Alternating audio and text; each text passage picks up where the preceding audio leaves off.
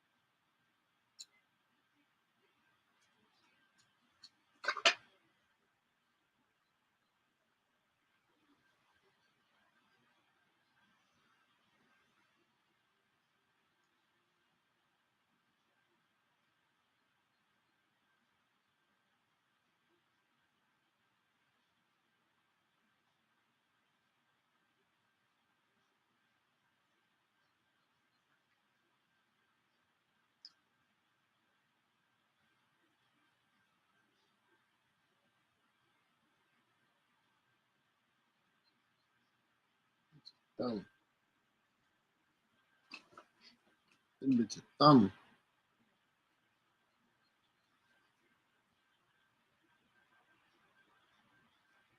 That bitch a fucking log. Call that bitch a log. That's my word. Don't let anybody take my shit, bro. That bitch a log. Fuck a wood, man. That bitch a log. On my mama, nigga.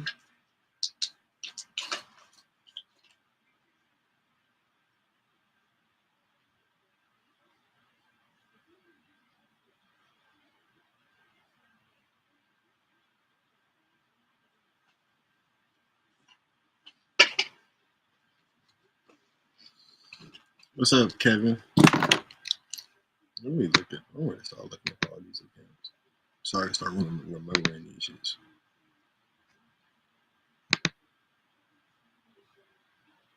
I don't be trusting shit on this bitch no more.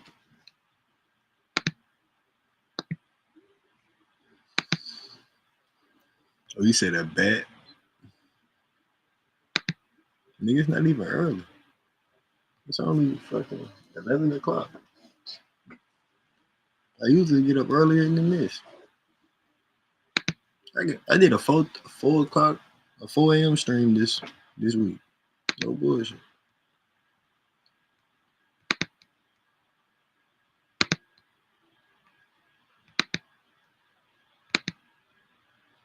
What kind of cereal?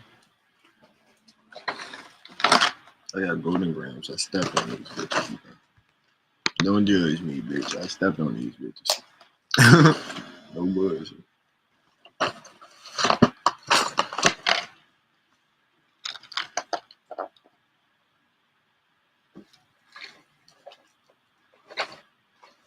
I got some tricks too.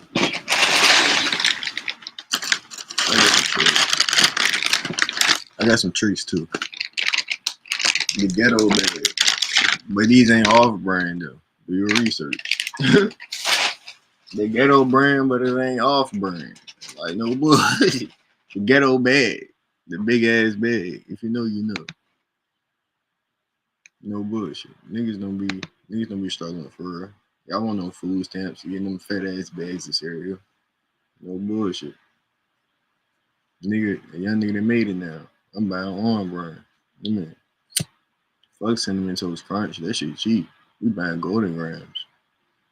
Like, do your research. No bullshit. It's levels to everything.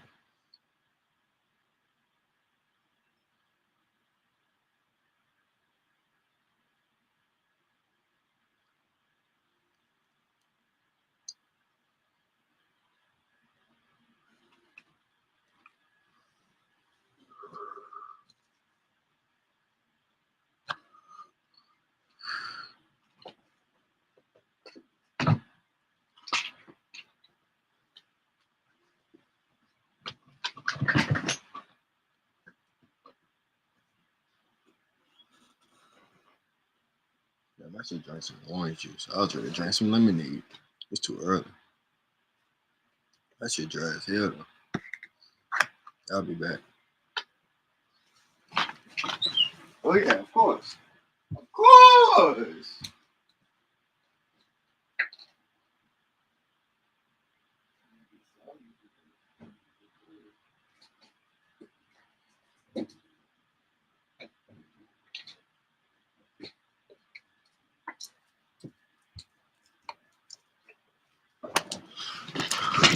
Yeah, of course, nigga. Fruity Pebbles, you feel me? I be getting the Fruity Pebbles with the marshmallows in it though. Do your research on that green ghetto bag with the Fruity Pebbles and the marshmallows. Like, I don't eat nothing regular, bro. If that shit regular, I don't want that bitch. On my mama, I don't do nothing regular. My Glock not even regular.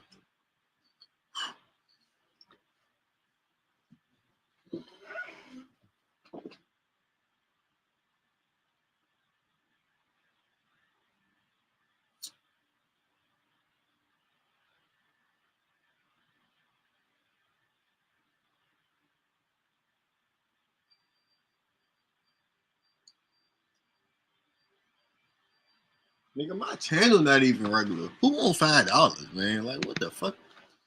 Who want this $5? Like, no bad.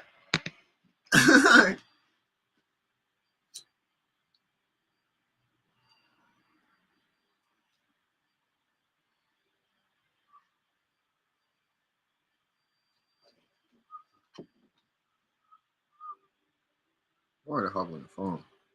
I would like to find somebody on that bitch. Them niggas be the niggas in the vertical string be fiending.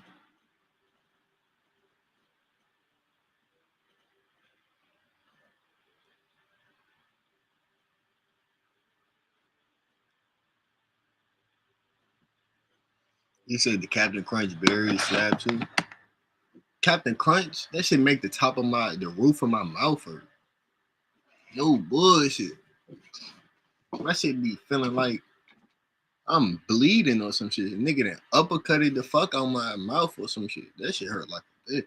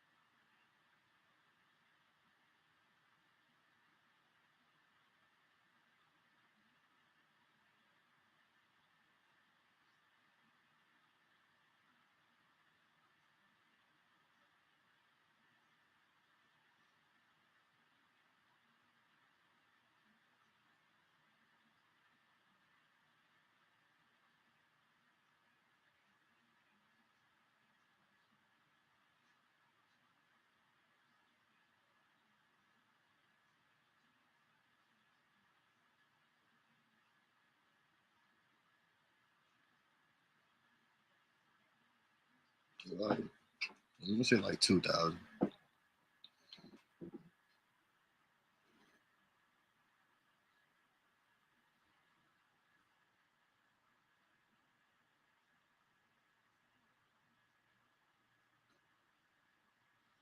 Yeah, I'm shit like 2,000.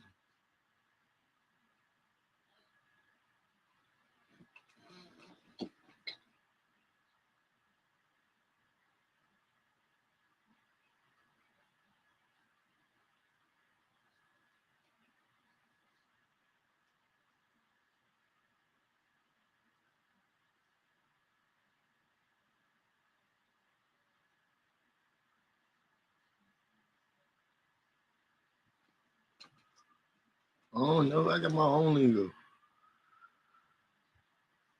Nobody says Zulu. That's my shit. You feel me? I took the Z from Kodak and Hot Boy, but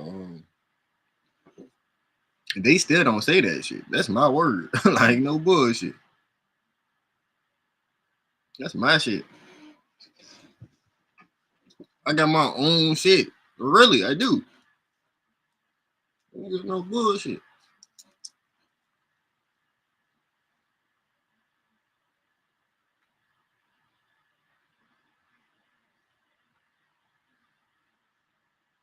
Like I got a little bit. I be taking a little bit of this shit. You feel me? Incorporate it into my shit. You feel me?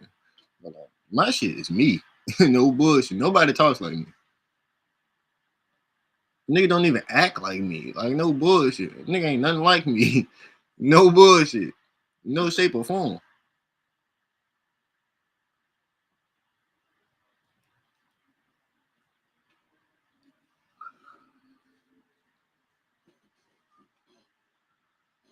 Yo, what's up, Sarah? Where you from?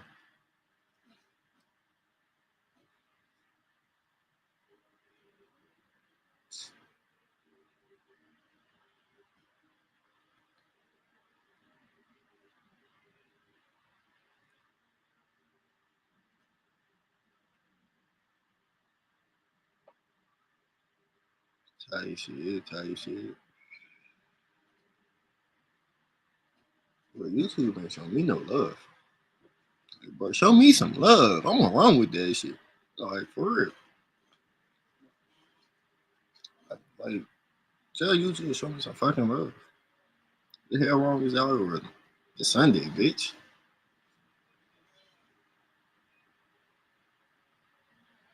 So I gotta make shirts that say no bullshit. No bullshit. That would be hard. Nah, I'll probably put Zoolin on that bitch. Zoolin or Vamping. Yeah, Zoolin or Vamping on that bitch. Put some Z's on that bitch.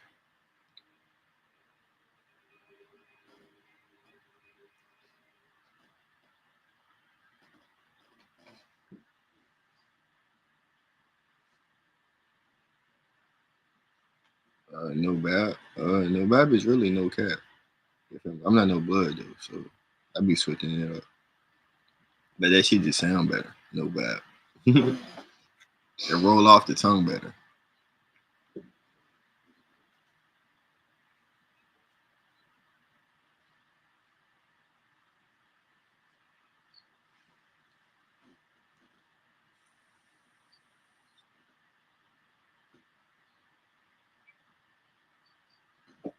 That's not my shit though. I took that from somebody else and incorporated that into my shit. You feel me?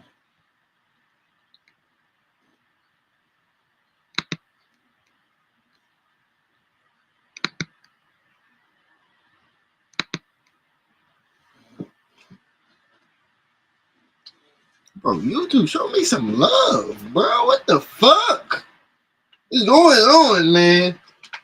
Like, goddamn, man. They get, bro.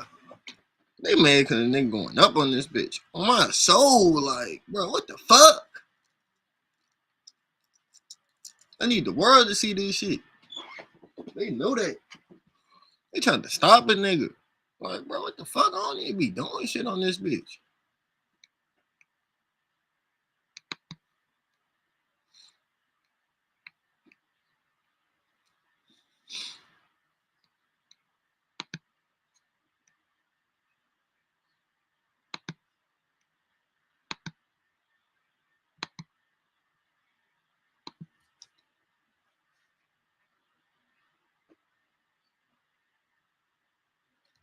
That shit crazy, bro. Yeah, racist. They seen a nigga going up. They're like, nah, bro. We can't fade it. This bitch got 2 views. Like, bro, I would have had like 200 in like the first 10 minutes. Like, bro, what the fuck is going on, bro? They need to push me, bro. They fucking blackballing me, bro. They fucking blackballing me, bro. I'm not gonna lie, bro. I'm ready to start another one. Nigga, I got 2 phones. Nigga, I got 3 of these bitches.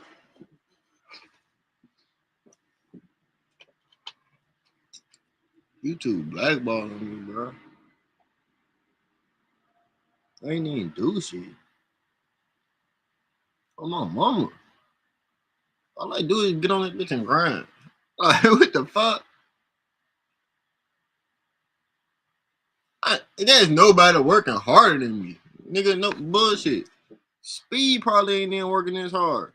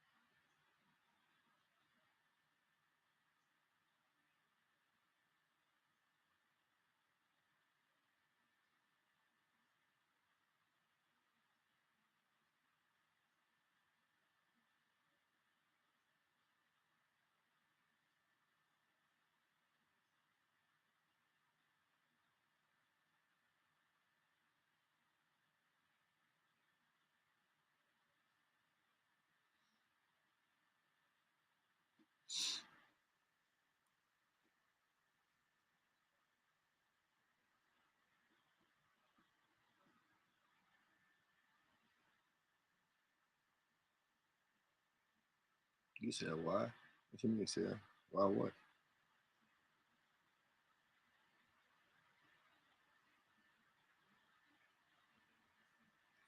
Fuck?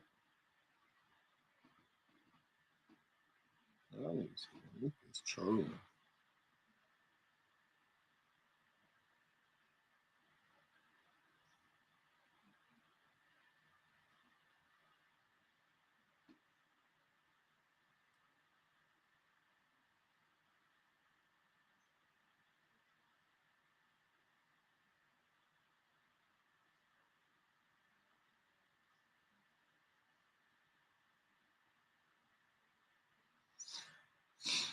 This money died too.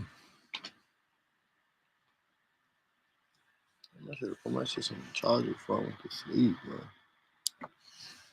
That's how you know I be working hard as a bitch.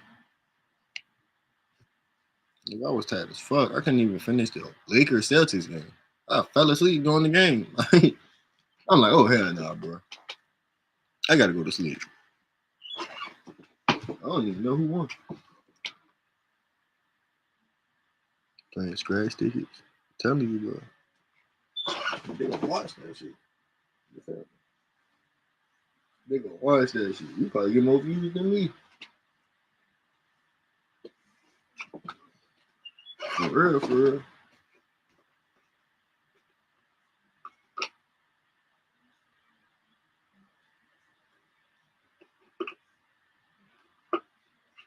I don't be doing shit. I don't be doing shit.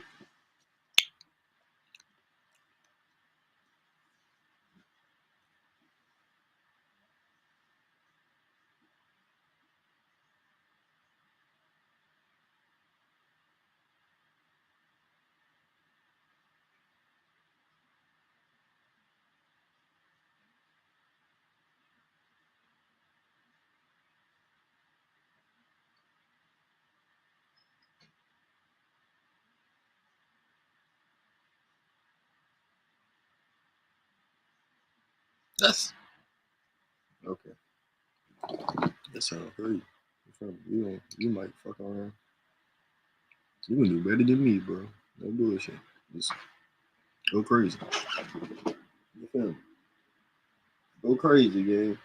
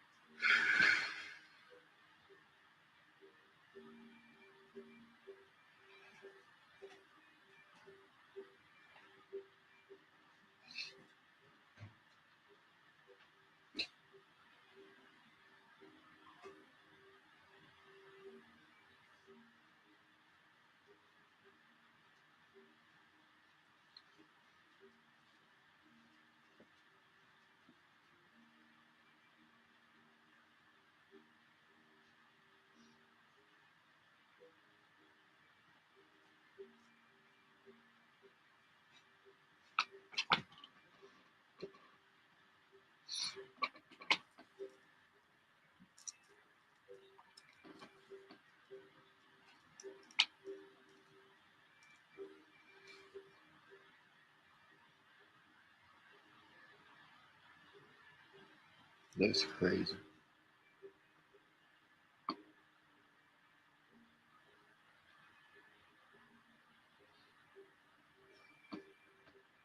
All right.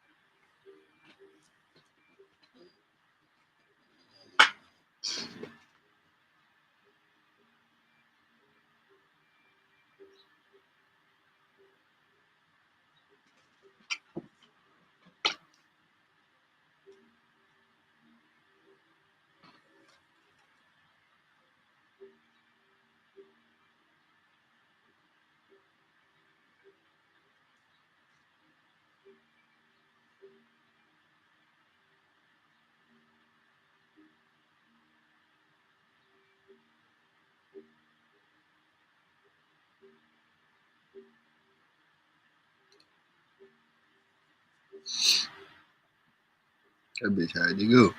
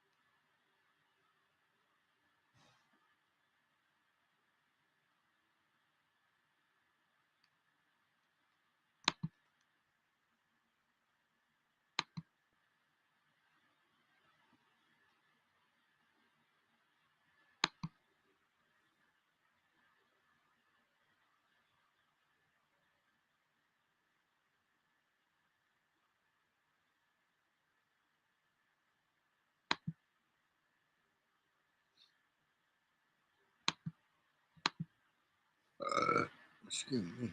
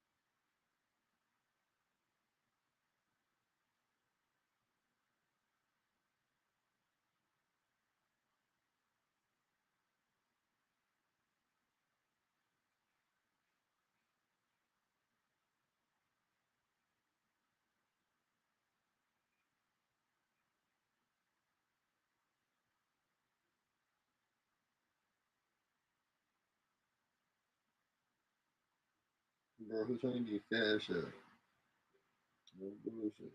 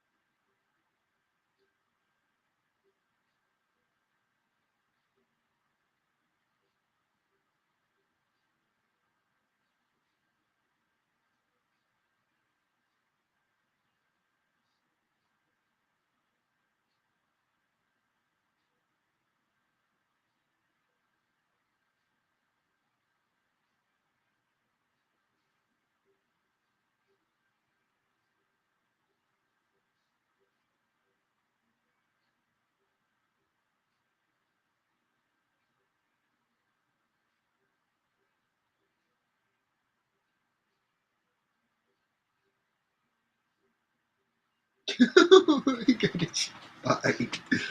Bro, he got this shit body. What the fuck?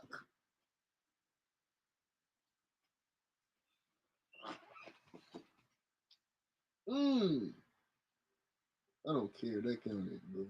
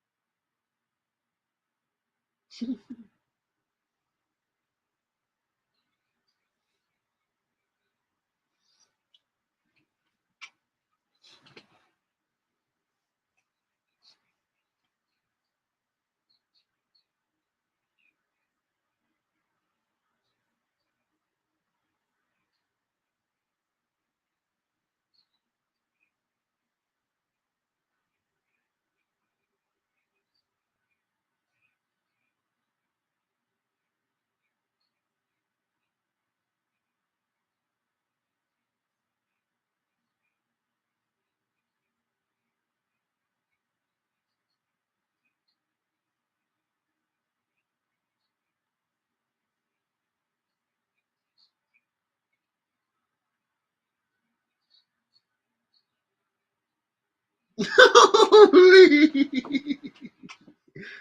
bro, what the fuck? Why did I see that shit?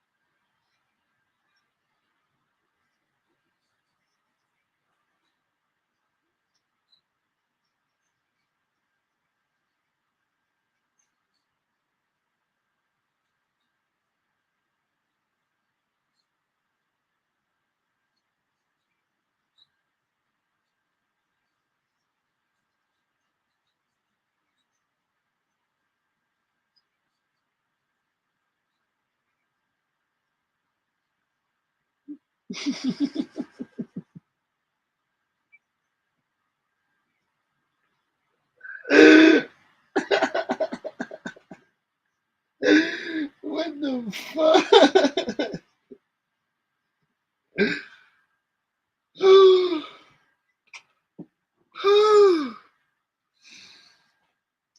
Oh my god. Bro, what's up, Phil? What's up, bro?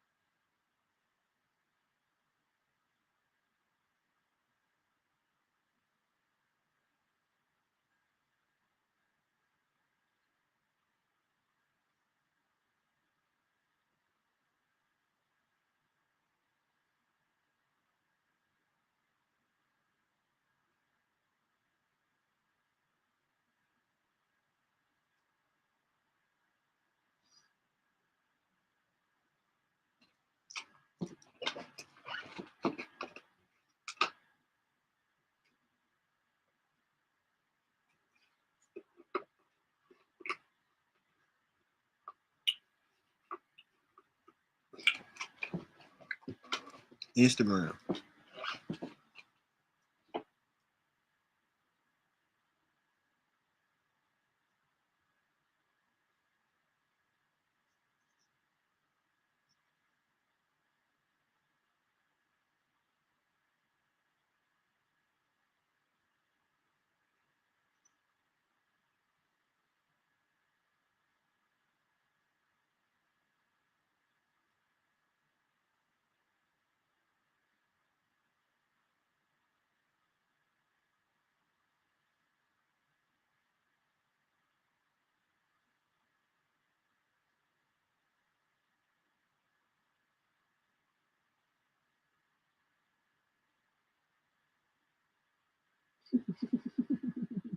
The neighbor.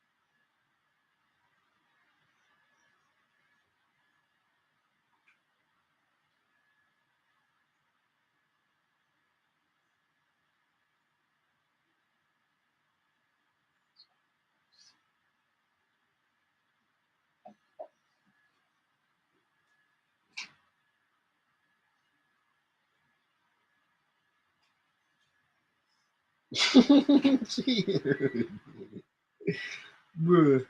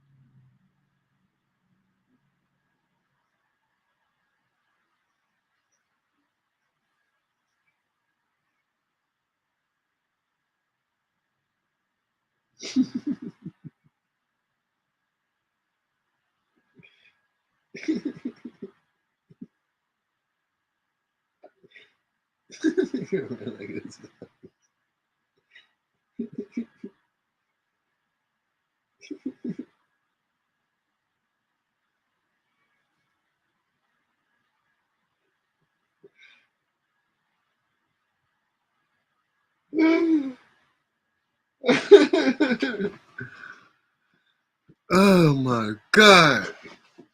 You said when do I do? Um shit, bro. Like during the week. Y'all niggas be at work. Like it's the weekend. So like y'all know how y'all chilling on the weekend cause y'all done worked all week. Nigga, I'm chilling. No bullshit. Even though I chill every day anyway, but like still though. Not really during the week. During the week I really be reacting to shit. Cause all y'all be at work and this should be dead. No bullshit. Weekend, I could really just, you know what I mean? And then, like I said, it's cold outside. We do our real streams. But nigga, it's cold. I don't fuck with that shit. No bullshit. I don't fuck with the cold. Like, I'm anemic, nigga. Nigga, I'm low-key cold right now. Why I think I always got a jacket on? Y'all don't never see me sitting in the house with just a shirt on. Y'all probably see me with a white beater like once, twice a week. A shirt like once, twice a week. Nigga, I always got a hoodie or a jacket or some shit on. Nigga, I be cold. No bullshit.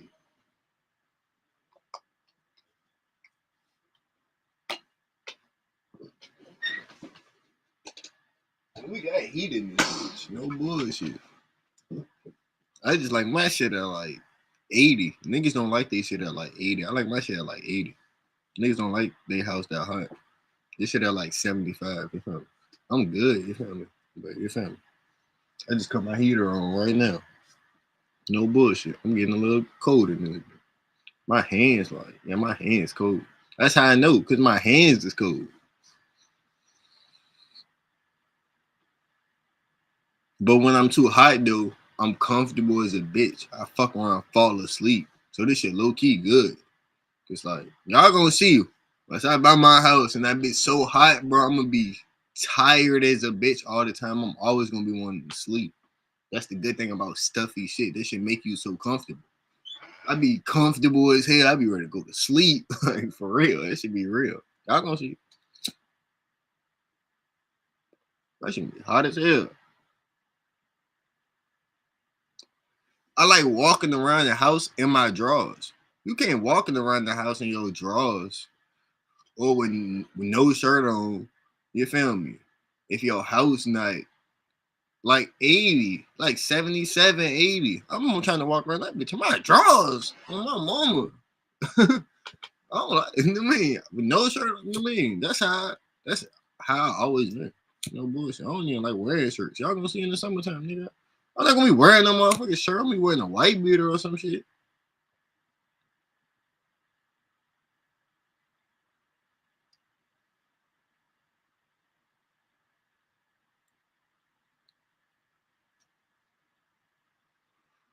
Bullshit.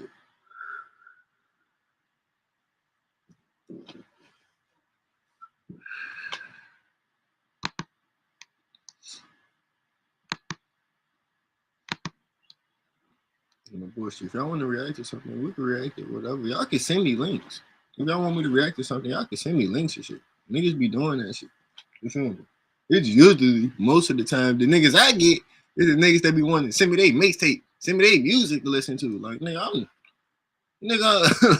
I'm not trying to do that. I'm not trying to listen to you niggas music. That shit don't be that good. I'm gonna be real. No bullshit. Y'all niggas need to get in the lab some more. No bullshit. That's all I be encountering all day. The niggas don't want to send me music. Like, bro, niggas not trying to keep listening to that shit. No bullshit.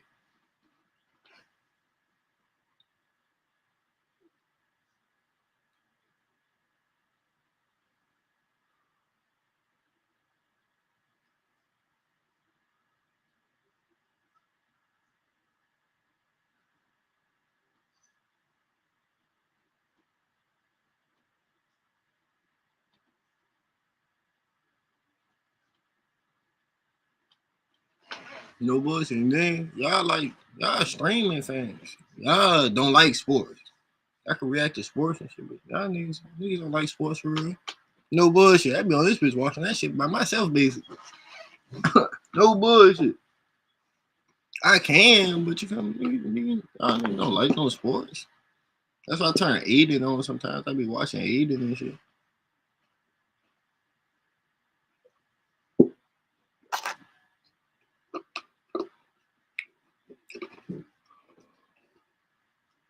I might play the game, but it's Sunday though. And that's the thing about the weekends too. Nigga, we got a whole bunch of nigga UFC came on yesterday. That's what I went to sleep on too. Niggas didn't even get to watch UFC. I didn't get to watch no boxing Friday. It be so much shit happen Friday, Saturday, and Sunday. It be boxing, UFC, college basketball, women's college basketball, NBA. No bullshit. The NFL was just over. College football just ended. So that's why the weekends be so packed. I'll be looking like, why this nigga don't be, you feel me? The weekends be so packed. No bullshit. There's so much shit going on all day. No bullshit. By the time 12 o'clock hit, something motherfucking on. No bullshit. I bet it's an NBA game on right now. Or it's ready to come on. I ain't even get to put no parlays in. Yeah, the game come on at 1 o'clock.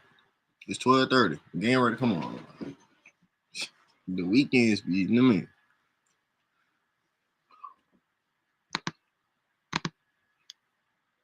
What's your favorite fight in the UFC? It was Israel. Israel Adesanya. But that nigga be getting his ass beat. So, you feel me? I just watched that shit.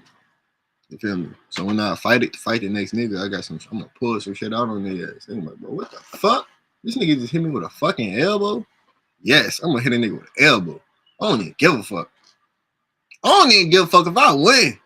Cause I ain't even ready to fight you that long anyway. I'm finna up pipe on your ass. I'm just gonna hit your ass with a couple jabs. Nigga, I watch boxing. If I'm not to fight, I'm gonna hit you with a couple jabs, get out of there. Hit you with a couple jabs. You run up on me acting stupid. Hit your ass with an uppercut, a hook, or some shit. Or I'm finna hit a nigga with an elbow. Nigga get too close. Boom! Nigga ass gonna drop. I'm gonna leak a nigga shit.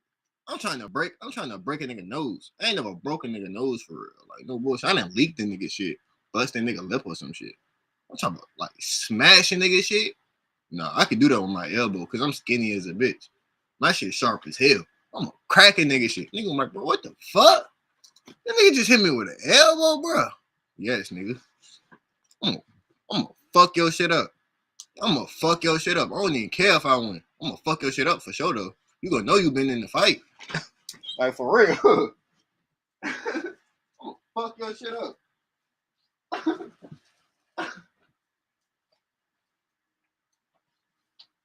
care if I win. Fuck your shit up. I ain't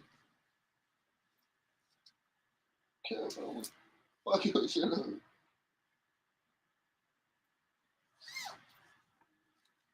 So bullshit.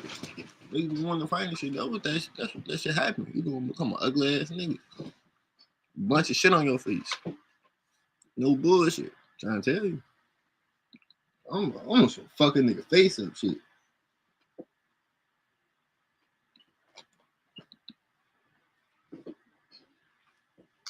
No bullshit. I'm just gonna choke your shit out.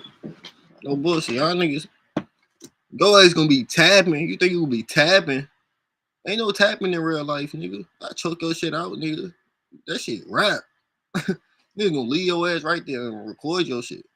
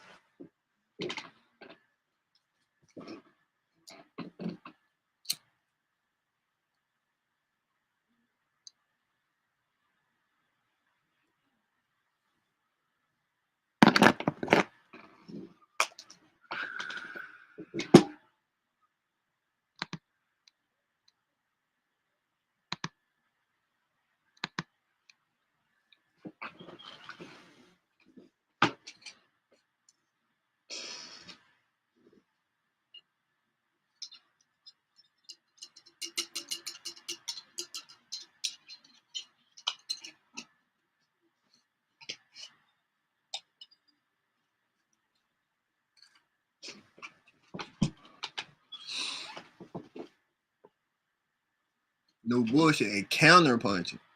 Y'all niggas gotta learn how to counter punch. No bullshit. You gotta see when some shit coming. No bullshit. The counter punches will really be laying niggas out. No bullshit. You learn how to straight counter punching niggas. I can start the fight off easy with jabs. Jabs, jabs, jabs. I'm tall. Like, nigga, if you ain't tall enough, you ain't even gonna get close.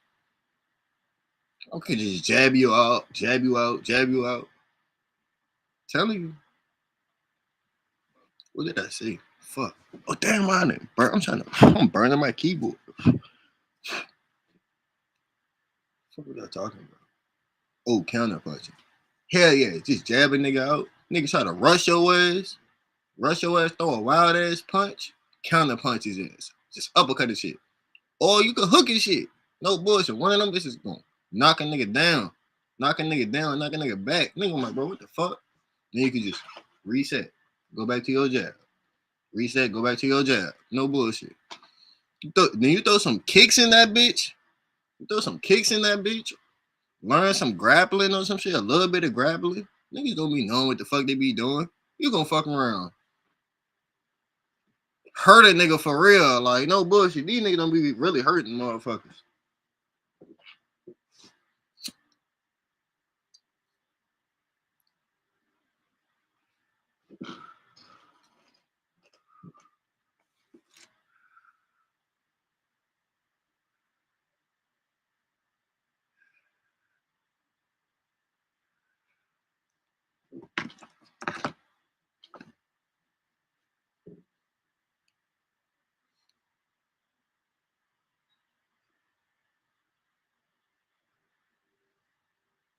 You said do I stream on? No, I'm on Kick right now. No bullshit. Shout out to Kick. Shout out to whoever watching me on Kick.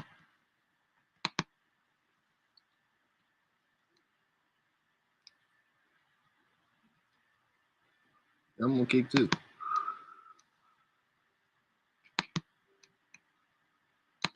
What?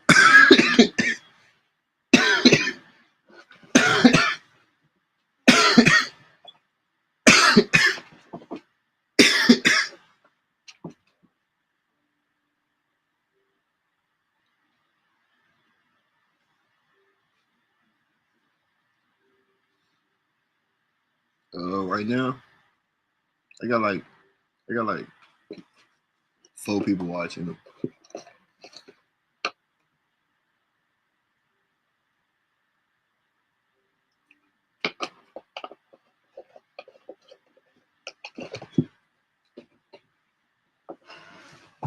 No, it's 3.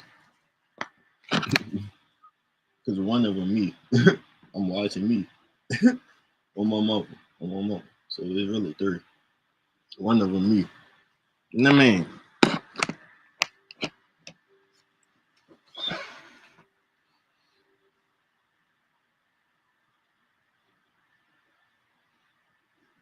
Until a game come on or some shit, I'm gonna put a game on that shit.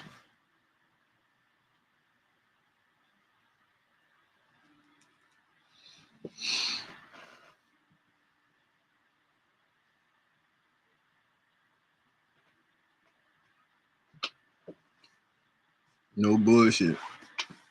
That shit like shit like a self defense system. I can see everything behind me. I can just look right there. Or I got it on my PC anyway. I got the PC. I got the whole chat and all that shit put up on my PC anyway. So I can still see my back on my PC. Then that's all I'm looking at on my phone anyway when I'm streaming on my phone. I'm just looking at my back anyway. So no bullshit.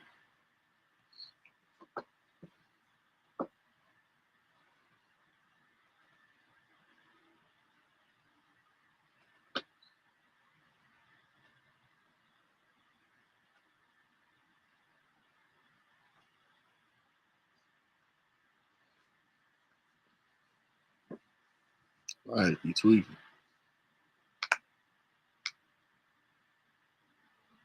My setup is sweet as hell though. How I did this shit. And I got the Kill Bill, like all this shit lit. I like how I did this shit. No bullshit. I don't want to change it. That's the thing about it though. I don't want to change it. I like it so much. I don't want to change this bitch. No bullshit.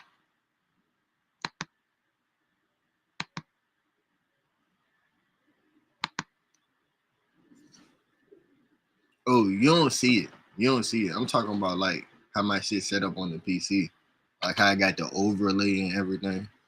I got my Instagram at the bottom, like a ticker. Like when you're watching ESPN, it's a ticker at the bottom on the screen. like a my own ticker, man. Turn me up.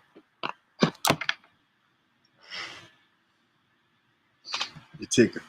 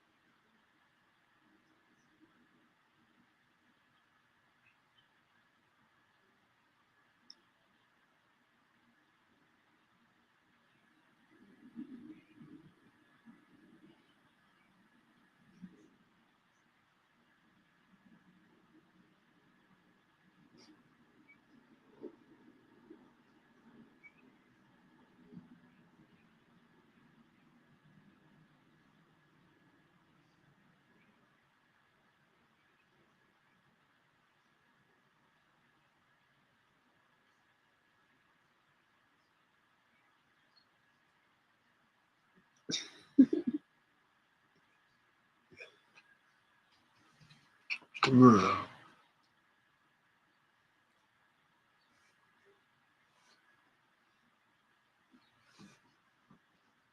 Mm.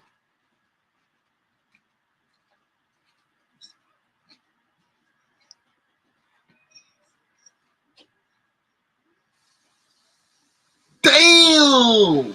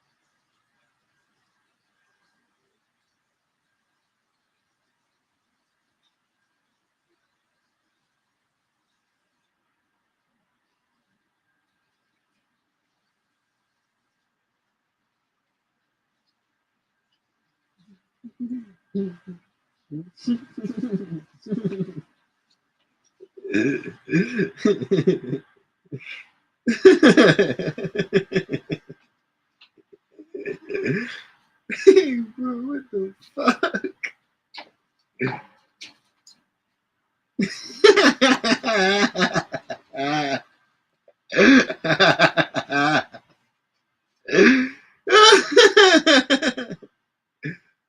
What the fuck?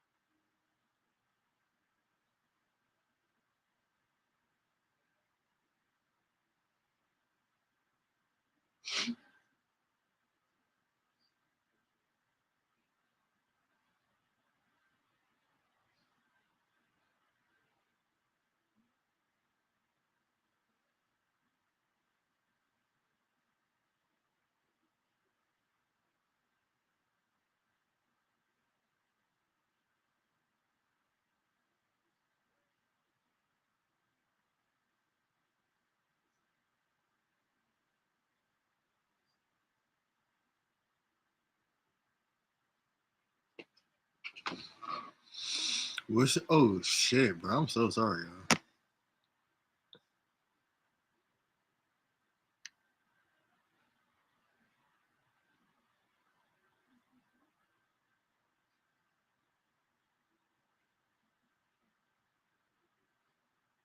You said, do I play video games? Yeah, I play the game. You said that's slightly professional. What's professional? Oh, what's your name? Okay. Uh,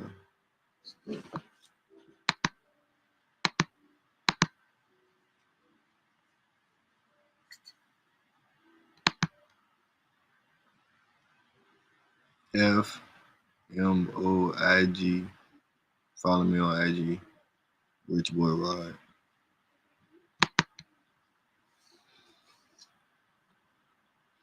Joe, what's happening, bro? India won the Champions Trophy against New Zealand. Shout out to India.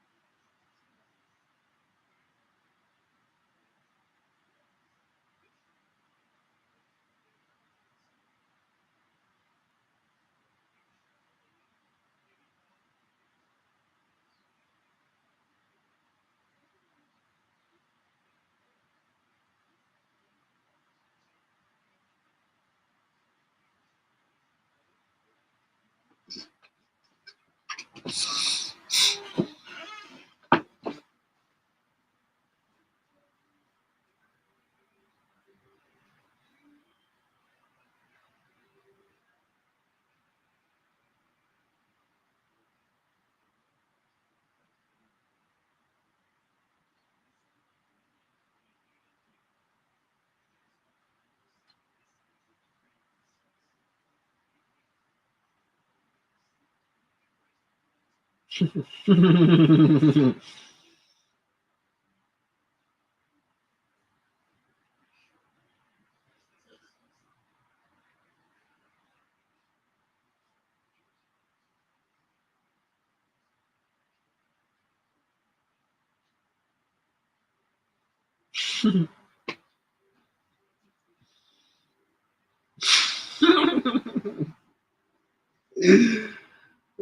bro, what the fuck?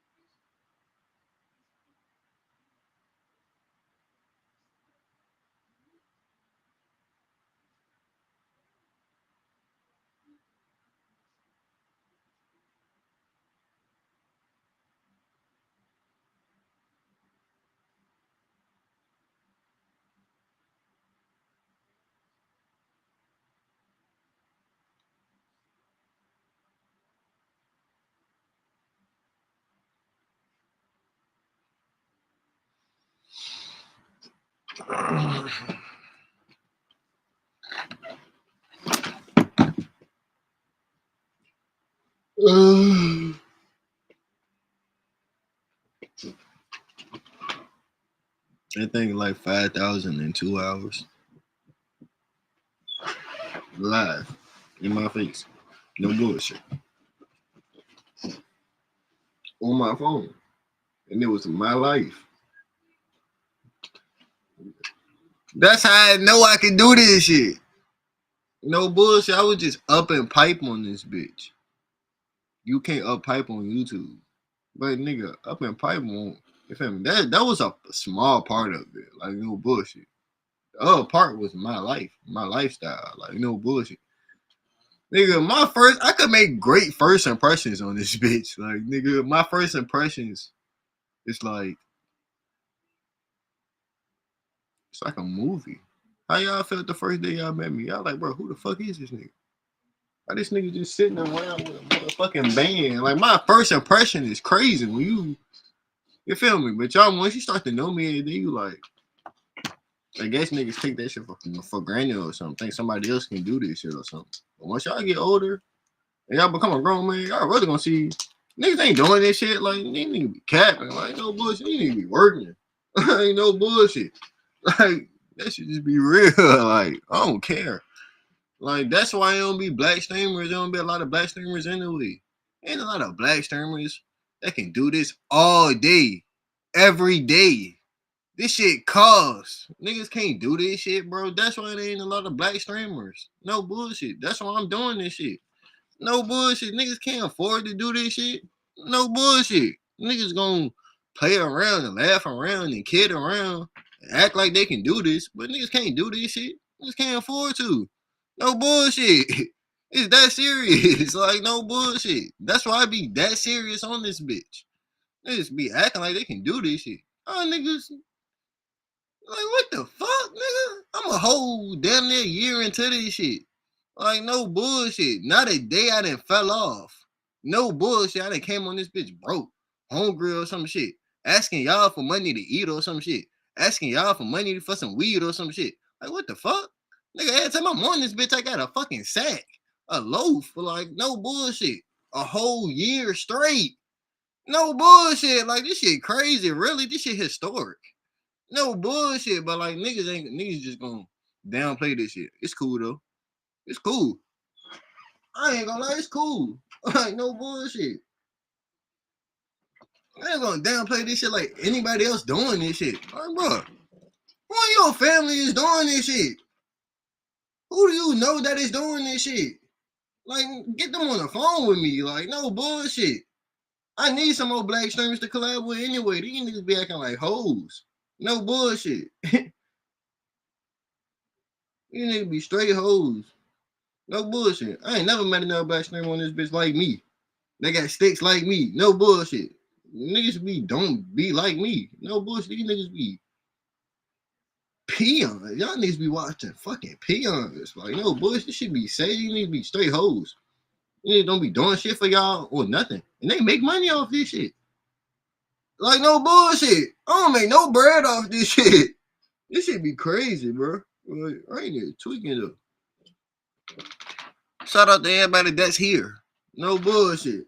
Like, no bullshit. You be watching straight peons on this bit. What the fuck?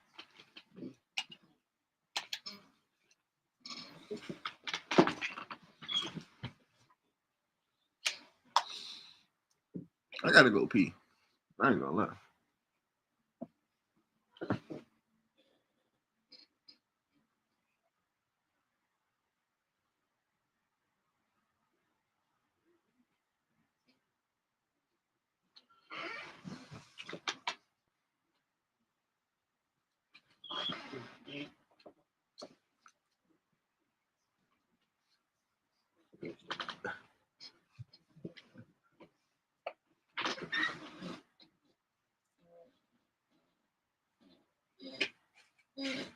Oh my god.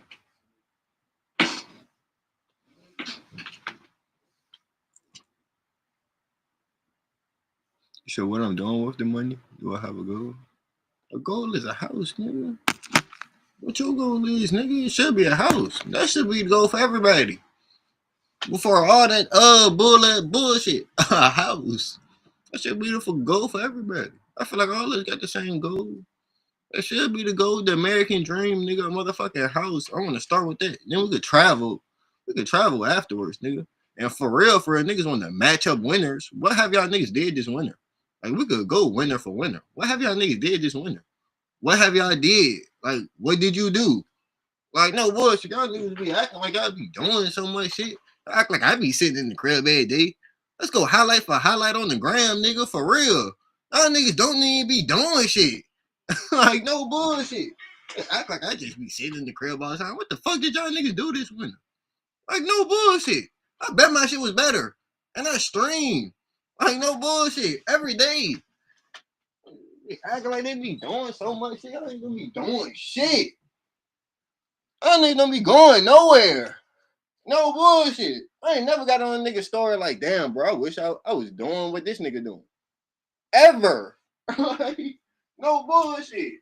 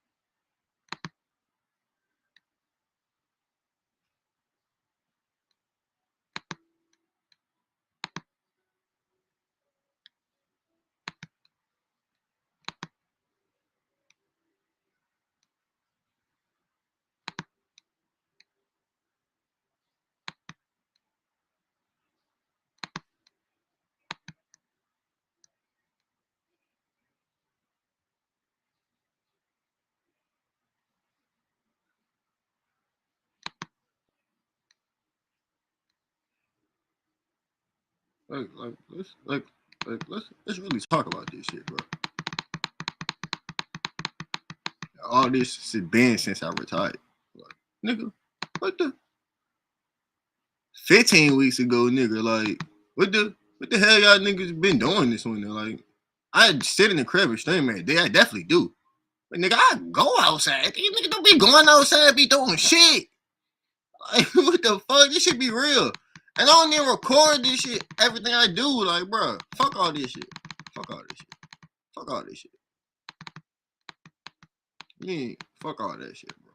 Fuck all that shit. Like, bro, this another one. Like, bro, cuz that's 3 games this winter already. And these is close tickets. What the fuck do these niggas be doing? Like, bro, cuz this whole winter, I have not seen nothing. You niggas been cold. You niggas been ice cold. I ain't been seeing shit from nobody. Like, bro, who like, bro? Please. Like, no bullshit. Nigga been ice cold on this bitch hating on me. Watching me for real, for real. I really would have been.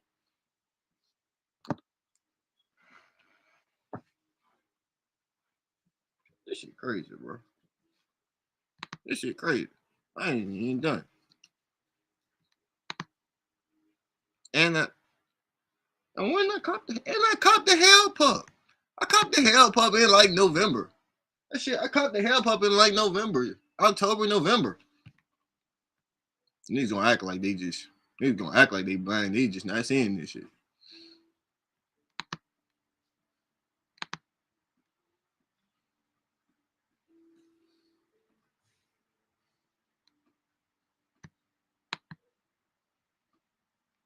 And I did that shit on stream.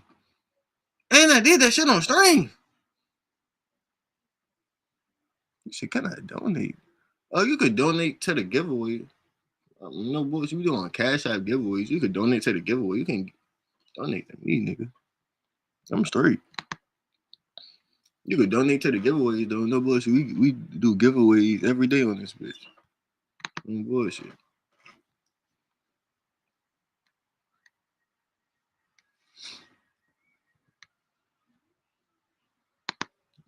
I ain't gonna go through that. And I've been doing all this shit on top of going viral, streaming every day. Like nigga, what the? And on top of being a real nigga, a great big brother, a great friend, a great son, a great grandson. Like, bruh. I digress though. No bullshit. I don't though. We gonna keep going. No bullshit. Nigga gave out more money than a week. This week, like, bruh. Like, what did y'all niggas do this week? This week? What did y'all niggas do? This week! What did y'all niggas do? Nigga, I done damn near went viral this week. I done gave out money on this bitch this week. Like, bruh, what did y'all niggas do this week? Like, fuck the rest of the winter. Y'all niggas be acting like y'all life be so great, so jolly. My shit be so bad because I be sitting in the crib streaming, giving y'all niggas my time. Literally. Giving y'all ass my time. What the fuck did y'all do this winter? Please, bro. Like, bro, please. I ain't even gonna lie. Niggas be acting like they went to Aspen or something, like Dolph or some shit.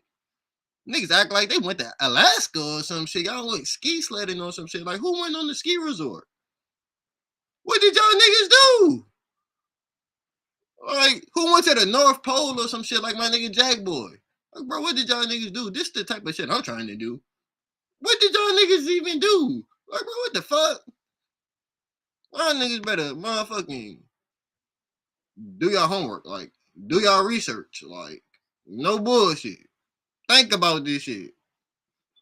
Like, nigga, what the fuck did y'all do? I need to be acting like y'all be outside doing so much shit. I don't be saying it. Ain't no bullshit.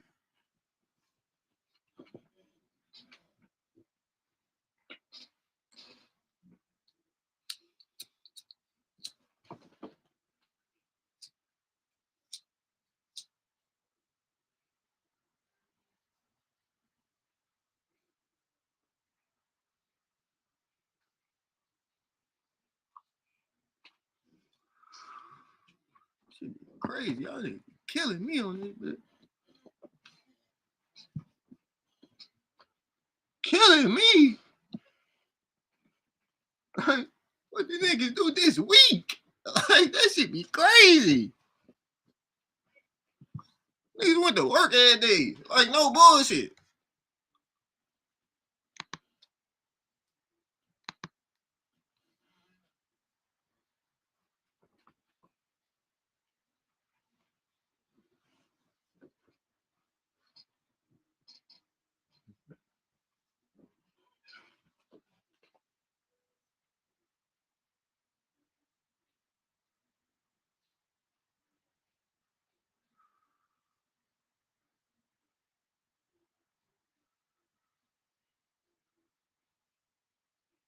Oh shit, NBA on.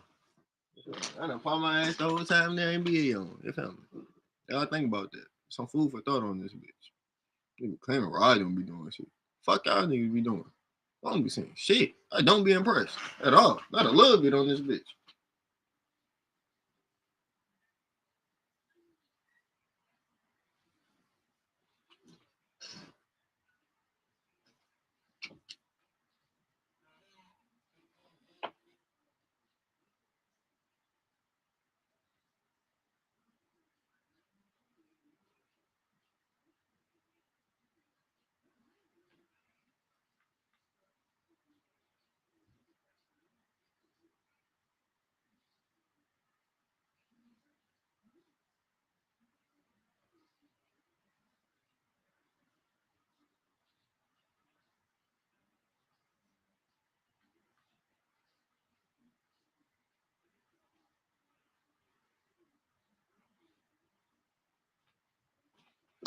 I gotta stream East that bitch. That bitch on ABC. I got league pairs. I don't pay for cable.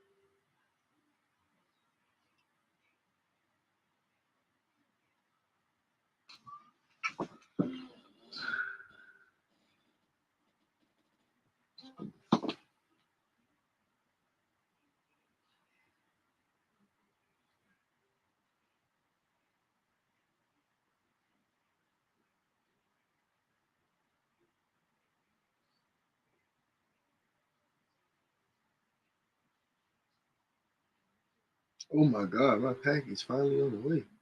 This bitch finally back in Richmond, bro. I've been talking about this bitch for 2 weeks. This bitch literally went on a world tour.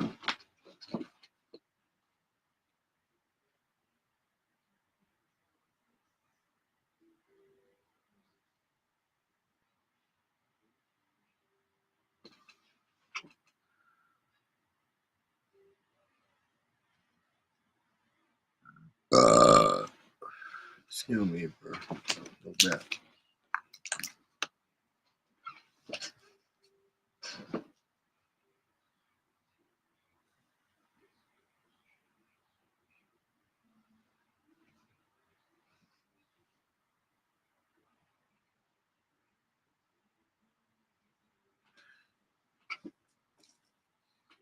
I need my brother to come buy me another vape before this bitch run out of flavor. I ain't gonna lie. I need my brother to go to the store for me.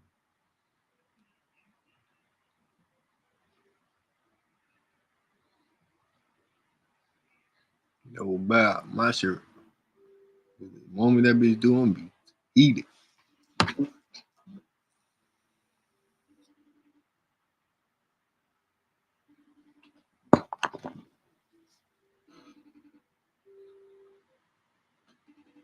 It's 1 o'clock on a Sunday. What the fuck?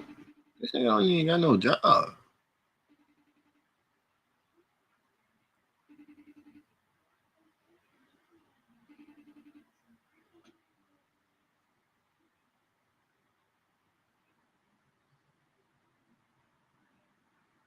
I think I got his location, but I'm damn sure not gonna pull up on them. So you feel me?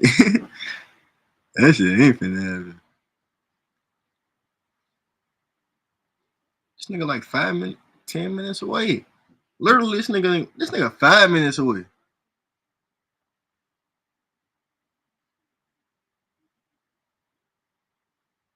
This nigga 4 minutes away.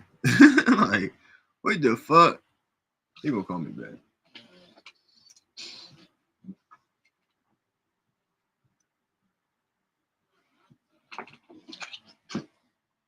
I need a fucking vape.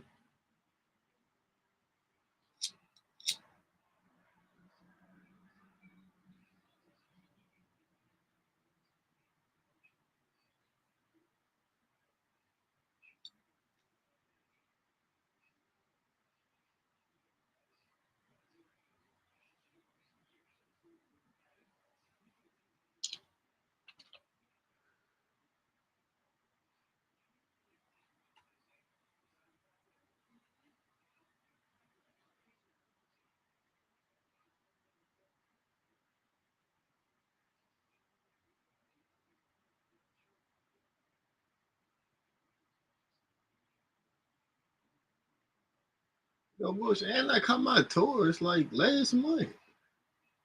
And I caught my Taurus last month and put a 50 on that bitch. I forgot about that bitch. Bro, cuz. Nigga, what did that? Like, bro. Cuz. I done did damn near everything this winter. I done caught 2 pipes, 3 basketball games.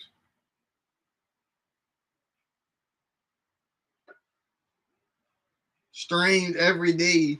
Went viral. Got down there 100 subs. 100 subs, 200 subs up. I don't even know at this point. Thousands of views, bro, cuz, like, bro. And I'm not even trying. And I'm not even trying. Bro, I'm not even trying, bruh. I'm not even trying, bruh. Bro, I'm not even trying, bruh.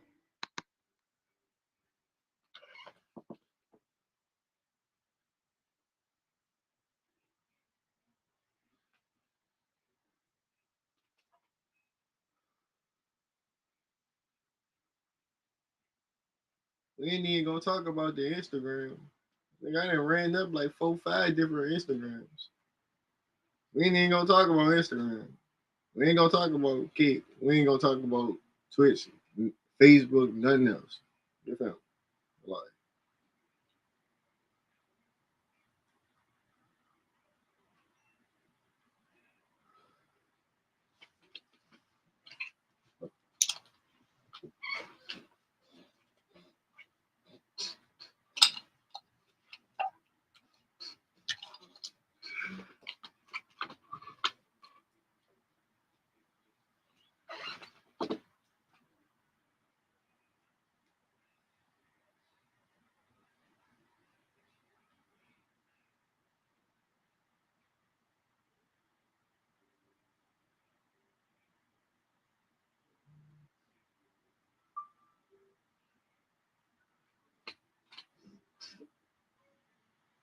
yeah, I said 3 basketball games. Well, I want the more than that.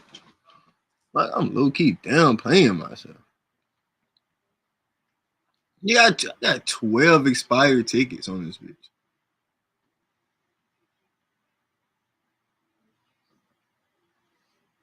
Bro, this is 1, 2. And I done brought people with me to these games. Nigga, I ain't go by myself because I done brought niggas with me. No bullshit.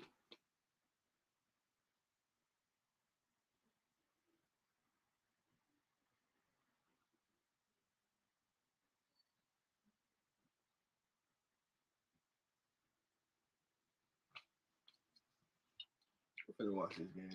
I just think about that.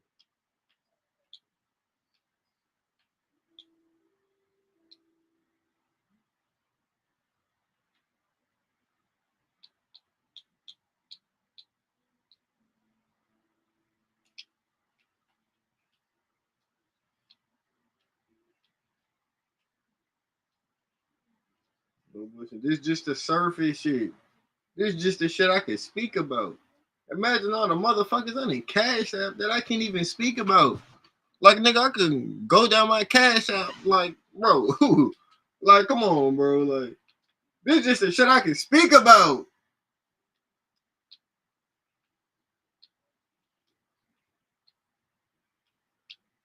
Y'all not even getting the real grown man shit. Like, what the fuck? Y'all niggas getting the little surface shit.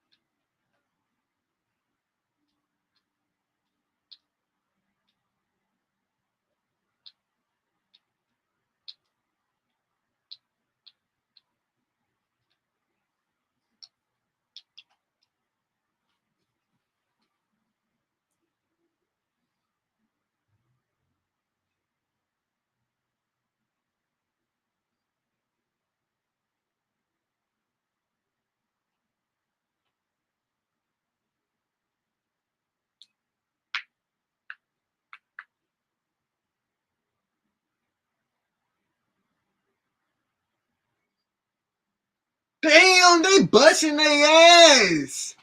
They busting that ass. Oh, Denver on bullshit on the Lakers.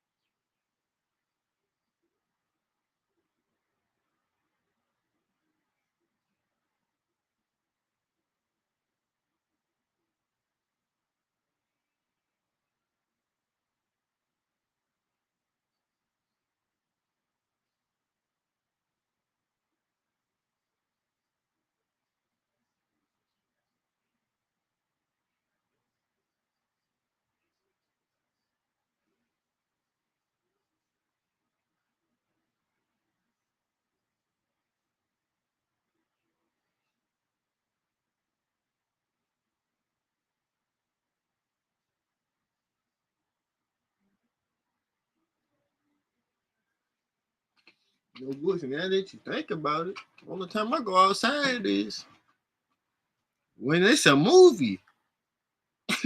I'm going to a basketball game or something.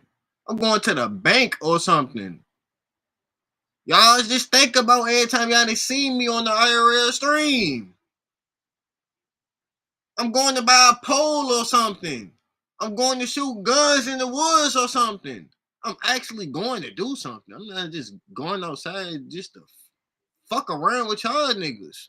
Like, no bullshit. To waste time with y'all niggas. To waste money with y'all niggas. Waste gas and money with y'all niggas. My Benz take 93. Nigga, I don't take 87 in my shit. No bullshit. Like, nigga, think about that shit.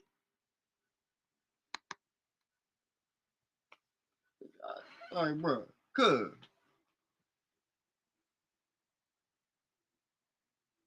Like, give me a camera was the worst thing that could happen. Like, no bullshit. Let's just talk about this shit. No bullshit. Damn. Okay, let's go. We got a game. My nigga chatting is sparked up in this bitch.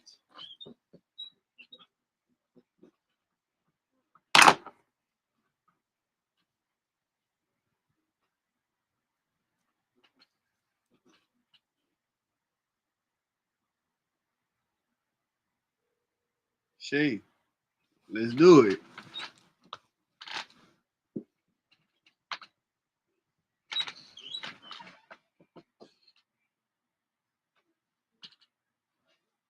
Hey, bro. If this jailbreak went down on stream, that shit gonna be great. That shit gonna be funny, but it's gonna be legendary. That shit gonna be legendary.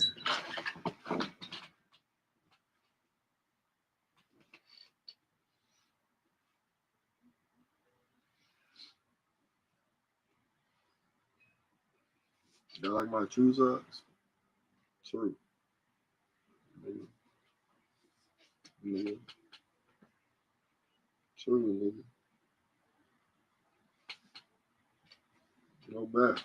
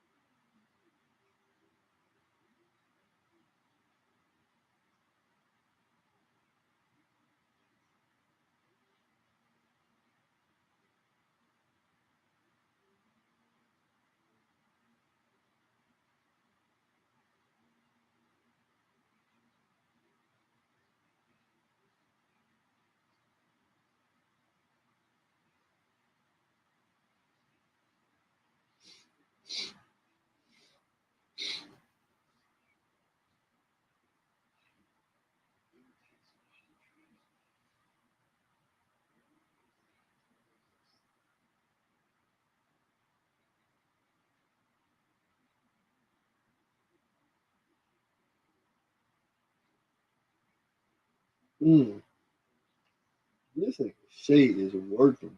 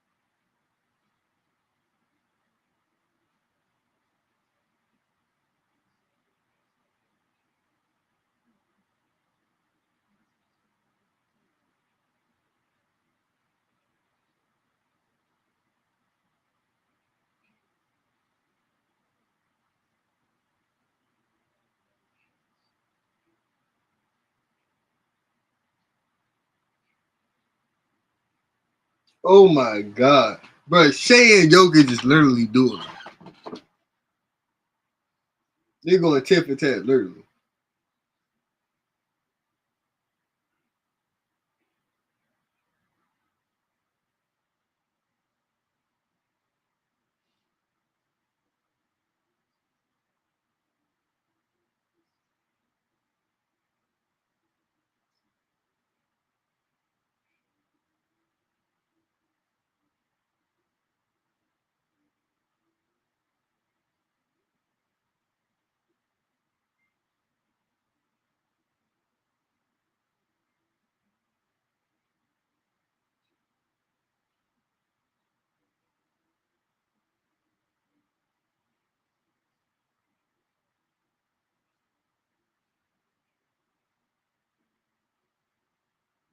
Damn, bro. He is so good, bro.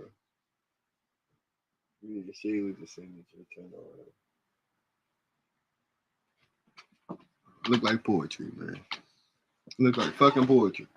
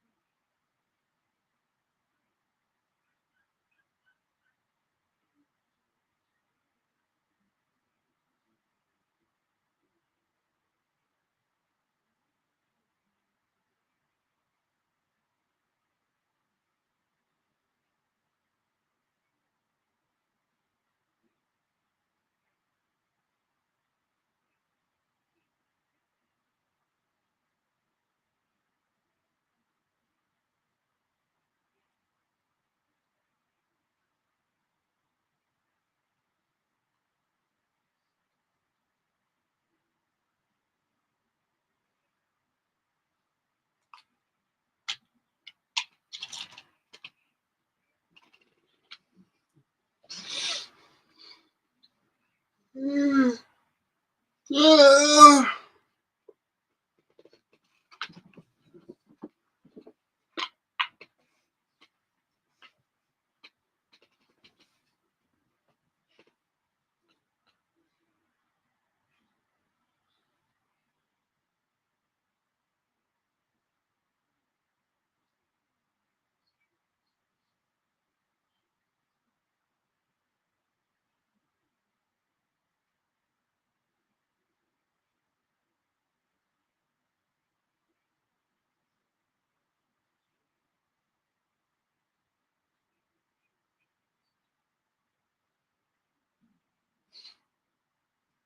Fuck.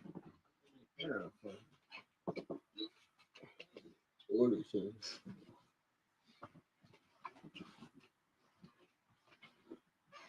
Well, damn, I'm on my phone.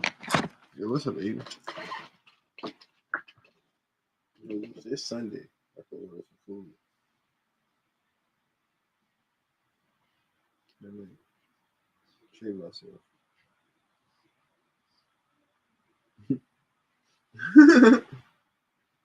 Man, watching. Let me get y'all a quick flash. Hopefully they don't copyright me. Watching basketball.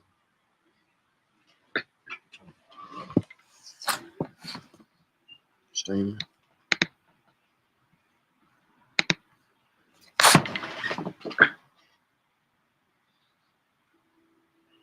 What game we watching?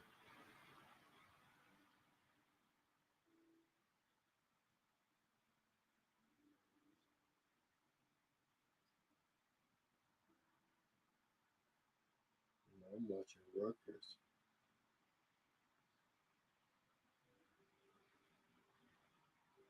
Yeah, I'm watching Rutgers.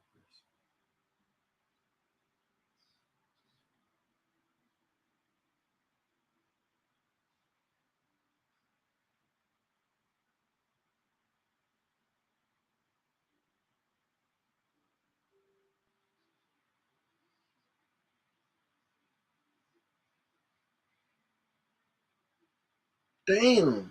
Lamar just sent that.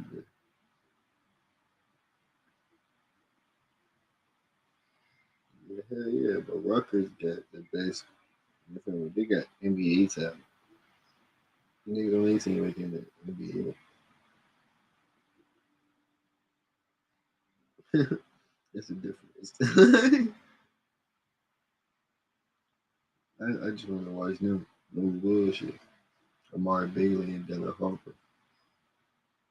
These niggas like 17, dropping off grown men. Like imagine when you 17, you make it to college, and then you playing against 21, 22, 23, 24, 25 year olds. And you better than all them niggas. Who would you be watching? No bullshit. I'm watching these young niggas. These niggas different. Some these niggas different. They going to the NBA. That's why that's how you know they going to the NBA. They 17, like these niggas 17. These niggas. It's a different type of talent. All these niggas good. You feel me? They come to the YMCA and bust our ass. Well, not all of them, but a whole lot of them. No bullshit. But you feel me? It's levels. They're not busting lines, though. No bullshit. That shit dead. Unless you a big ass, you feel me? 6'5", 6'6", you still not gonna bust my ass really, cause you still gotta guard me. But you feel me? I ain't gonna be able to guard that shit. So, no bullshit. I'm gonna try, but you feel me? I ain't gonna try to hard like you feel me. I like shooting. You my height though, but nah, you feel me? That shit just that shit don't mean nothing. Like, no bullshit. You better be good. Like no bullshit. I play defense and another score. Like no bullshit. I'm not either or. No bullshit. I'm really both. Like no bullshit.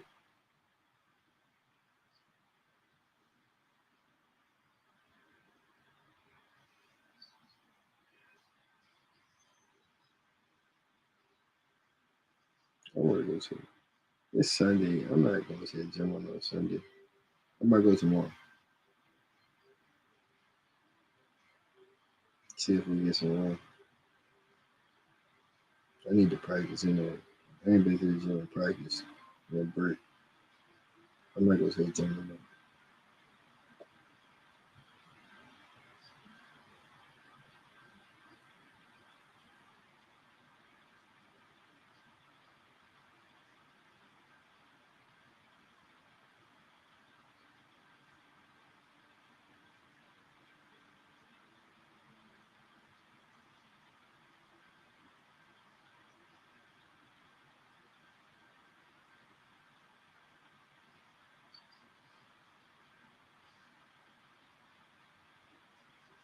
You said please, bro. I would do anything. What the hell are you talking about?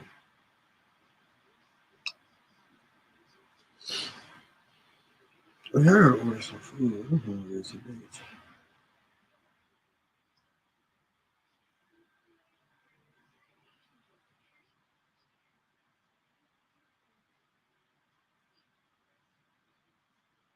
No, I gotta think about it. I gotta think about it. I don't know what I want.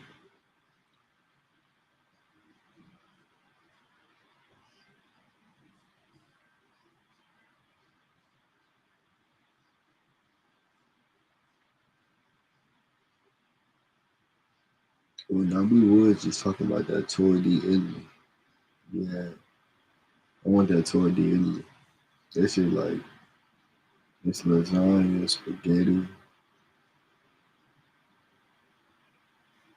I think it's like chicken mozzarella.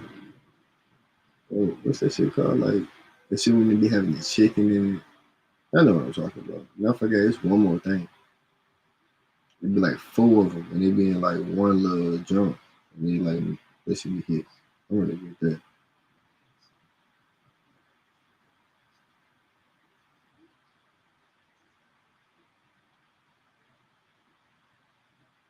I want some Italian shit.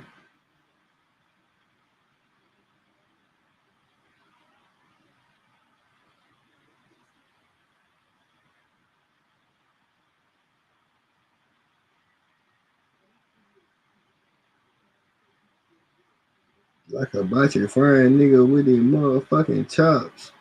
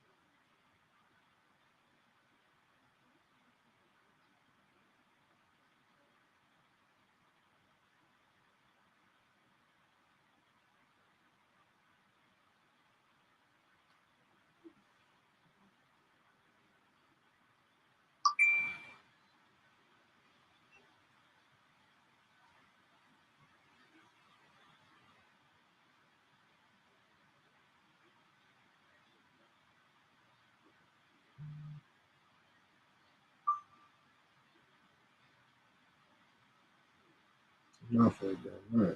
Starving.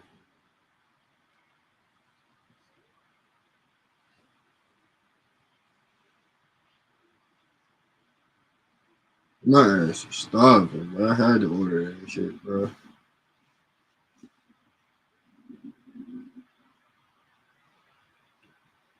don't know why I be waking up hungry for nigga. I ate last night.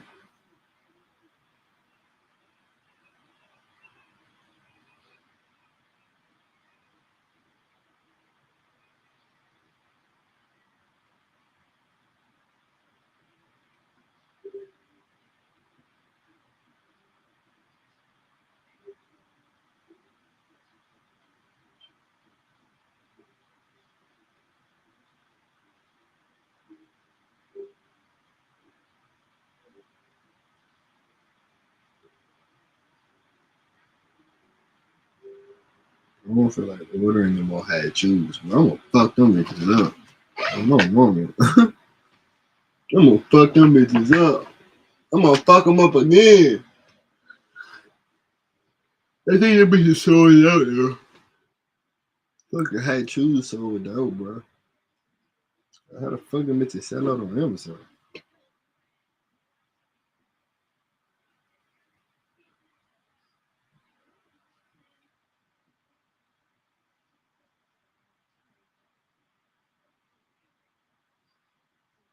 Oh, she did that? No, I don't order them bitches again. Them bitches must, them bitches must carbs.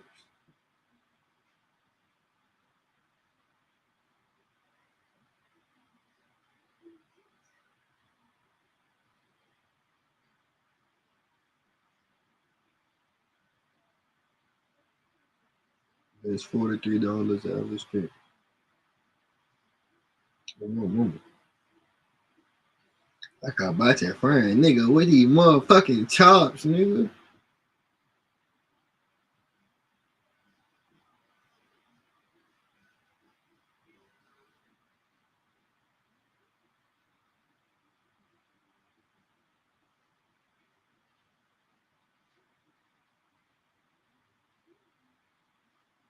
Well, I said, Raw, how much that box of had shoes cost? 43 $44. $44.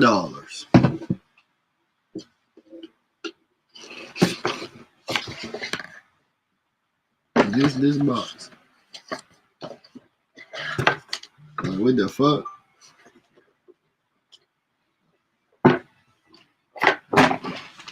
That shit crazy. That shit really crazy.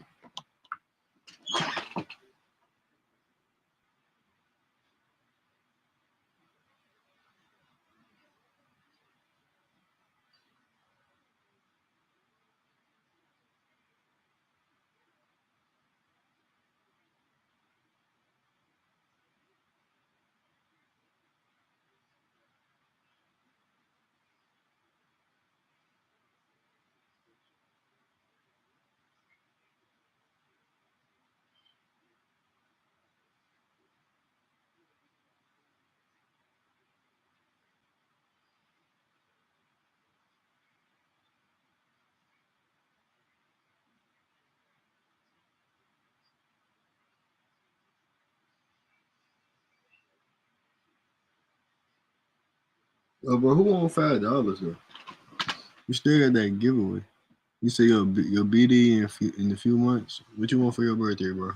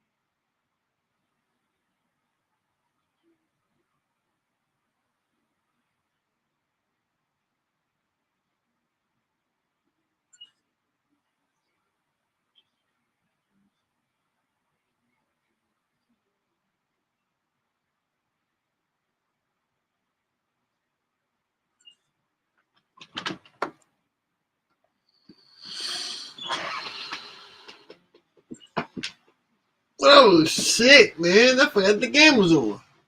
Fuck.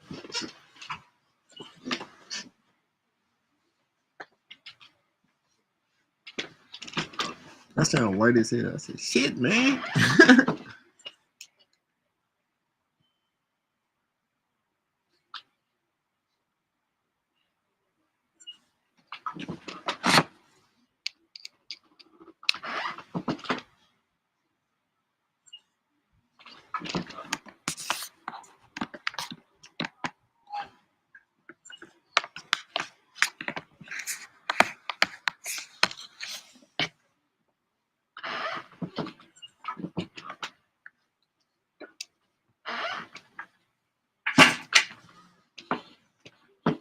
You got a 10-foot charger.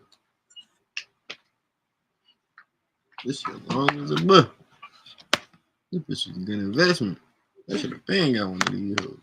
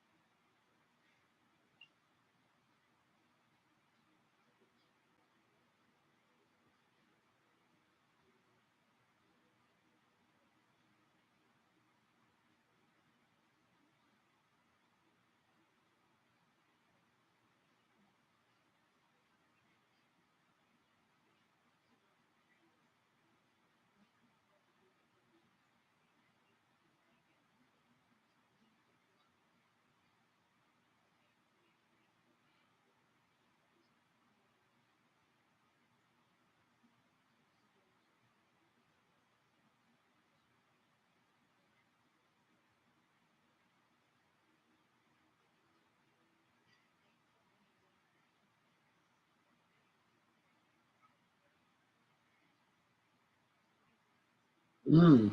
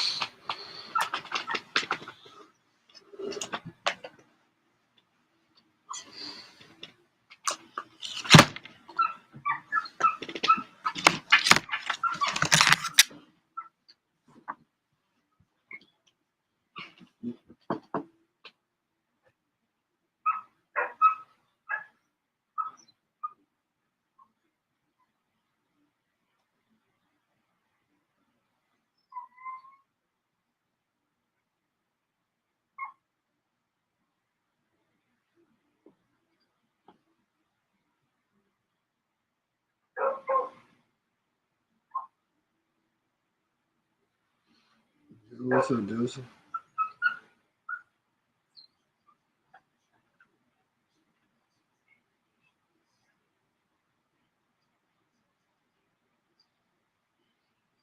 Damn, y'all beat the fuck out them niggas.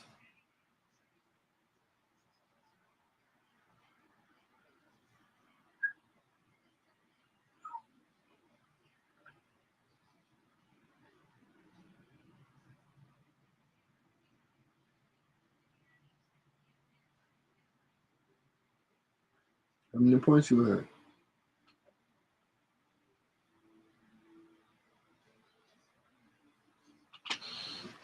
Bullshit, rebounds, assists, all that. All that shit matters.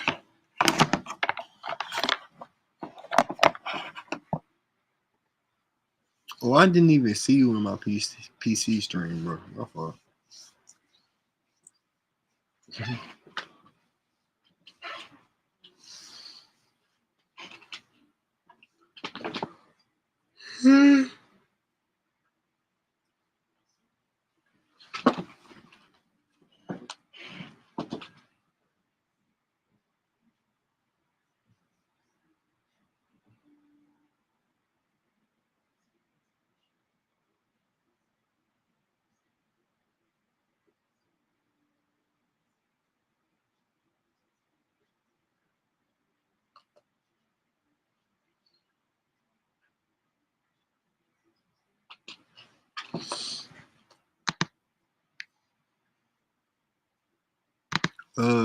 Yeah, on YouTube.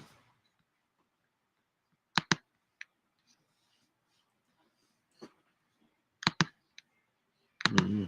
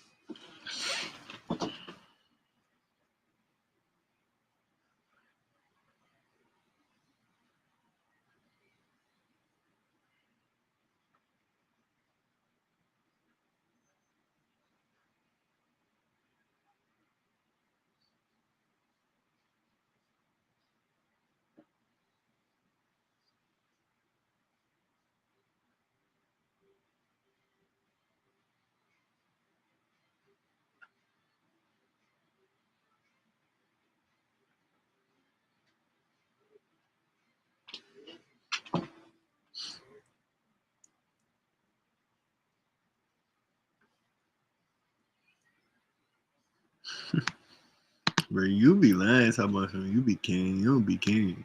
You don't know what carrying is. I can't trust you. You don't know what carrying is, bro. Oh, bullshit.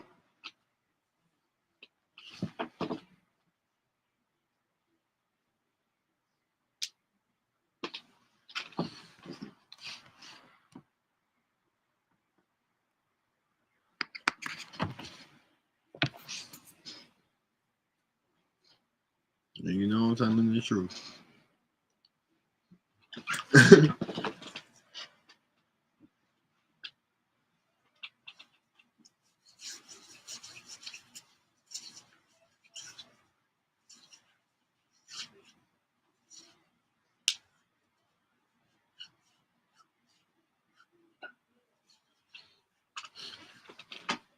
You said you carried me. You played 1v1. I gave you straight belt. Straight belt, nigga. I don't even play.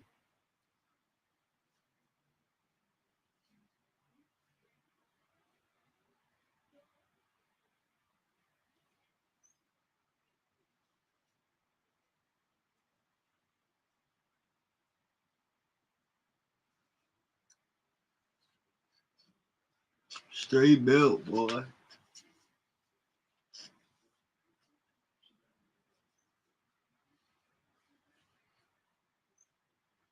That baby lotion got my shit feeling soft as hell. Oh, mama.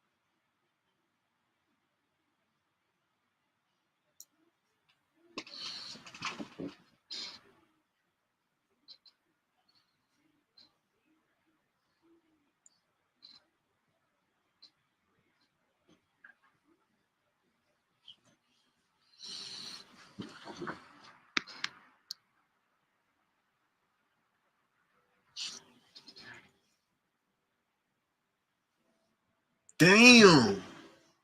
Oh no, yeah. Yeah, you might be the GOAT. Yeah, you might be the GOAT. Bro, you stop scared to go against you again.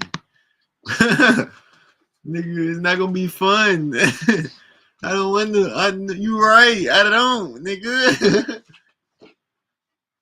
Nigga, I'm the type of nigga to take my victory and run. Y'all be wanting rematches and shit. I be like, nah, bro, I already won. That's what type of person I am. I already won, bro. You ain't gonna get a chance to do nothing again. No bullshit. I already won.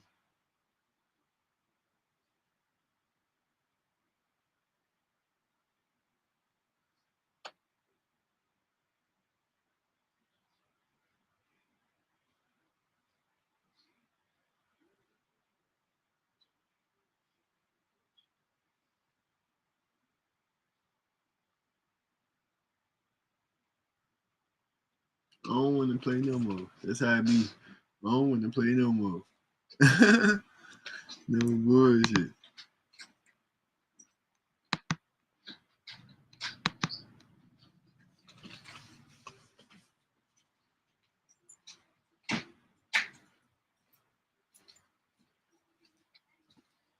Yo, Yeah, how you doing?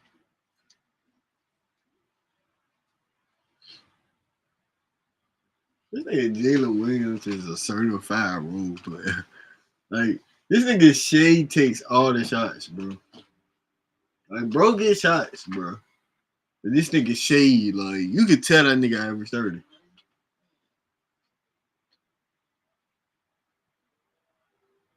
And then they got like Chet, Isaiah, Dort. Like, you feel me? You could tell this nigga Jalen Williams. I don't think he good enough to be the second best player on the championship team.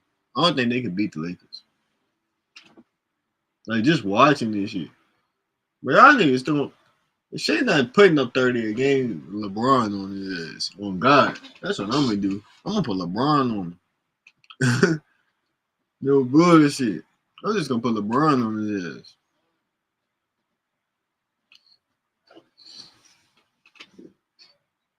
Damn. Nah, I don't know. He beating the Nuggets right now, though. I don't think he could do this against us, though. You feel me? Jokic don't play no D for real. Jokic can't chase down block shit. This nigga not even athletic.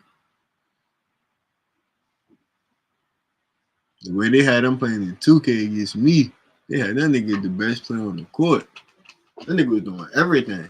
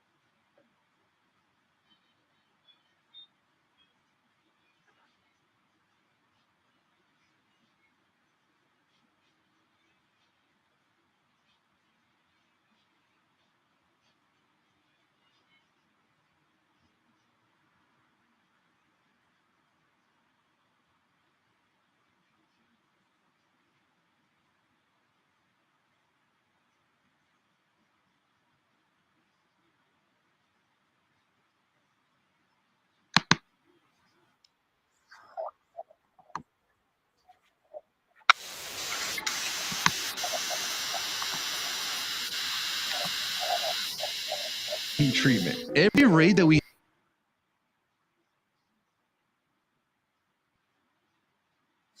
hit with San Bernardino County, all Chinese national control. LA County is going to be 90% Mexican, and San Bernardino is now being run by Chinese organized crime. There's some agreements where the Mexicans are not going to let the Chinese operate in the marijuana black market industry.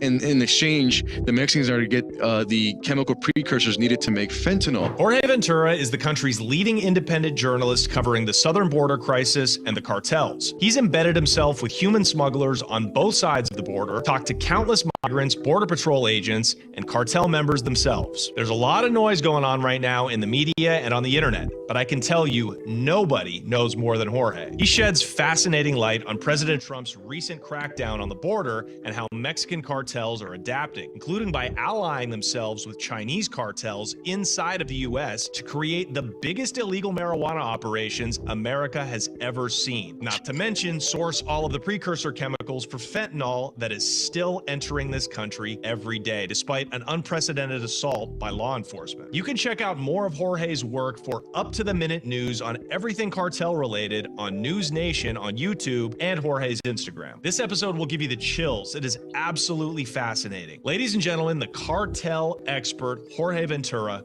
right here on The Connect with Johnny Mitchell. Mexican cartels are setting up illegal marijuana operations, water stealing, shootings, homicides, and these cartel guys would actively threaten Americans. The victim tries to get out of the car, the suspects in the car pull him back in. That vehicle entered through past U.S. Border Patrol and past American law enforcement. Well, thank you for being here, dude. Thanks, bro. I love what you're doing. There's a lot of different opinions about what's going on down there. I personally never am inclined to believe what the government or the mainstream media is telling me, because I was down there in 2023 and 24, and I saw what the border looked like. It was hard to get across back in 2023. They were charging like 10 grand for crossings. Right. So, so what has changed now? What's different like today down there? So I was recently just in Eagle Pass, Texas. Yeah. So for folks who don't know, Eagle Pass is in South Texas, small community, maybe like a population of like 20,000 people. But the past 4 years under Biden, it was probably one of the deadliest and then one of the largest hotspots for migrant smuggling. So that was an area that was seeing hundreds of people cross illegally, and a lot of days it reached in the thousands. Back in December 2023, that was an area that was largely responsible for I think that month finished with 260,000 migrant encounters. And a lot of that came from that Eagle Pass area. I was on the ground there, and I remember in just one 24-hour day, I saw up to 5,000 people. So I mean, there's no other way to say it was a complete disaster. And the other kind of aspect that here is also the strain on the local resources. So when you have that many bodies crossing illegally, the thing is Eagle Pass is separated from right across the Mexican border town of Piedras Negras, is that Rio Grande River. Mm-hmm. From the outside, the Rio Grande looks like, oh, I could swim through it, walk through it. It seems super easy. So me as a reporter, I always want to embed myself in the story as much as I can. So when I would go into those waters, those currents were so strong that there was a few times that I almost got completely swept away. And I've witnessed migrants being swept away, babies, grown men, swept away in those waters. And so they were getting so many illegal crossings under Biden at that time. When I was speaking with the local sheriff, he says, Jorge, right now, we're getting a drowning per day. That's our average. He's like, we're basically every day having to call first responders, pull a body out. Mm-hmm. He says, we're pulling so many bodies out. They had to call like the state of Texas to put like a whole freezer trailer. And that was kind of like the tipping point, because that made me realize of like, the news was saying border crisis, but this was really humanitarian. And then that area ended up turning to one of the deadliest spots. I just left that area. I just spent about 4 days back in Eagle Pass. It's already a complete 180. So through President Trump's executive orders, Governor Greg Abbott has deployed a lot of resources with Operation Lone Star, and Mexico has also stepped up their efforts on their side. The crossings have absolutely plummeted. So I was in an area of the Eagle Pass, so between Eagle Pass and also the town next to Del Rio. As of right now, their illegal crossings are under 50 a day. Yeah. So it goes from, it's kind of remarkable to see it under 50, where under Biden, I was seeing thousands go through that area. So it's kind of been a complete shutdown. I was there yesterday when and I was witnessing this. There was like hundreds of the Texas National Guard troops there. Yeah. They were actually being deputized by Border Patrol. So what that means is for the first time ever, this to kind of add another layer to the story is Texas National Guard troops will have the legal authority. So if you're a migrant and you cross illegally, they can now detain and then arrest you. Where before, they actually didn't have that legal authority. They always had to rely on Border Patrol. So they were kind of sworn in as feds. Yes. Even though they're National Guard. And I witnessed that. That was just yesterday. We witnessed hundreds of them. So it's already been like a complete 180 on this immigration story. Why was it so easy to get across the border in Eagle Pass under the Biden administration? Assuming you could get across the river and not drown. Why was it so easy to get in? So Piedras Negras is one of the border towns that is not heavily controlled by cartels. It's controlled by smugglers, but it's more controlled by the corrupt Mexican law enforcement. So smugglers are paying off law enforcement, and they essentially would allow migrants to reach the banks of the Rio Grande. Now, a lot of migrants got to Piedras Negras by taking what was called nicknamed now the train of death, La Bici. I'm pretty sure you heard of it. It's more famous for going to Juarez, but a lot of migrants do ride that, and they get pretty close to like the outskirts of Piedras Negras, and then from there they'll just either take vehicles or literally just be walking along the road, and they'll get to one of the shelters, kind of stash houses that migrants put them into, and then they'll literally, because under the Biden administration, migrants just had to reach American soil to be apprehended by Border Patrol. So they would just literally cross right there. Mexican law enforcement completely allowed this whole scheme to go on for 4 years. Oh, so these were people claiming asylum? Yes. Okay, so they would get across the border to American soil, and then they would turn themselves in, essentially. Basically, just to kind of explain it for the audience, so they kind of get the breakdown of everything is, when Biden came into office, Border Patrol instilled what they call the catch and release policy. So under Trump, I covered Trump a little bit when I was a student journalist. A migrant would cross illegally, and as soon as they see Border Patrol, they would run for their lives, of course, right? That's what you would imagine. Under Biden, I remember I didn't know about this, but when I got to the border for my very first time under the Biden administration, which is back in March of 2021, I was in McAllen, Texas, in the Rio Grande Valley. I ran into a group of 300 migrants in the middle of the night. And 300 is a lot of bodies to see. And I was shocked because when I went to go interact with the migrants, they were all looking to turn themselves into Border Patrol. And I didn't get it at that time because I'm like, wait, what? Aren't you supposed to like want to run away? Yeah.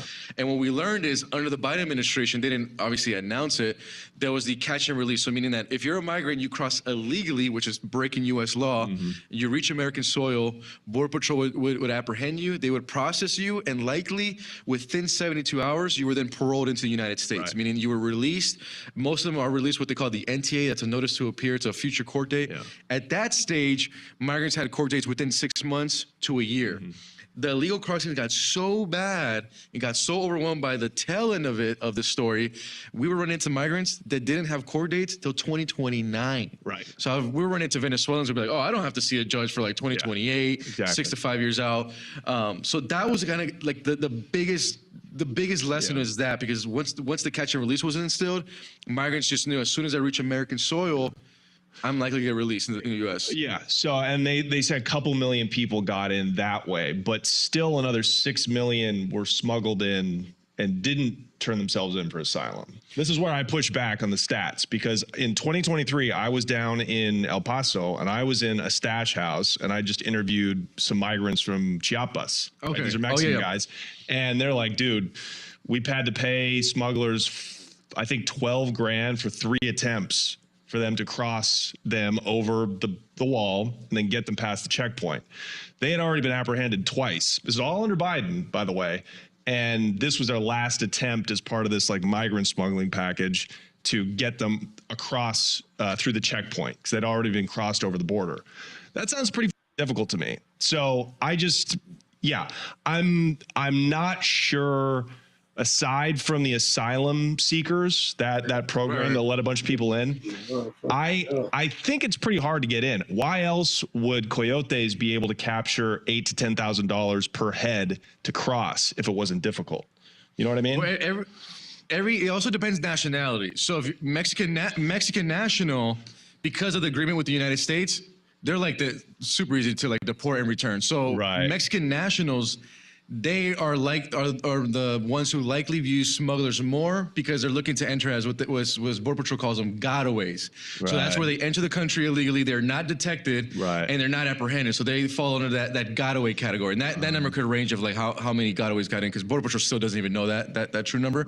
So normally you will see like Mexican nationals, then migrants from Central American countries, because that's also the agreement. So like El Salvador, Guatemala, Nicaragua, those typically would use the smuggler to like they all use smugglers, every nationality. But what I'm saying is those are the ones who are looking to not be apprehended because of that agreement. Also, many of these Mexican nationals probably already have a deportation under the record, or they already have some type of criminal record in the United States. So that leads them to do that. If you're a Venezuelan, as long as you could just touch American soil, you are likely to get paroled.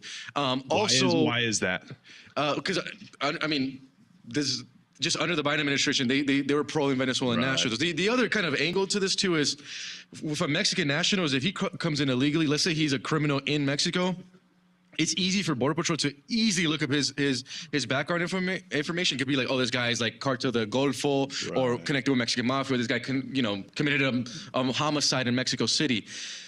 The issue with these other countries, especially, we'll touch on them, but like a country like Venezuela, where we had millions of Venezuelan nationals, Venezuela doesn't have an agreement with the United States to share a database. So meaning like if a Venezuelan national, this is just a complete example, Jose Enrique crosses illegally, Border Patrol is going to run his information, do the background checks, but Venezuela doesn't share a criminal database. So it doesn't check out that this guy is likely a Trinidad Agua gang member. And we saw that trend repeat over and over again, where these Trinidad Agua gang members come in illegally, nothing flags them in the system, and then like a year later, they commit a homicide in the United States. And the most famous case that I think like highlighted to Americans across the country was a Lincoln Riley trial, because you had this guy Jose Ibarra crosses illegally. The kind of the hotspot for the Trinidad Agua corridor was Juarez, El Paso. He comes in illegally, Border Patrol apprehends him. This guy is breaking the law, but Border Patrol under the Biden administration is kind of forced to do parole him into the country, then that guy will have a court date. So Jose Ibarra comes in illegally, doesn't check, no red flags in the background. Of course, he's Venezuelan, so we're not getting any data. Jose Ibarra gets released into the country with a future court date, NTA. Jose Ibarra then makes his way to New York City on our funds, taxpayer money, and he stays at the Roosevelt Hotel for about a year. So for about a year, he's living for free, taxpayer-funded Roosevelt Hotel. Then New York City Mayor Eric Adams gets so overwhelmed by the amount of migrants that are arriving. I think the last number I read was New York City was spending around $8 million a day in migrant care. So that's when New York City ran that campaign where they were like, hey, migrants, we'll literally buy you a one-way ticket to anywhere in the world, but you can't stay in New York. So then Jose Ibarra takes a taxpayer-funded flight to Atlanta, Georgia, where I believe 6 months later he ends up killing 22-year-old nursing student Lincoln Riley in the middle of the day. And then through investigations in the trial, we find out that Jose Ibarra was a Trinidad Agua gang member in Venezuela and likely probably committed crimes in Venezuela. That makes sense. So these countries that, other than Mexico and a few Central American countries, we just don't share any information with them. We don't have any diplomatic ties with Venezuela. Like El Salvador comes in illegally, man. It's easy for U.S. to like look it up. El Salvador gladly shares that information, especially under a Bukele administration. They'd be like, oh, MS-13 gang member, no, you'll stay in detention and then we'll put you in removal proceedings. Venezuelan, we had no idea, and it's not just Venezuela. Then it's then we're getting on all the 80 illegal immigrants from special interest countries. So Uzbekistan, Turkey, Afghanistan. The amount of Chinese falls under special interest aliens, where the government won't share any data, so we don't know who these individuals are. Then they get released, and we don't know the true intentions. So now with Trump, is that the Remain in Mexico policy, is that now back in effect? So if you line up at the border to get asylum, they now tell you to wait in Mexico while you're awaiting your court date. Is that what's going on? Exactly. So that was first introduced under the first Trump administration. It played a big part in deterring. And as soon as Trump got in, they immediately reinstated that. So what's interesting about Remain in Mexico is the messaging behind it too. So like if you interview, when I was interviewing a lot of migrants, for them that policy was like the end all, because they were like, well, why would we risk this huge journey to make it here to Mexico, then travel through Mexico, when it comes to illegally cross, just to be sent back?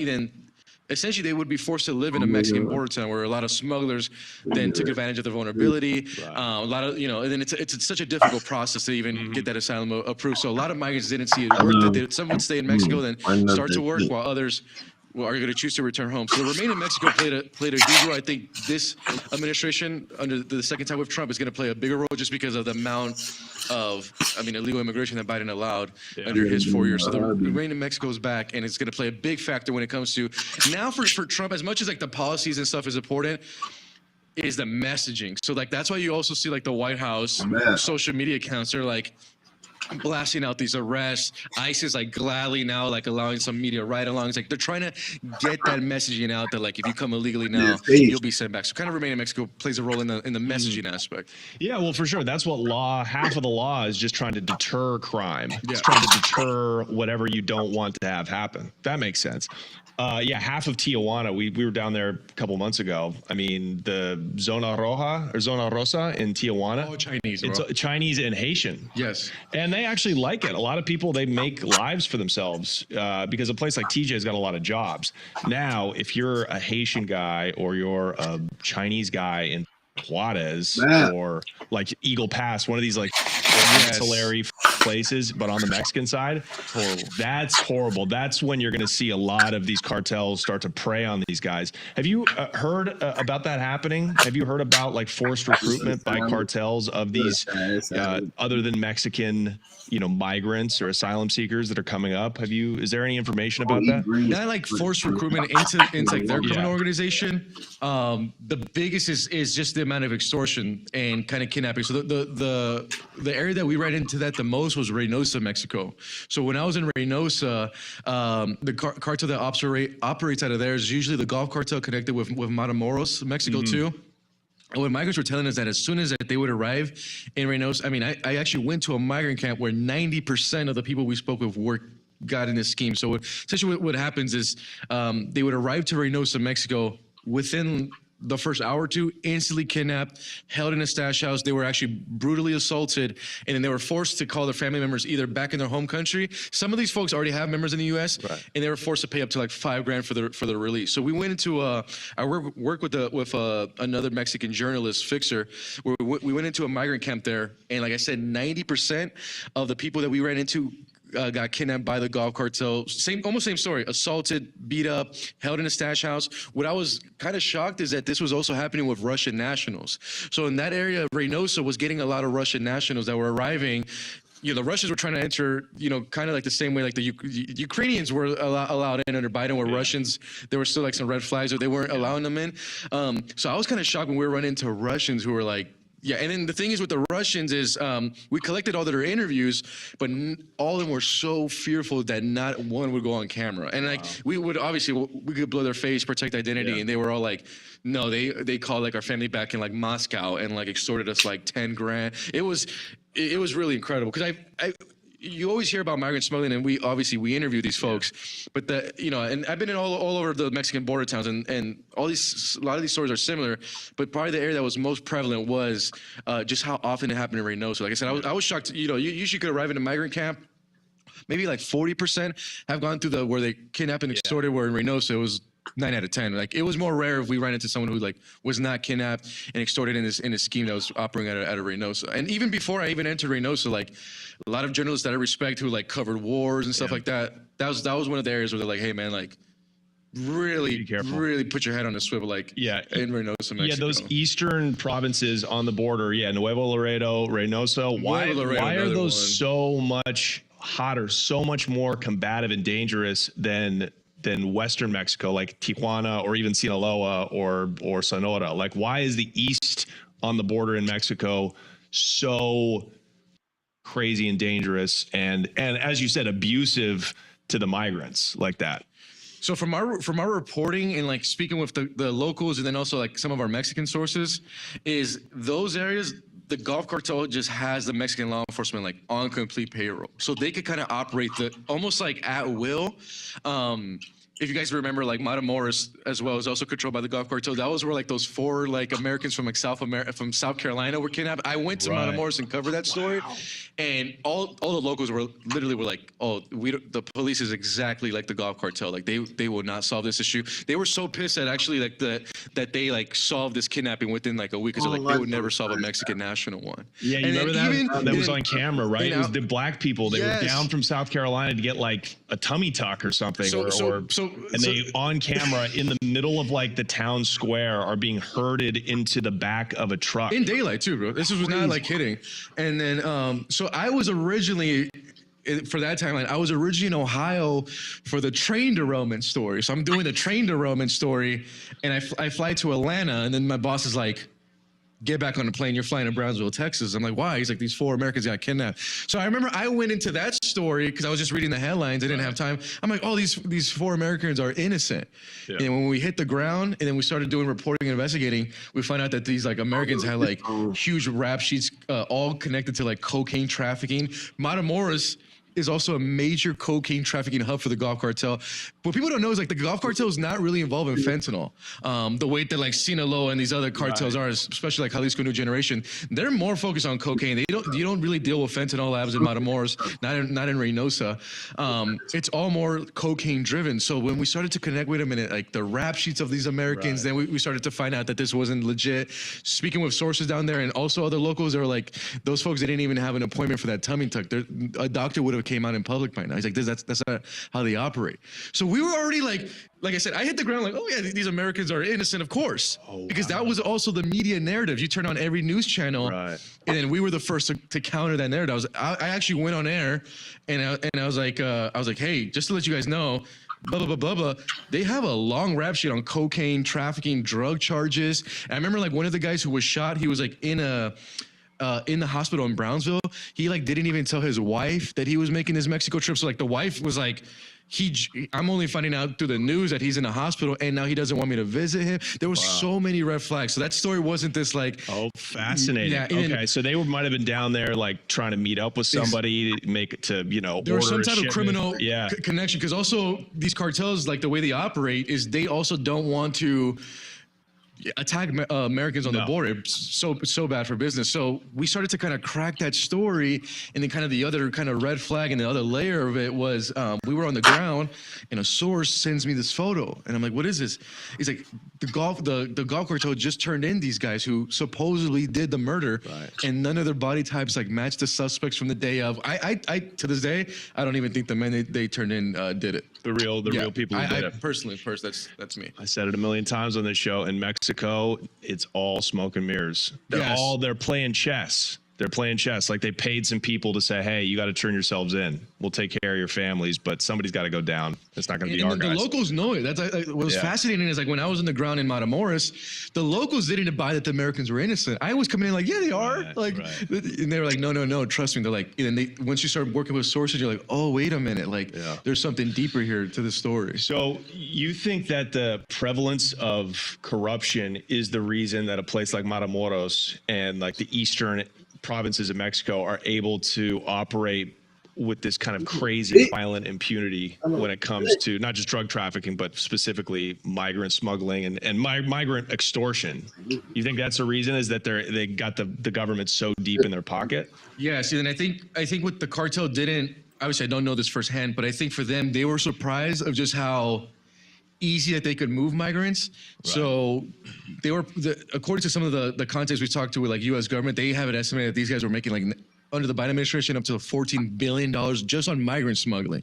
So you kind of created this other layer where these guys could make money in a way that the product never runs out. The migrants never run out. And then what was interesting is on the U.S. side is Border Patrol would be like, hey man, like what they're doing right now is like they'll get a group of like 300 migrants in a stash house or whatever. They'll smuggle them in one area. So when they do that, it just overwhelms American resources. So you have to have Border Patrol there. Sometimes you have to call local law enforcement. And when all that resources are focused on that area, that's when they started to move drugs in even easier. So I think the cartels really figured out the system of like, hey, if they're gonna do the catch and release policy, we basically have like a way to completely distract them and then them take them out. So So not only do they get paid off the And I saw migrant that- smuggling, they also are moving coke in when they distract. Exactly. And we the saw border that agents. playbook Wow. throughout the border. I mean, it was that they ran that playbook to a T. I remember being in Yuma, Arizona, same thing. We would find an area, and I started to know it so well. I already knew it. Hey, we're gonna go to this area, 2 a.m. They're gonna move in like 1,000 people, and I'll be with journalists like the first time. They're like, Jorge, come on, man. I'm like, all right. We'll go out there 2 a.m. What they'll do is they'll move in 1,000, and then like not too far from us, that they'll start running their what they call the runners, right? The guys' backpacks. Those guys are likely Mexican nationals who are doing the drugs. And then the migrants are a complete distraction, and they're making money off the migrants. So it was a win-win. And areas like Nuevo Laredo, Reynosa, and Matamoros, probably from my perspective, are the areas where they operate with like almost complete impunity. They got control of Tijuana. I mean, they got control of all these cities, but there's still kind of like that law enforcement battle. Well, Tijuana, there's a lot of Americans moving to Tijuana Yes. now. And it was under a microscope during the wars of the early 2000s, where it was just bodies were dropping in the middle of the day. So now you got to be a lot more subtle on the West Coast. But yeah, the East, man, it is. I just want to share a quick story that I covered of just to kind of show you the control of Nuevo Laredo. So back in 23, we're on the ground in Laredo, so we're on the Mexican side, and then we get contacted by sources about a kidnapping of an American citizen, and we're like, okay, so we started looking into it, and there was this guy who apparently it's like Friday night, he's at a party on the American side in Laredo. Yeah. And he's bragging to a female. And this is all on court documents because we pulled him from the investigation and all the court papers. So it's like Friday night. He's at a house party. He's like bragging to this female how he stole $50,000 from the golf cartel. So he's bragging, having a good time. Around 11 p.m. ish, a truck from Nuevo Laredo crosses through the port of entry into the United States. Now, normally, the port of entry, whether you're entering from the American or Mexican side, that vehicle is supposed to be like kind of stopped. They kind of check you real quick, whatever. It goes into the United States basically without being stopped, and then it enters into Laredo, so it's on the American side. That pickup truck, and then we got video document from the port of entry. So that pickup truck goes to that house where that guy was bragging, and this is also on my News Nation reporting. So this is not. Something that's not true. So, and we have the court documents. He basically gets kidnapped, assaulted, of course, gets kidnapped, gets forced into this truck. The part that kind of like always shocks me to this day is that when he was entering again, now the truck is going to Mexico now into Nuevo Laredo. It obviously has to go through a port of entry. It's going through our law enforcement. There was a moment where the victim tries to get out of the car, so you could see him open the door, and you could see the suspects in the car pull him back in.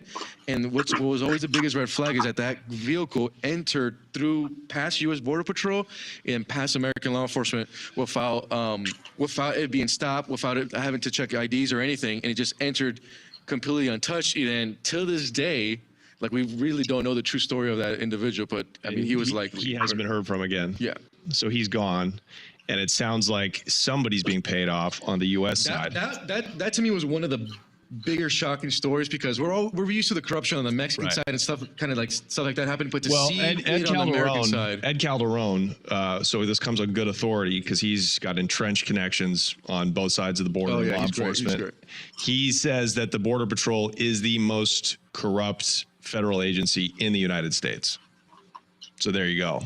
So what do your reports tell you about the prevalence of this? Well, just recently, this happened like 72 hours ago, so this is great for us. But Manuel Perez Jr., El Paso Border Patrol agent, was just arrested for allowing illegal immigrants to enter to that gate in El Paso. So you would open it, kind of look away, and then now there's an investigation that he was involved in narcotic smuggling. So a lot of these Border Patrol agents, it's easily, I don't want to say easy, but it's a good chance that some of these guys are going to be bought off. I mean, everyone has a price. And then Manuel Perez is kind of like the latest example of that. So right now he's kind of he's going to have court in like a week or two. He's going to plead guilty, obviously, then they're going to get him. But it happens a lot. And I know, I think you might have spoke to him in the past, but like Luis Chaparro is a great, also Mexican journalist. He just exposed El Paso Border Patrol too, where they had that video where they were literally just pressing the button and then allowing migrants to run into a vehicle. And who knows how long they run those type of schemes. Ridge Wallet, everybody. We know about Ridge Wallets by now. We've listened to podcasts. We know that these guys are the future of wallets. Check it out. How sleek is that, right? Long gone are the days where you needed to carry around that bulky leather wallet you got in your pocket, okay? I have converted, as you can see, those are my credit cards right there. I love the Ridge wallet. It looks cool. It's heavy, so you can feel it in your pocket. Plus, if you lose it, and we've all lost our wallets before, it was only slightly less bad than when I got my place raided by DEA agents. That's how devastating it is when you lose your wallet. You feel like you've lost a part of yourself. Well, guess what? These bad boys got a Ridge AirTag attachment built into them. So if you lose it, you can track it wherever it goes. How unbelievable is that? That's wild, okay? Plus, they get the RFID blocking technology. You guys have heard of these digital pickpocketers? The ones where you're walking around and you've got your leather wallet with all your credit cards in your pocket, and they can take that technology, whatever it is, on their phones. They can actually point it at the outline of your wallet in your pocket, boom, hit a button, and they can steal all of your credit card information. That's wild. I need to get those guys on the show. But still, those guys. Protect yourself with the Ridge wallet. That's titanium, aluminum, and carbon fiber, and that material is gonna stop those digital pickpocketers, okay?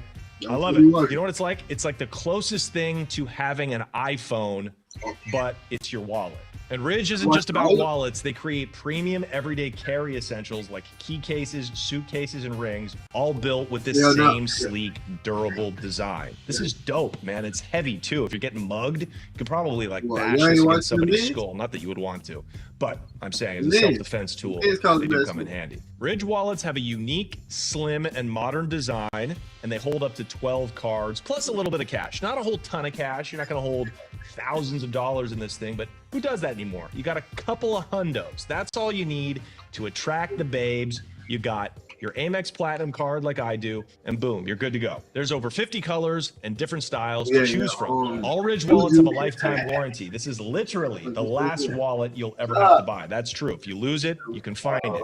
Plus, it's got a lifetime warranty. If something happens to it, you send it back to them. What?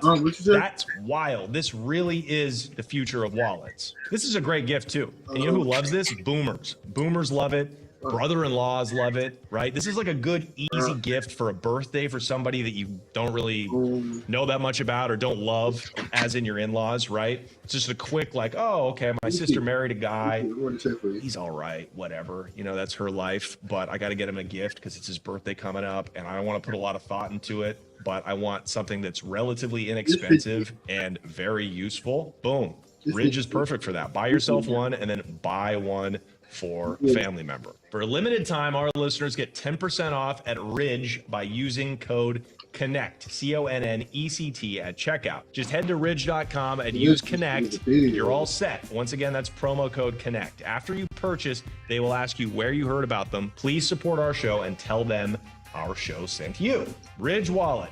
Get with the time, folks. Look at how beautiful that thing is. I love it. Hey, everyone. We are entering unprecedented times in America. The future is very uncertain, and it's important that you create a financial safety net for yourself and your family. Policy Genius can help you do this. Policy Genius is an online source to help you find the best life insurance that fits your needs. Life insurance is a great idea even if you don't have a family. I recently got a life insurance policy with Policy Genius for $292. That covers me all year, and it gets me up to $1 million of coverage. If you're like me and you buy assets, I buy gold and Bitcoin. If something happens to me, God forbid, I want that to be able to go to my next of kin. It goes to my sister. Now, knowing this, I went to Policy Genius, went online. It took me 5 minutes. I input all the information about myself, and it hooked me up with the best plan. And again, with Policy Genius, you can find life insurance policies that start at just $292 a year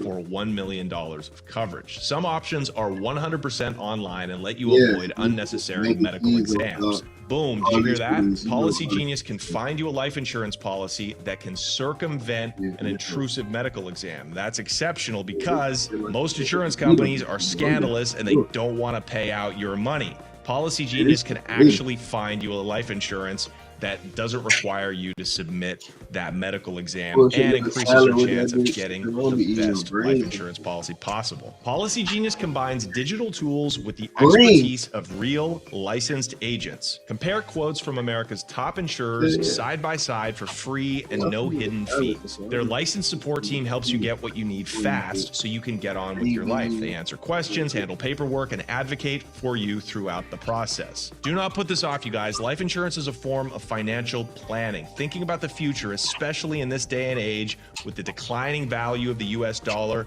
economic uncertainty, you don't want to get yourself in a position where your family is not set up should something happen to you. I know that's a up thing to think about, but it's reality. You want to make sure that your loved ones have a financial safety net. Policy Genius is the country's leading online insurance marketplace. Join thousands of happy Policy Genius customers who left 5-star reviews on Google and Trustpilot. I'll tell you right now, guys, I hate doing this kind of stuff. I hate signing up and registering for things that I don't want to do, like get an insurance policy, especially one that deals with the medical bureaucracy. Policy Genius made it so easy for me. I can't believe I didn't do it years earlier. Secure your families tomorrow so you have peace of mind today. Head to policygenius.com/Mitchell, my last name, MITCHELL, or click the link in the description to get your free life insurance quotes and see how much you could save. That's policygenius.com/Mitchell. Again, $292 for up to $1 million of insurance for just 1 year. You got to do it. Take care of your family. Create that financial safety net for you and your loved ones. That's policygenius.com/Mitchell. All right, let's get back into it. Okay, so obviously these past 4 years under Biden has just been like a feast. It's just Thanksgiving every day for these cartels. And they're running that distraction scheme, man. Yes. So the amount of drugs so it's helping them move drugs in too. When you say like they make billions, who is they? Because you know, a lot of this smuggling, like say somebody's coming up from Venezuela, right? There's probably 20 different groups. I don't know, 20 different groups. So there's a lot of different people along the route to go from Venezuela through the Darien Gap all the way through Central America and through Mexico. Who's conducting all of it? Is it all independent groups until like you reach Mexico? And is that when it becomes like more controlled by the cartels who say, no, this is my territory? Like, explain a little bit about that process and who's controlling all of it and where the money is going. So every nationality has a different journey and who they have to pay through. So someone like from Venezuela is likely getting smuggled or in connections with Trinidad gang members who are working in collaboration with Mexican cartels. Right now, people don't know, but the Venezuelan gang Trinidad and Mexican cartels are working in joint when it comes to migrant smuggling, to the point now Mexican cartels allow Trinidad gang members to now operate on Mexican soil. So Mexico City right now has a it's a growing presence of Trinidad gang members operating sex trafficking there, and that's allowed because of the migrant smuggling. So every migrant has a kind of like a different journey. There's going to be a bunch of criminal groups and what they call narco coyotes along the way that are making money. But as soon as they hit Mexico, that's directly all to criminals, smugglers, all the different migrant smuggling groups. You know, we have like La Línea cartel out of Juarez, and they sometimes are connected with like bigger cartels like the Sinaloa and Jalisco. The one that was kind of the more interesting to me that I kind of more focus on was the Chinese, the moving of Chinese nationals by the thousands. So that became in our radar back in early 2023 out of the Rio Grande Valley in South Texas. So we hit the ground there, and speaking with Texas DPS, they're like, hey, Jorge, like the past month or two, we're seeing 1,000% spike of Chinese nationals entering illegally here. And they're like, we don't know why and everything. And then, so we started working close with Texas state troopers. And what we found out was that Chinese migrants were paying Mexican cartel. This doesn't count the money that they're paying South American groups, and I'll kind of explain that. Right. Chinese nationals are paying cartels $35,000 per head to be smuggled into the United States illegally. So essentially the Chinese, what we saw was they were getting the VIP treatment. So what I mean by that is you're not going to see Chinese migrants traveling through Mexico, like walking on the side of the road, staying in stash houses. They're through WhatsApp and other communication outlets like Signal. the cartels kind of break down. This is the flight you take. And This they is the kinda- hotel you bro, take. 'cause And at they'll the kind of beginning, they organize would their look like smuggling. my So shit. what the Chinese told us is they found a Yeah, loophole like, through now they Ecuador. like, oh, So what? Ecuador does not require a travel visa from Chinese nationals. So then what you'll have is you have Chinese nationals land in Ecuador, where then Ecuadorian gangs will then coordinate their travel to Neocoli, Colombia. The same thing. So Neocoli, Colombia actually had so many Chinese migrants, they actually set up hotels strictly for the Chinese. So then Ecuadorian gangs will then work with Colombian smugglers. They'll get them to Neocoli, Colombia. From Neocoli, Colombia, the Colombian smugglers will then get them to Panama. And that's where they'll have to do the journey to the Darien Gap, but they'll be very, very protected by the narco coyotes. Essentially, the communication goes to the narco coyotes like, Chinese nationals don't touch, like don't mess with them. As soon as they cross, I believe they reach like Guatemala, Nicaragua for them, and then they'll take a flight into Mexico, and then from there they'll fly to Cabo. And the most popular route that we found for Chinese, we didn't know at my early reporting in Texas, but first we needed the breakdown of it. The most popular route for Chinese was to get to Cabo, and then from Cabo they would take a flight to Tijuana. From Tijuana, criminal smugglers would like literally meet them at the airport, and they would guide them an hour out of TJ in an area called Tecate, and then they'll cross on the American side is Chacumba Hot Springs. So we started running into them. And How do then, they get crossed when they get to Tecate? so essentially, they're taking in like vehicles, unmarked cars by smugglers, and then they'll be just driven out. The part that we don't know here is because there's no Mexican law enforcement in the area, so it could be two things. It could be obviously they're paid off and told to stay away. Other times too, Mexican law enforcement views these areas way too dangerous for them to even be standing out there. And these areas are controlled by like armed guys, literally like armed smugglers and motorcycles. I went to that area because I did an embedded operation, so we saw how like dangerous it is, and it was so dangerous that like for Mexican immigration to be out there, they had to be accompanied by Mexican army. Wow. So if we weren't with the army, we couldn't even be out there. Wow. So just kind of showing you how sketchy, and it's. Dude, it's a desert, it's mountainous. Remote. Yeah, it's an area that's like now you're in their backyard. We're in TJ, you're in the law enforcement's backyard. And then what they'll do is they found open gaps on the border, and we have a bunch of our videos, and literally criminal smugglers will get up to the walls and just have the Chinese enter. And then what was interesting is all the Chinese, I don't know if this was ordered by Mexican smugglers or this is something that the Chinese already knew what to do, they would then destroy their identification on the Mexican side. So when they were encountered by Border Patrol, they didn't have any identification to show them. And it was this kind of remarkable scheme. And I got this through communication. I interviewed Chinese nationals one-on-one, and they broke everything down. They said, Ecuador's a loophole. And right there, it starts to like, wow, like every nationality has like a different thing. Cuban nationals, Nicaragua doesn't require a travel visa from Cuban nationals. So then Cubans would fly to Nicaragua and then begin the journey from Nicaragua. And according to the Cubans I spoke with, the Cuban government knew that the Cubans flying to Nicaragua were never returning back to the island. So what they did is, and this is kind of a way of being like kind of criminal smuggling, is that they would charge the Cubans for a one-way flight to Nicaragua $6,000. I just agree. Knowing Who would in Cuba? The Cuban government. How would they do that? They basically would just had all the airlines ante up the prices. They'd be like, these nationals are not coming back. Yeah, so look at this one-way ticket. Yeah. In a way, like the way that the Cubans explained it to me was the Cubans viewed the Biden administration as a way for them to then profit also off the migrant. Without technically being like, it's not the Cuban government technically being like, you got to take this route. They already knew that these Cubans are not coming back. So they did is they racketed up the prices. So according to Cuban nationals, what they told me personally, this is several. I mean, there have hundreds of every national. I've interviewed hundreds. They said anywhere from $4,000 to $6,000. They were being charged for a one-way flight.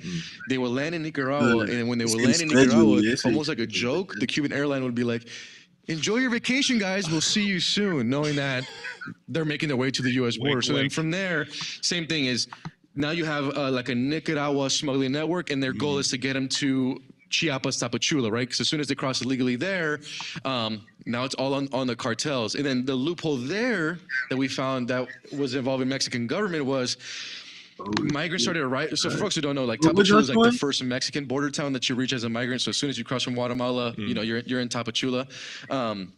It's technically, because they entered illegally through Mexico, they're not allowed to legally travel through the country to go to the U.S. border. So what the Mexican government did is they issued, I'm doing this, but they issued humanitarian visas to the migrants.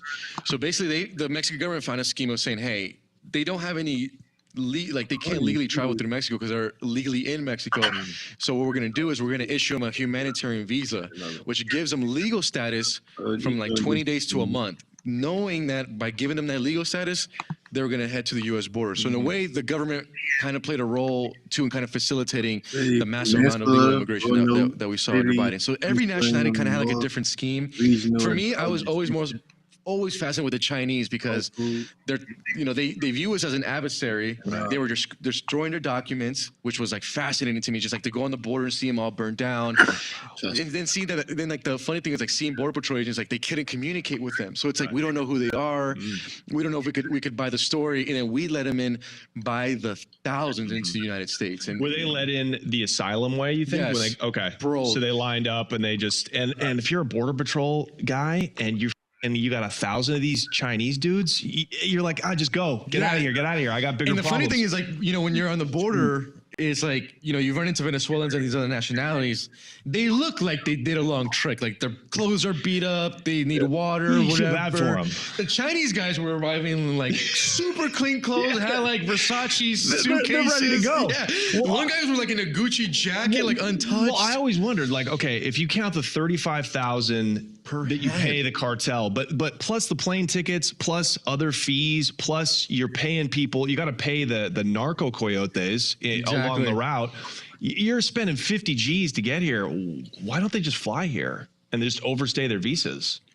That's a bit. I mean, we don't know if there's like they said. This is not. I don't know if this is for a fact, but we don't know if they have some type of criminal intention that the government of China was involved, because also the government of China allowed this many citizens to leave.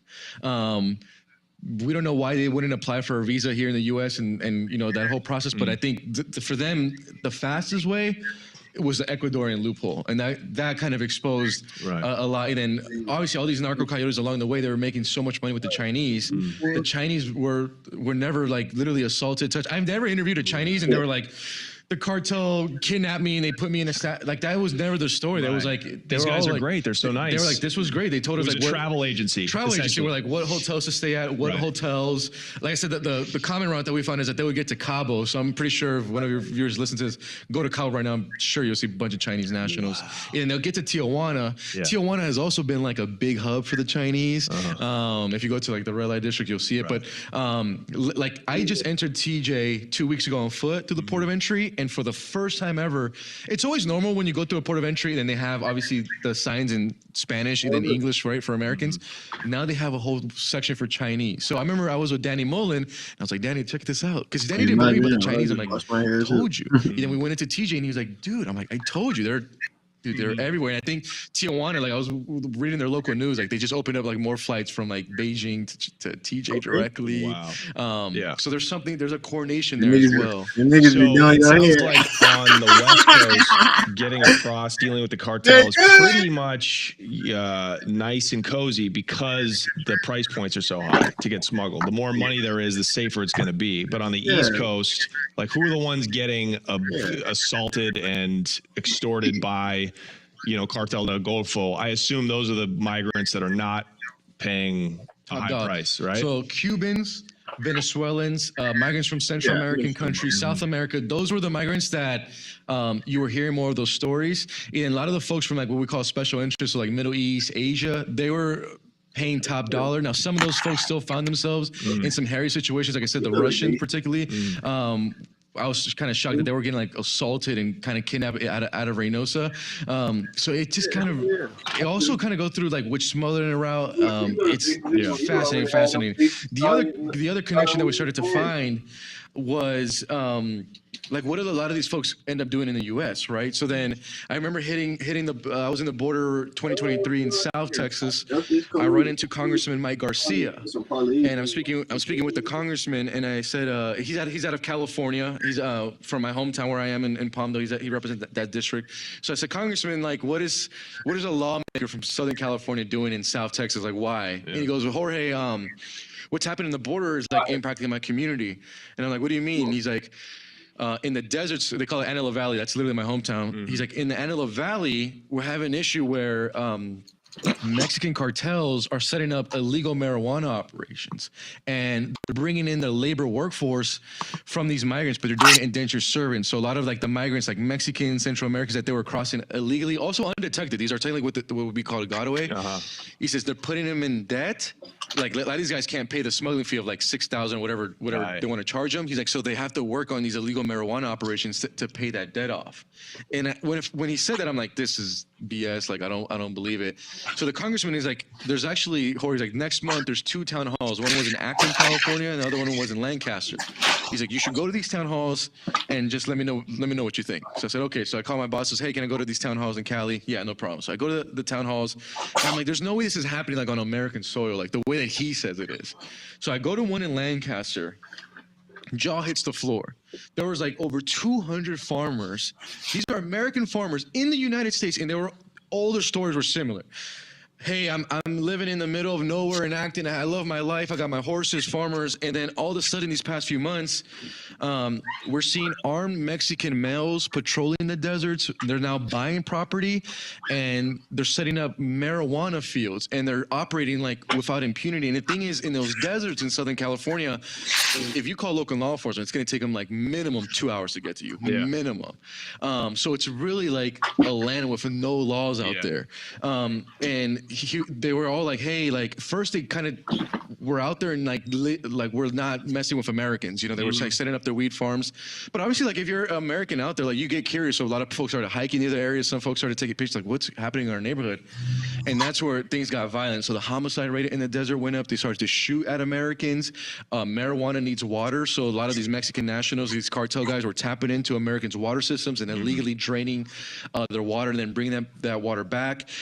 We interviewed one of the like a American farmer that like he said he woke up in the middle of the night and found like these Honduran teenagers stealing his water, and then that led him to a marijuana field that was controlled by Mexican nationals. Wow. But when I went to these town halls, like I couldn't believe the stories. Like it was crazy stuff, like water stealing, shootings, homicides, and these cartel guys would actively threaten Americans. I'd go up to their face and be like, leave or whatever. We'll shoot. Some of them have already been shot at. They already knew someone who was killed, and I just couldn't believe it. And they were basically, you had all these farmers complaining to LA County Sheriff to do something. And these migrants are the ones that are basically forced to just live there, live on site, probably in horrible conditions. Horrible. So then I go to the second one in Acton, and the one in Acton, so many people went to it, they couldn't fit everyone in the town hall meeting, and then all the stories were the same, and I'm like, there's no way this is operating on American soil. So then I was at the Daily Caller. I called my boss and said, if you guys allow me,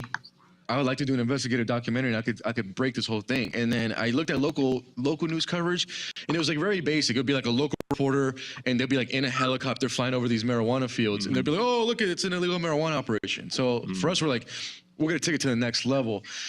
So we went out there. We started interviewing a bunch of residents and just started collecting all the stories. We interviewed one family where one of their neighbors was killed, like shot in the head in his red truck, and they left the body out there. The cartel members took pictures of it and basically went around that neighborhood and was like, if you keep patrolling our fields, this is the result that's going to happen to you. So we started documenting those stories. We then my buddy Eric out of San Diego came to Palmdale and like was living with me because we hired him as a drone guy. So what we did is, instead of going up in a helicopter in the middle of the day and then we ran these operations at night, is we would go up to, these are armed cartel girls in the middle of the desert. I'm talking about like long gun guys, face covered. And the migrants who are forced there are living in like the worst stash houses, up to 100 degrees, like no air conditioning, probably no food. And we started flying drones on their operations and then collecting data. We were the first journalists to actually collect legit info on how these operations operate. So we started tracking the water trucks and how the water trucks would go in the middle of the night, steal a bunch of water from farmers, bring them back to the grow. And so we started documenting it. And I told my buddy, I'm like, hey, I think we should go out there at night. Because one of the residents was like, hey, if you come out here at night, because there's nothing out here. He's like, these weed farms glow. He's like, oh, the lighting. He's like, you guys should come out in the middle of the night. So it'd be like 11 p.m. I get in my little Honda Civic, and me and my guy and also my producer Sagnik, who worked on documentary, we would go out there, fly him in the middle of the night, and just started collecting all this data and great footage of like guys walking around, long arms, weed, the water tapping, all this stuff. The amount of generators they've used in those deserts. That's a huge red flag. And the one that always surprised me was we were on the county line of LA County and San Bernardino County. So for my Cali folks, you guys know, desert area. We ran into an illegal marijuana operation out there. The residents were also great in this document. Like told us where to go. So we ran into an legal weed operation that was at least like 8 acres big, and they were running over 300 greenhouses. This is illegally operated, and it was massive. And then I kind of make a joke to my buddy. I was like, and I said this when I went to promote the documentary. I said the marijuana operation was so sophisticated and large in the middle of the desert, you would have thought Jeff Bezos and Amazon were running it. And the thing is, so we were out there, same thing. We're running the drone and doing our collecting of the data for this documentary, and we fly the drone back, and I'm driving on this dirt road because we're in the middle of nowhere. Like there's no law enforcement. We're like out in the deserts in the boonies, and we're leaving, and then we look straight ahead, and my buddy goes, and because from afar, according to him, it looked like some type of airplane or helicopter. So my buddy goes like, "Hey man, that little helicopter is flying extremely low," and I looked at him, I'm like, "Huh?" And I look back, I'm like, "Oh no!" He's like, "The drone came from the marijuana operation." So the Mexican guy sent a drone, and then collected my license plate number, then followed my car out. Wow. And then they have counter surveillance. They have their own drones. So then they documented that we were there, and then we went to another marijuana farm immediately after, and then kind of, we're out there collecting footage. One of the armed Mexican guys sees us, jumps in his pickup, and chases us in the desert. So I'm in this Honda Civic with like my producer, who's like a little Indian guy, and then my drone guy, and we were basically getting chased by this armed cartel grower in the middle of the deserts in LA County, and the only thing that saved us is that as soon as I hit the highway, a lot of commercials actually film out in the deserts because they can have all that space to do crazy stuff. Yeah. So there was a commercial being filmed, and anytime there's a commercial being filmed, they have cops blocking off the road. So we like immediately beelined it to the cop, like did a crazy U-turn, and then like, "Hey, we're sorry, we're getting chased by like a armed grower." So the cop was like, "Just stay right here. We could use some cops over here, bro." So wow. So he was like, "Stay here," and kind of long story short is that marijuana operation that the Mexican cartels are running in the deserts were directly also connected to the issue of the border because their labor force was coming from there. Now, really quick, Johnny, because I don't want to interrupt, but just want to hit this part. Up to that point, we were only seeing Mexicans, nationals, and then we did a ride along with San Bernardino County because they started doing raids on these grows. Every raid that we hit with San Bernardino County, all Chinese national controlled. So according to San Bernardino, they're like, "Hey, LA County is going to be 90% Mexican cartel, and San Bernardino is now being run by Chinese organized crime." And so the Chinese, same thing. They saw what the Mexicans were doing and said, "Wait a minute, we could bring our own." Because like when we were at the Chinese national grows, they weren't bringing in like Salvadorians. Right. They were bringing Chinese nationals. Yeah. So the same thing. Chinese nationals were being brought in, undocumented, forced to work on these grows to pay off their smuggling debt. And they were all in the deserts of Southern California as well, rivaling the Mexican cartels. Wow. Then I started working with John Norris, who was the former, he used to work at Cal Fishing Game in Northern Cal. He started busting marijuana grows. Wow. We bring in John Norris, and according to like his investigative stuff, he said, "Hey, there's some agreements where the Mexicans are not gonna let the Chinese operate in the marijuana black market industry. In exchange, the Mexicans are to get the chemical precursors needed to make fentanyl." And that led us, I know I'm rambling, but there's a lot of connections that I want to hit. Great. And then, so we were absolutely shocked. So we dropped the documentary, and I get a call like 2 months later from a former law enforcement guy in Northern Cal. So he goes, "Hey, Jorge, saw your doc, great job, yada, yada." He said, "Hey, man, I saw in your documentary, you said that like LA County and San Bernardino, between the two counties, there's 1,400 illegal ops being run by Mexicans and Chinese." He says, "I'm in Siskiyou County. There's 5,000 of them." I'm like, "What?" He's like, "We're having a huge issue with Hmongs moving in from Minnesota," and then it wrapped in the same thing. So we go up to Northern California, and there we didn't see Mexicans. It was Hmongs and Chinese that were operating the grow. So it kind of correlated what John Norris told us about this agreement. Same thing. We did another investigative documentary and put it out. Great. One of the residents that we interviewed in the SoCal deserts, because the thing is, what folks don't understand is the violence gets so bad that these folks obviously are pushed out of their neighborhood. The other scheme is that the Mexican nationals or cartels go up to these Americans and say, "Hey, you know how things are going. You don't like how this is looking. Sally B and them moved, John Smith moved. Your house right now in the market's worth $150. We'll give you $250 cash now. Leave by the first," because they wanted that house too. So a lot of these Americans were leaving, and then one of the Americans that we interviewed in the documentary was forced to leave and move to Tennessee. So then that resident calls me, goes, "Jorge, you're not going to believe it." I'm like, "What's up?" We're on the way to move to Tennessee, but we stopped in Oklahoma in this small motel. And the guy who owns the motel is a former sheriff. So the former sheriff's like, hey, what brings you out to Oklahoma? And they're like, oh, this issue of cartels and marijuana and SoCal. He's like, well, you know that issue is here, but strictly with Chinese. And they're like, what? So then we went to Oklahoma and did another investigation. Same thing. Chinese nationals moved now to Oklahoma. We didn't see any Mexican grows in our time there. Same thing. Illegal marijuana grows. Some of them were legal and they were getting them through like lawyers on fraudulent and stuff. But they were all operating the same thing, smuggling in Chinese nationals. One of them got really violent and it made the national news where one of the Chinese workers felt like that he was due money and wasn't paid and he committed a quadruple homicide. He ended up being like arrested in like Florida.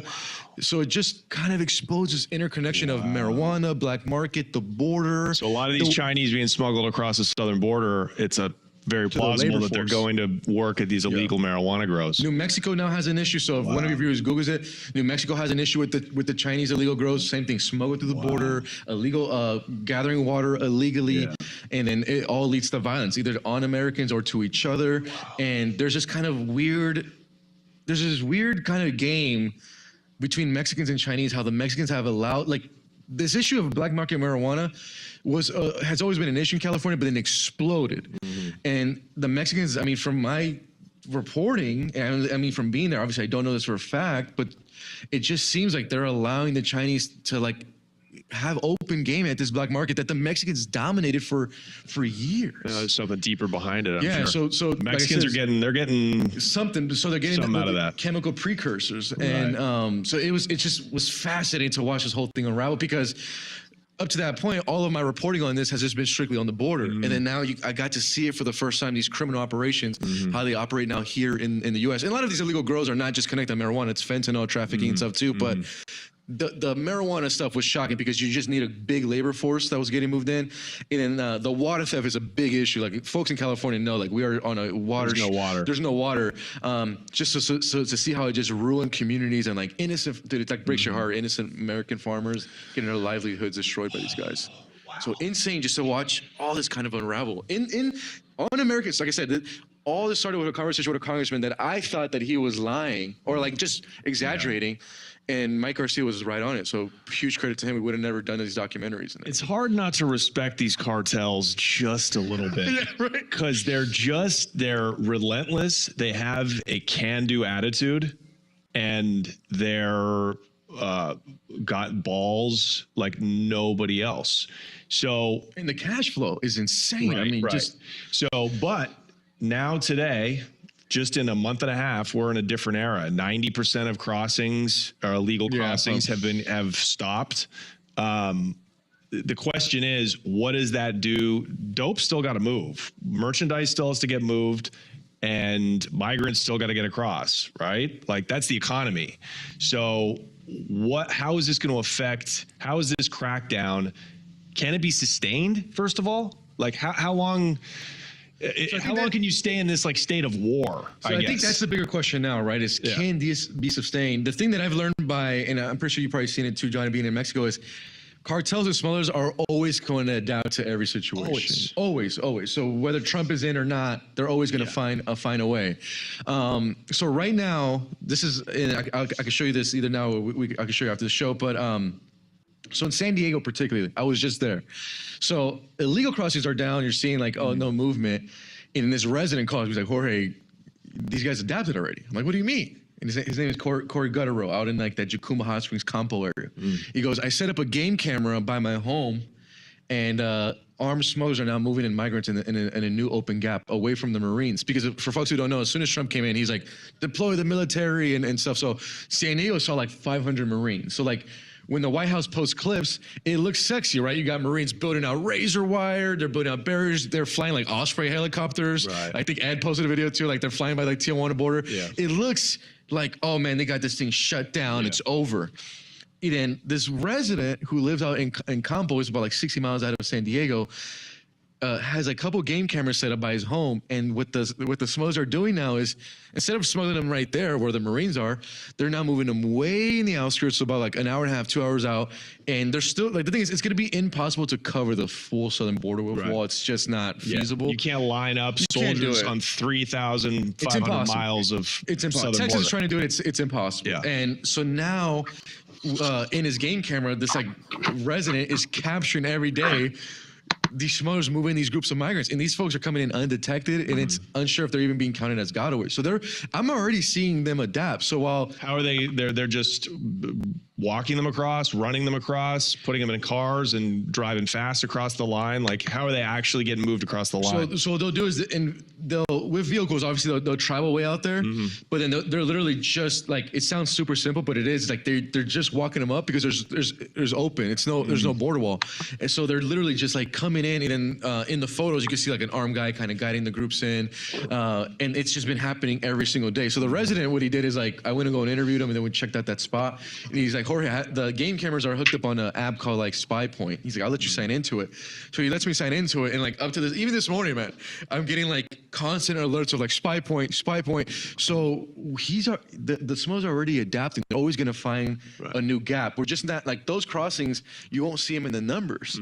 So I think that's where, and I did a reporting on it where I was kind of critical. I said, look, the Trump administration now is deploying hundreds, if not like there's technically now thousands of troops. You have Marines, Osprey helicopters, and this is still going on. Like these guys are still finding a way, despite the military presence and all that. I'm like, I don't know. Like, I get it. Like for camera, it looks sexy to be by San Ysidro port of entry, and you're setting up razor wire, but that area is already heavily guarded. And so the residents complaining was like, dude, we have 500 Marines. You can't place a couple on this hotspot and at least deter. So we're already seeing them adapt now. It's going to be a long game, right? Can the Trump administration hold up? Does it have the resources to? We're already seeing some struggles when it comes to the ICE arrests, where like they're running out of beds. So, like some of them are already getting released back into the public. If you remember, like the first week or two, they were like publishing the ICE arrests. Now, like they're not even publishing the arrests anymore. Yeah, so it seems like there's some struggle to sustain this operation, which I thought there would be. Update us with that. Yeah, are they? They said at the beginning of the ICE raids that it was just people with criminal records. Has that moved on to like employers, right? Because the big thing that Trump campaigned on was like, hey, it's actually corporations and companies that are knowingly hiring illegal migrants to work, and no, because they can't find anybody else to work. Like there's bigger questions around migration, but have they been raiding just criminals and deporting them, or are they actually deporting people working for big slaughterhouses and big industrial plants and places where migrants get work? So this is good, man, because I just talked to some recent deportees, so I'll kind of explain what's going on. So I spoke with a few ICE sources on this. What they said to me is, it said, Jorge, with if we target just high-profile criminals, like that's what they kind of campaigned on. He says we'll never hit the ICE numbers that Trump wants. So now ICE is basically pressured when they do these operations. They're calling them targeted enforcements, where like they'll target, like for instance, like in Colorado, they'll target like the TDA, Trinidad Agua guys. He's like, but because of the pressure from the administration, we're now doing what they call collateral arrest. So if like they go into somewhere, they might be looking for like this high profile Trinidad Agua guy, but like if there's like a Venezuelan mom there who's undocumented, they're now going to arrest her too. So now it's following under collateral to reach those numbers. I just was in Mexico, and I went to the one of the first new shelters under President Sheinbaum there, where they're sending Mexican deportees. So we were just outside of it, and then we ran into two guys, and they both had similar stories.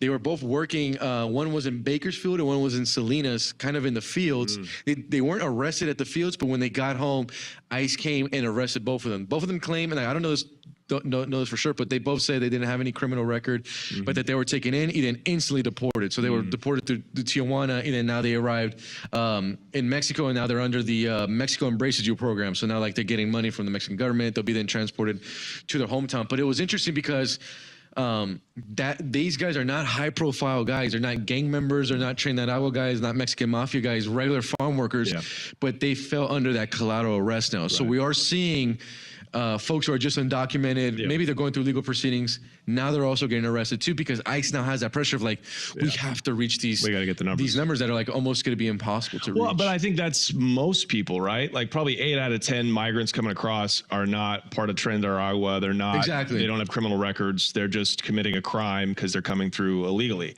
So how is ICE? I wonder how they're identifying where to raid. Like, are they just looking at, like, as you say, big, farms in California that are obviously known to employ illegal migrants? Right. I wonder how they're picking their spots to try to raid. So it seems like right now, they're going for those areas that like obviously have high illegal immigration. This is what we're still speaking with sources. It seems like a lot of them, because many of these gang members did enter the U.S.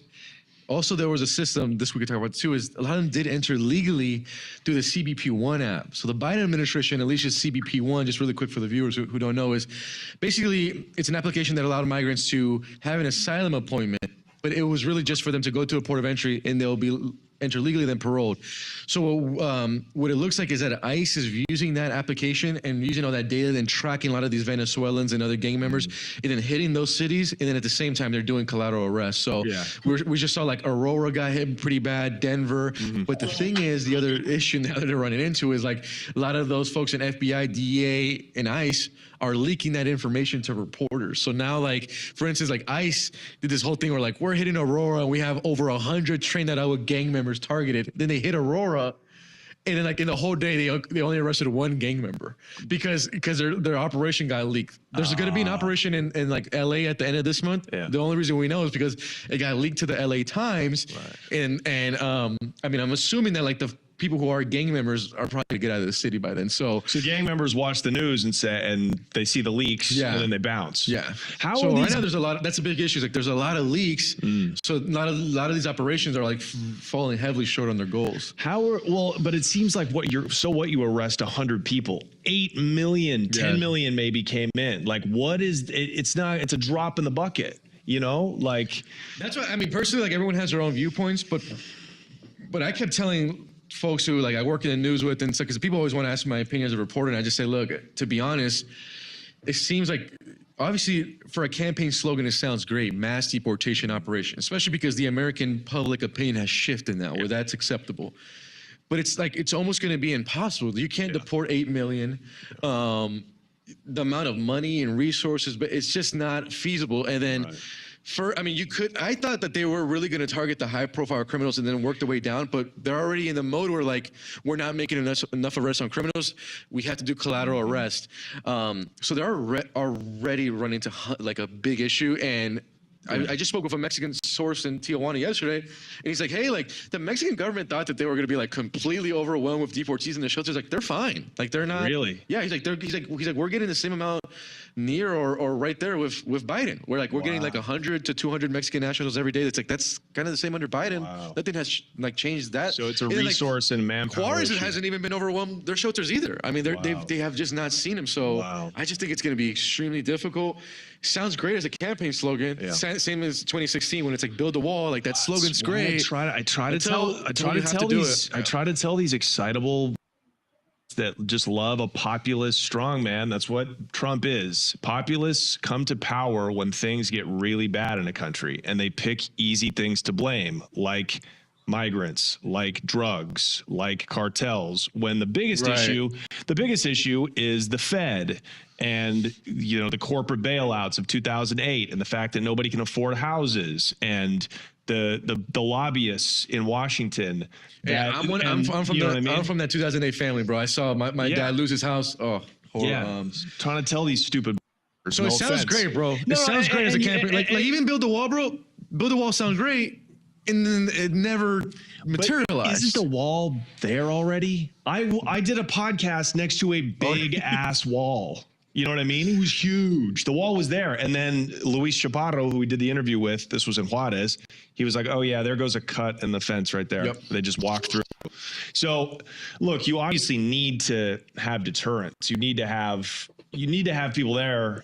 If you had an open border, which in certain ways the Biden administration was a semi-open border, right? If it was completely open, everybody would come. everybody from around the world will come from these places that have just been ruined by, like, you know, a lot of it has to do with America and America's foreign policies over decades, right? But it's tough, right? Because with drugs, you could just be like, well, what's the solution to the war on drugs? You can't stop drugs. We'll just make drugs legal and put all the resources into stopping people from doing fentanyl, right? That's how you kill the cartels, is you just kill off their demand. But how do you do that with migrants? How do you do that in an economy that they add like $1 trillion a year to the GDP? And we already have a ass GDP. Like, we have way more debt. We spend more than we bring in by like a lot.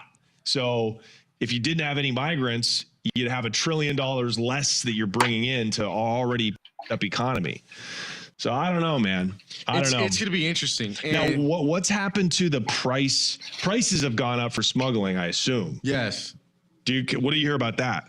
So according to like the migrants that we spoke with, like before, it was like not crazy expensive, maybe like $2,000 to cross. That has every nationality is also different. So some of them have jumped to like 4 or 6. Some are to 10 and 12. Right. A lot of the folks like in the Middle East and Asia were paying like around that $15,000 price point. Venezuelans kind of around 4 to 6. But the thing is, for cartels, it was amazing because like for them, they're looking at it as like, we have this product that never runs out, that the demand is high, that serves as a distraction tool. So for them, it was like a win-win in almost every aspect. This has been the best 4 years of their lives. They were loving Biden. And now we're going to, we're still doing some reporting on this, so we'll have to wait. But it does seem like now the smuggling prices are going to jump because there's still thousands of migrants in Mexico who are like, we were on the way. Yeah.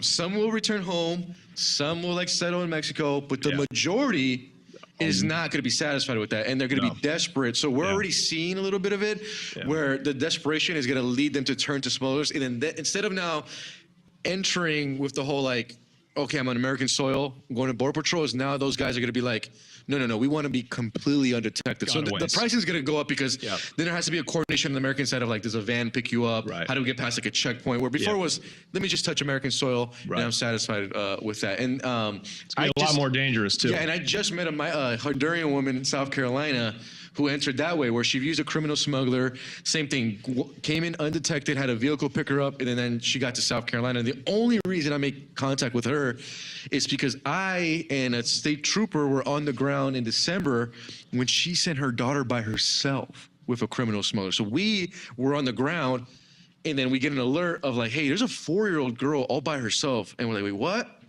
And this was also an Eagle Pass, so we go, and then there's a little girl all by herself. Basically what happened is smugglers, what they do with the kids is they'll bring them over, and as soon as the smuggler reaches American soil, he doesn't even care. He'll literally place the child there, doesn't care if that child's ever found. They could die of starvation. Obviously, all the elements could be hot, cold. They don't care. As long as that child's American soil, they're like, our job is done. And if it gets to the parent, that's going to be on them now. So there's many times where Border Patrol doesn't find these kids, but then there's instances where obviously they do. So on this time, there was a Texas state trooper finds a 4-year-old girl. We get the alert, so we get down there, and the little girl is like shivering, and then all she has is a note, and the note says Mama Patty and a phone number. So I get the note, obviously take a picture, and I'm like, this is interesting. Like, this little girl was sent by a smuggler by herself. And then I just Googled the area code. The area code had South Carolina. And I'm like, this is interesting. So I call the number, and the mom answers instantly. And I was like, hey, I'm a reporter, for News Nation here on the border. And I'm like, do you know your daughter was just found in Maverick County, Texas by herself? And she was. And what she explained to me was that she put her daughter, who's 4 years old, in the hands of criminal smugglers from Honduras all through Mexico, and they had to switch hands. And according to her, the smugglers in Mexico were actually calling her every day and giving her updates, and like they would let her FaceTime her daughter. And according to her, like they were moving different stash houses, and in one of the stash houses, she said that she spoke to her daughter, and then after that, the smuggler didn't answer the phone for more than a week. So it basically went dark. Yeah. And then according to, she said that like she basically thought that the cartel there just kidnapped her daughter. It wasn't until I gave her a call to be like, we literally found your daughter here. Holy. Kind of insane to see. And then she sent me the photos from some of their FaceTimes. And what I could see in the photos is that she's clearly in a stash house, but what was more like eerie was that there was other kids in the stash house. So that whatever smuggling group that was moving in other children, and then one of the children looked like they were under a year, like 10 months old baby, and that was really really eerie. And the mom was like, he stopped answering. Wow. He's like, I basically thought the cartel basically just kept my daughter for my crossing. There was accusations of like trafficking. Did you see any of that, or like trafficking of children for, you know, the obviously illegal black market, you know, trade in America? Have you heard about any of that? The cartels being involved in any of that? So from what we got on the ground, it could be connected to cartels, but what we saw is that these criminal smugglers were moving in kids at a higher rate. So the first time this got on my radar was back in 2022 in an area called Roma, Texas. And people could look at my reporting on this time. So we got an alert that there was criminal smugglers. I believe the other side is like Manuel Aladan or something. Super dangerous hot zone. I'm talking about like you could hear gunfights every day. I was just there like a month ago where they shot at Border Patrol. We were in Fronton, Texas, and they shot at Border Patrol, and then Border Patrol had to fire back. It was kind of a crazy scene. But in Roma, Texas, what we found is that there was criminal smugglers moving in kids in the middle of the night on these rafts. So we hit the ground there, and it's exactly what was explained, what we saw play out. So we have all this video footage too. They would basically bring in these kids in the middle of the night through rafts to reach American soil, and these kids didn't have any parents. And what I noticed in this particular smuggling route that I didn't see yet in others is that the kids all had colored wristbands, and some of them were different colors. So when I spoke with like a law enforcement source on this, he says, that's how the cartel could tell like who owes them which debt and like how much to collect. And basically like the wristband is like their gateway to be crossed in the middle of the Rio Grande. So when we started running into these children, a lot of them were coming from like Central America. Literally, they don't know what's going on. They're like super young, and they all had those colored wristbands. And at that time, the U.S. government was already losing track of one of every 3 unaccompanied minor who enters the U.S. So what I mean by that is when an unaccompanied minor comes into the United States, the government has to basically do a whole thing of like who's their sponsor in the U.S., have to do background checks and that whole ordeal. Under the Biden administration, they suspended with the DNA testing. So like if adult, let's say like Johnny, you walk in across illegally and you had a little girl with you, you're supposed to DNA test you to see if you're the father. Right. That was suspended under the Biden administration. I don't know why. Like I don't know like the reason, but it was. So then Border Patrol lost that tool.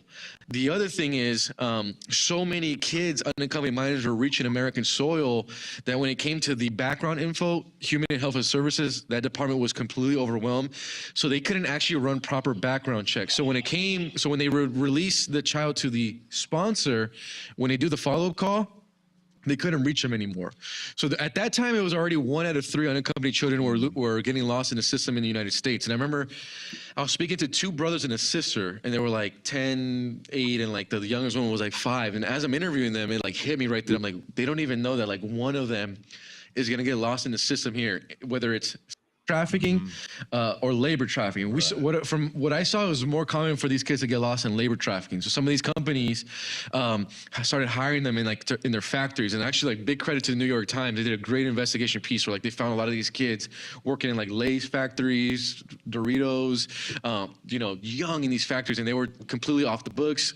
Like I said, they were. Are we talking like teenagers or younger than that? Teenagers and younger. That would be labor trafficking and then basically working in these companies. So like a New York Times reporter went to these factories and like waited for these children outside and like got everything on record. How could Doritos think they could get away with that? That's what I don't understand. Like these are major companies. Yeah. So that was like started to unravel, and then like this area of Roma was particularly interesting because of the control that the narco coyotes had there, where they were literally like in the middle of the night, moving kids in. And what was shocking, because Border Patrol under Biden, there really wasn't any enforcement. So it was a crazy scene, because on the Mexican side, you're seeing this raft come, literally kids on this raft, colored wristbands, smugglers coming up, and then drop off these kids. And basically, Border Patrol, all they could really do is like wait there with a flashlight and allow them to reach American soil, and they would just run that playbook. And so a lot of these kids, like I said, get released. You can't do up any follow-up calls. I was in Yuma, Arizona, and I started to see this trend with children is that the children that would get either dropped off and smuggled, they would at least try to have the contact of the sponsor on them. So I remember I was in Yuma where we ran into a pregnant woman who found a 10-year-old. According to her, the 10-year-old was on the border, completely knocked out. It's also common for these smugglers to give the children like sleeping sedatives. So then when they reach American soil, they can't make contact with law enforcement. So like Border Patrol's like, hey, are you okay? Have you been abused? The kids like literally do like almost dead. Like so they completely knock them out with like those type of sleeping drugs. Really, really common. And then a lot of these, it's unfortunate to say, but a lot of the women or the female children, younger girls, would be assaulted and on the border. And then that's when that term trees started to come out, where like they literally hang up the drawers on the trees and then they like abandon the children. And then they're, like I said, given sleeping sedatives so they couldn't make contact. And my first encounter with a child with sleeping sedatives was in Yuma, Arizona. We run into this migrant woman who was like carrying this little boy who was like 7 years old. According to her, the little boy was completely naked when she found him. Couldn't find an adult like near him. So obviously she panicked and like was like, well, I'm gonna just cross him with me and have U.S. law enforcement help me. So she picked him up. She had like a couple clothes on with her, so like she put on like some of the female clothes she had on him. So when we encountered the little boy, he could not make any contact, would not wake up, and then on his left arm was a Sharpie and it had a phone number and a name. And then we contacted Border Patrol. Border Patrol came and then helped out the child. But at the end of the day, like what's sad is like we don't know his end story. My most recent, like I was telling you, was like the 4-year-old girl that we found in Maverick County. That one was one of the few times where I made contact with the sponsor, and then I actually traveled to South Carolina and then met the mom. That's like one of the few instances where like she was really the parent. But it's super common for these kids to get released to sponsors who have not been properly vetted. There's been already investigative reports where like some of these sponsors accepted multiple unaccompanied children. So you could only imagine what's going on there. From our marijuana reporting, we found that some of the like teenage girls were then smuggled to these marijuana farms, particularly by the Chinese. We didn't see this too many with the Mexicans, particularly with the Chinese. And then these girls were basically held captive and then forced to have sex with the workers there. That was also uncovered with Oklahoma law enforcement. So it's really sad to say, man, but there's like thousands, if not hundreds of these thousands of children who are literally lost into the system. The U.S. government can't do follow-up calls. Majority of these kids don't make it to their court cases, so we don't know what their backstory and where they are here in the U.S. It's a complete disaster. It's horrible, man. It's a complete disaster. It's heartbreaking when you see it in person because it hits you at a different tone, and then you really realize like this is truly a humanitarian crisis. The sad ones are when the smugglers make the kids go through the Rio Grande by themselves. So you have like a little kid traveling through the currents. There's really no other word to say, disaster. One of the moments that always kind of sticks out to me was I went to the local cemetery in Eagle Pass with the sheriff there. And we were talking about the drownings of the migrants. And so we look at the crosses, and they were getting so many drownings, they couldn't afford crosses.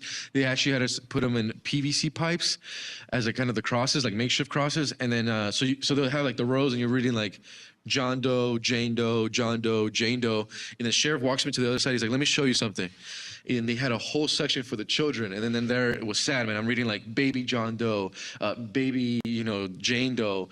And then he was like, I can't even identify these children, man. He's like, we don't have the resources. And then, like I said, they had to call the state of Texas to bring a freezer trailer to store the bodies. It's like mass graves almost. Mass graves, This reminds me of like the Wild West when people would take wagon trains to try to make it to Oregon and California. Just people dying constantly. Just on the side of the trail. You know what I mean? I've interviewed migrant women, man, that like while they were held in stash houses and held captive, they had to like come sit there and watch like their teenage daughter or sometimes younger like be abused by these guys, by these smugglers.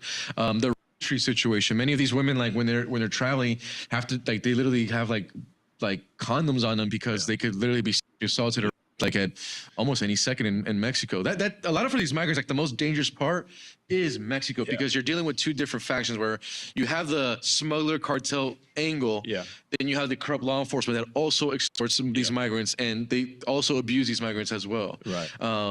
So it sounds like the scariest place, the worst place to be is a migrant in Mexico that isn't paying top dollar, because the cartels are not going to let you abuse their Chinese migrants. No. Right? You'll get killed. It doesn't matter if you're a cop, you're a Fed, you're going to get whacked if you f with them. But it's really the chaos of the poorest migrants where there's the least control by the cartels on the East Coast, where anything can happen.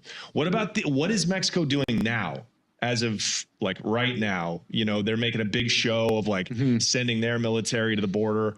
Do you have any updates on that? Like, is that doing anything? Is that having any effect, or is that all? So basically in the start of last year, December 2023 was a game changer because that broke the record on the most illegal crossings. I believe it hit around 260,000.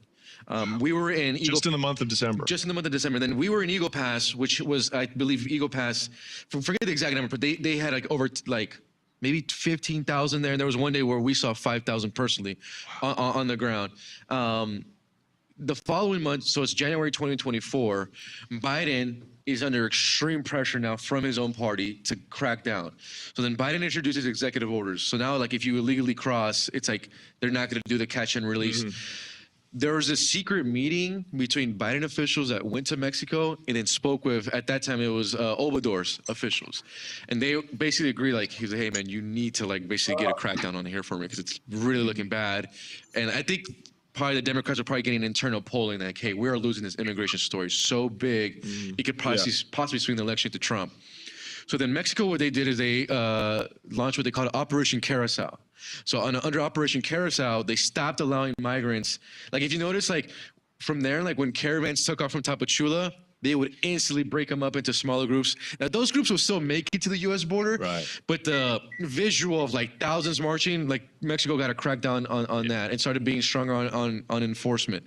So they started running those operations, and it started to, like, we actually did interview migrants who were like, hey, like, we were caught by Mexicans and like we were sent back to Tapachula. Some were like, we're not even gonna try again. Like, they really cracked, like they got really serious. Now that kind of led into, obviously, so now you have Trump, and then now you have the American side where like their executive orders come in. Then Trump does the thing where he's now pressuring President Sheinbaum to deploy the troops, or they were going to do the tariffs. So then Sheinbaum now is under pressure to where she has now 10,000 troops on the border. It's still too early to tell like the exact impact that they're having. But I would say, like, you could definitely feel that Mexico is feeling that heat of like, we at least have to show that we're doing something. So by the numbers, like right now things are down. I still think we're in the wait and see process of it, because we have to see if it can be sustained, if cartels, how they're going to adapt. And then also like the messaging with migrants, like, hey, we're getting so desperate, we're just going to move it anyway. Like we have to see, but it's clear that Mexico feels the heat. Operation Carousel is launched. They got the 10,000 troops. They opened up a bunch of shelters on the border, so they have that Mexico Embraces You program. So we'll see how Mexico's, how serious they are these kind of next months going forward. That would give us a better picture of the story. Ed sent me a video of Mexican Marines, or Guardia Nacional. They were looking for tunnels with like pickaxes in the middle of the middle of the desert. You're like, this is like theater. So, I mean, when we saw under Biden too, is like when there would be those moments where Mexico felt the pressure, like they would just deploy troops to make it visible. And like they would like leave in a day, or like the spot that where like migrants were actually being smuggled, like they wouldn't be there particularly. So that's really interesting. It seems like the strategy has to be, unfortunately, make it as difficult as possible for somebody from Venezuela, from Cuba, wherever, to come up, because what else are you supposed to do? Like, you can never stop immigration fully, just like drugs. That's why I think the administration, man, is like hammering down on the messaging part. Right. Like, I think it was like 2 days ago, DHA Secretary Kristi Noem just released like the video of her talking where she's like, if you cross illegally, we're going to send you back, and like, and if you're already illegally here, you better return now. Now, like the White House is like putting out their like, when like the migrants are like boarding the military flights, they're trying to make it seem scary, like this is what's going to happen. I think that's why they kind of added the optics of Guantanamo Bay. They had that issue too, where like now they're trying to fly them to like this like military base in Cuba. You just have the optics of like, there's consequences now. So messaging is part of it. But we'll see if it reaches migrants. If Doritos, Frito-Lay, like American national established brands need children, like illegally trafficked children to work in their factories, that means they have nobody to work. So until AI and robots can start bagging your chips and picking your vegetables and, you know, working in your slaughterhouses, which hopefully will be soon because you see we need it for the economy. Yeah, all they can do is messaging because everybody else has got to stay. They got to work. Most people, right? And it's interesting too, man, because all this comes down to, you know, the messaging and everything at a time where, like, at least that I can remember, probably the most pressure that the U.S. government has ever placed on Mexicans to also like then crack down on cartels themselves. So you have like the cartel angle, the migrant angle. I think it was just literally this morning I was on the way here to do this show with you, where now it's official that like Trump designated the Sinaloa cartel, Jalisco, Trinidad as like officially now terrorist organizations. According to CNN yesterday, the CIA is now flying those Reaper drones into Mexico, collecting data. We had already a couple of spy planes going. I was kind of shocked by that because I didn't think U.S. government was going to go that far. But it seems like they're really anteing that pressure, and probably like, at least that I can remember, the most aggressive that they've gotten on this issue. I guess, you know, if they ended the war in Ukraine, if they withdrew a bunch of their military forces, like Trump was talking about cutting the Pentagon budget in half. I guess if he can really end most foreign wars or foreign interventions that America's part of that costs us, you know, trillions of dollars a year, I guess he could sustain like a low-level warfare on the border for a while. Not forever, but for a while. I mean, we were in Afghanistan for 20 years and it was like low-level combat all of the time. I suppose it's possible to keep like at least not have the border gushing, just have it be like a trickle of migrants. You know, the drugs, dude, you put them in a FedEx package, they'll be there the next day. That's never going to stop. People are, if they think drugs are going to stop, like at all. And you know nothing about drug trafficking. And what people don't know is that, like, because people always tell me, like, Jorge, it's are they using like migrants to bring them in? I'm like, they're never going to use a migrant. Like, they're so inexperienced. The migrant is a distraction too. They're not going to be like put in a backpack and like trust a migrant from Venezuela with fentanyl or whatever. It's still moving in all through ports of entry with American citizens. A lot of cartels, what they do on purpose is they have their children be born in the U.S. so they can use a dual nationality, and then they've been nicknamed narco juniors. I'm from Palmdale, California, so like literally 10 minutes from my house, El Chapo had his twin daughters born in that Palmdale hospital. So showing you how like they're always gonna want their kids to be born. That's never gonna stop because it's all still through the port of entry. The majority, you're always gonna have obviously runners come in, but it's always gonna be American citizens, dual nationals, still bringing in the drugs. The thing that I'm gonna be fascinated about, I think, to watch these next 6 months, a year, is will the United States conduct another covert mission in Mexico when it comes to cartels? Because it seems like they now know when it comes on this issue, we are completely leaving the Mexican officials out of it, which almost no administration really operated like that. The El Mayo story was like a movie. The fact that they like ran this complete covert mission, and then like how also as a journalist, I appreciate how Mexican officials were honest about it, because they were like on their Monday press conference, like, we found out about this 2 days later because the U.S. Embassy called us and basically like, we just ran this operation on El Mayo. It's wild. Well, there's no more dominoes. There's no more kingpins.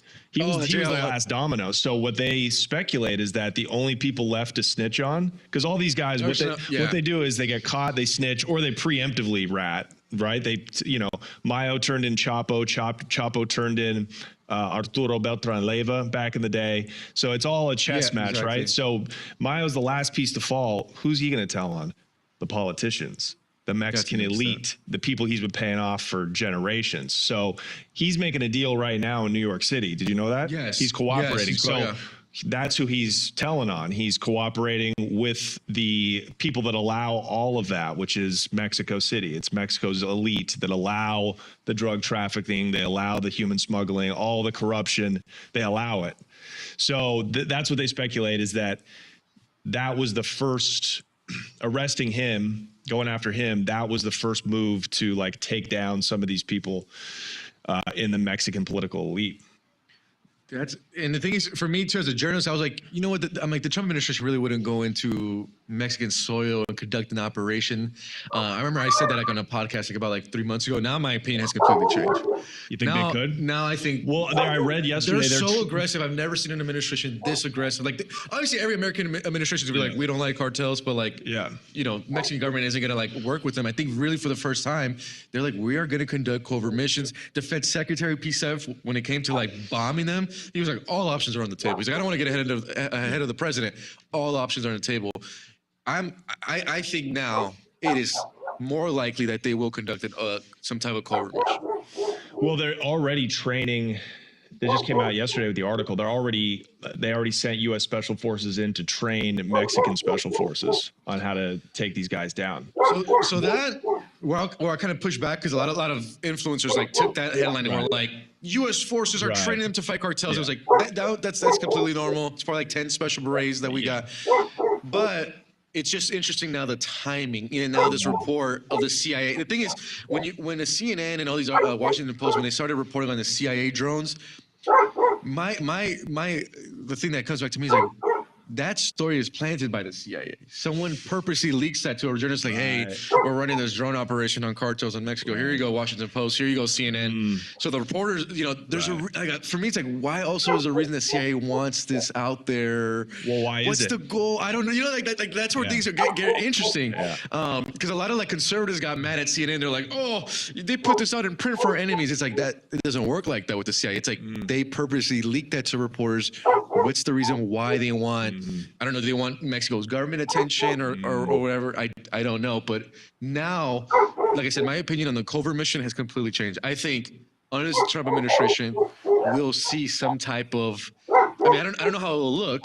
I don't know. Like, I know people like to think everything is like a movie like Sicario. It's like that's not how this is gonna operate. But I think we're getting closer to some type of operation because they're doing CIA drones. They already did some of these spy planes that were like off the coast of Baja California and then Sinaloa.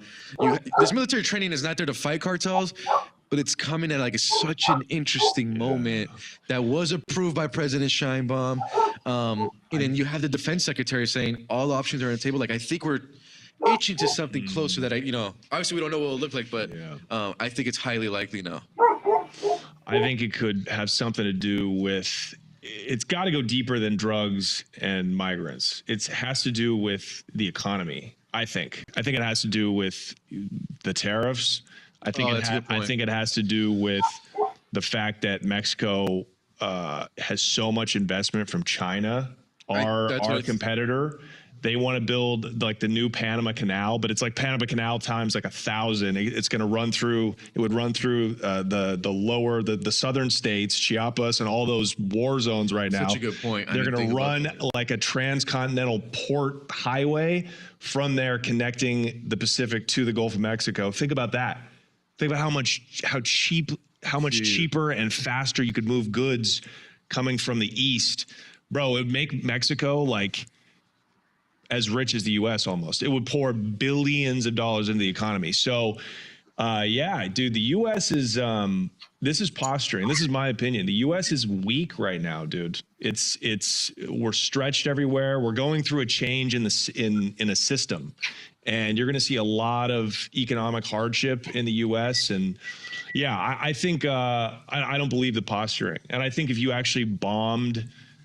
Like you're going to bomb like thousands of fentanyl cooks in Sinaloa? That's you're going to kill so many innocent people. That's where I'm at too. It's we are not some like, really omnipotent force that has the power to like just strike the right targets. I mean, look at the buffoonery. Look at us trying to get out of Afghanistan. I mean, the empire's over. So I don't know. There's no more kingpins to go after. I think we're at the beginning of a 50-year, call it 40 or 50 years of demilitarizing. No more war on drugs. No more global hegemony. You know what I mean? So, I mean, it's possible we could do some crazy like bomb them, like bomb Mexico. It'd be like bombing Canada. Think about that. They have fentanyl coming out of Canada. Are you going to Blow up. Yeah. Are you going to blow up Surrey, BC, where all the Chinese live up there, you know? And it's different too for Americans, man, because it's like it's easy, like for the U.S. military to be like, "Oh, we're gonna bomb Afghanistan," because we don't know anyone from there. Right. We're not like they're not our neighbors. Exactly. We don't see it like right now, dude. We're basically fighting Israel to bomb Gaza. Right. We don't see it. Right. It's a completely different element with a neighbor like Mexico, especially when you have so many Mexican American. I mean, we're in Texas, so it's all Mexican American. Somebody here is gonna be like, "Wait, they blew up my cousin." So that's gonna be extremely interesting. I guess I've just been shocked of just how like upfront the U.S. government has been. Maybe but I think that's you got to come in waving you got to bark loud, and that's going to deter at least some people. You know, like the cartels are hiding right now. The bosses have gone underground completely, and they may never reemerge. Like you'll never see another. All we heard when we were down in Culiacan, nadie quiere ser Chapo. Nobody wants to be Chapo anymore because they know you're gonna get your head cut off. So it has an effect for sure. But the demand for cheap labor in the U.S. is always going to be there, and the demand for drugs is insatiable. So until you cut that off, all you can do is like have as strong a deterrence as possible, just through talking the way Trump does. And then try to enforce it, the best you can, because it's unless you literally want to make hot war against your neighbor. And think about that, cutting the border off, how much comes in from Mexico every day? Like literally hundreds of thousands of trucks come in every day with like legal goods. Like, how are you supposed to cut that off? We would our economy up so bad, the price of everything would like double. There's nothing we could do. Fast. The Canadian connection too. We just did a report because we got a memo from the Canada Service Border Agency where they found a new lane where they were saying that Mexican nationals were basically the cartel off the coast of Gulf of California were then illegally poaching, and then it's fascinating for me because I didn't know about this, so I was learning all about this. But there's this endangered species fish called totoaba that the bladder is worth like $80,000 in the black market in Asia. And I guess like for the Chinese in Asia, like they've used that bladder for like cosmetics and medicines and other things. And they said that they're finding an issue where chemical precursors from China are making it through the port of Vancouver, and the totoaba is being smuggled with other fish that are like illegally fish through that port of Vancouver. And that's one of the now heavy hit ports when it comes to those chemical precursors. Right. And this new like totoaba fish that I guess like the Chinese have a demand for. So if one, and then like I said, I was speaking to one official, he said 1 kilogram of this totoaba fish, if it's worth 80 grand to the Chinese, you could only imagine the amount of precursors making it back to Mexico. And this is all through that Gulf of California. So this is like it's just fascinating to watch all these intertwined and the deals. Like I said, I was with John Norris and he's like, hey man, there's like a thing with the marijuana. And on the ground, it's like Oklahoma's all Chinese dominated. New Mexico, I'm like, why are the Mexicans letting the Chinese have at this market that they dominated? And now we have like, I'm always fascinated by all this stuff. So probably the Sinaloa cartel, because it's right there on the Sinaloa border, the Gulf of California, the Sea of Cortez. So they illegally fish this rare fish out, the totoaba, which is an endangered species. Yeah, and then they trade it for fentanyl or for precursors in Vancouver, Canada. Through the port of Vancouver, because basically the Canadian officials came out and were like, we don't have the infrastructure to stop this, because he's like, a lot of this totoaba is getting moved with like regular fish, but like salmon and stuff. And it's like, it's just hard for us to detect.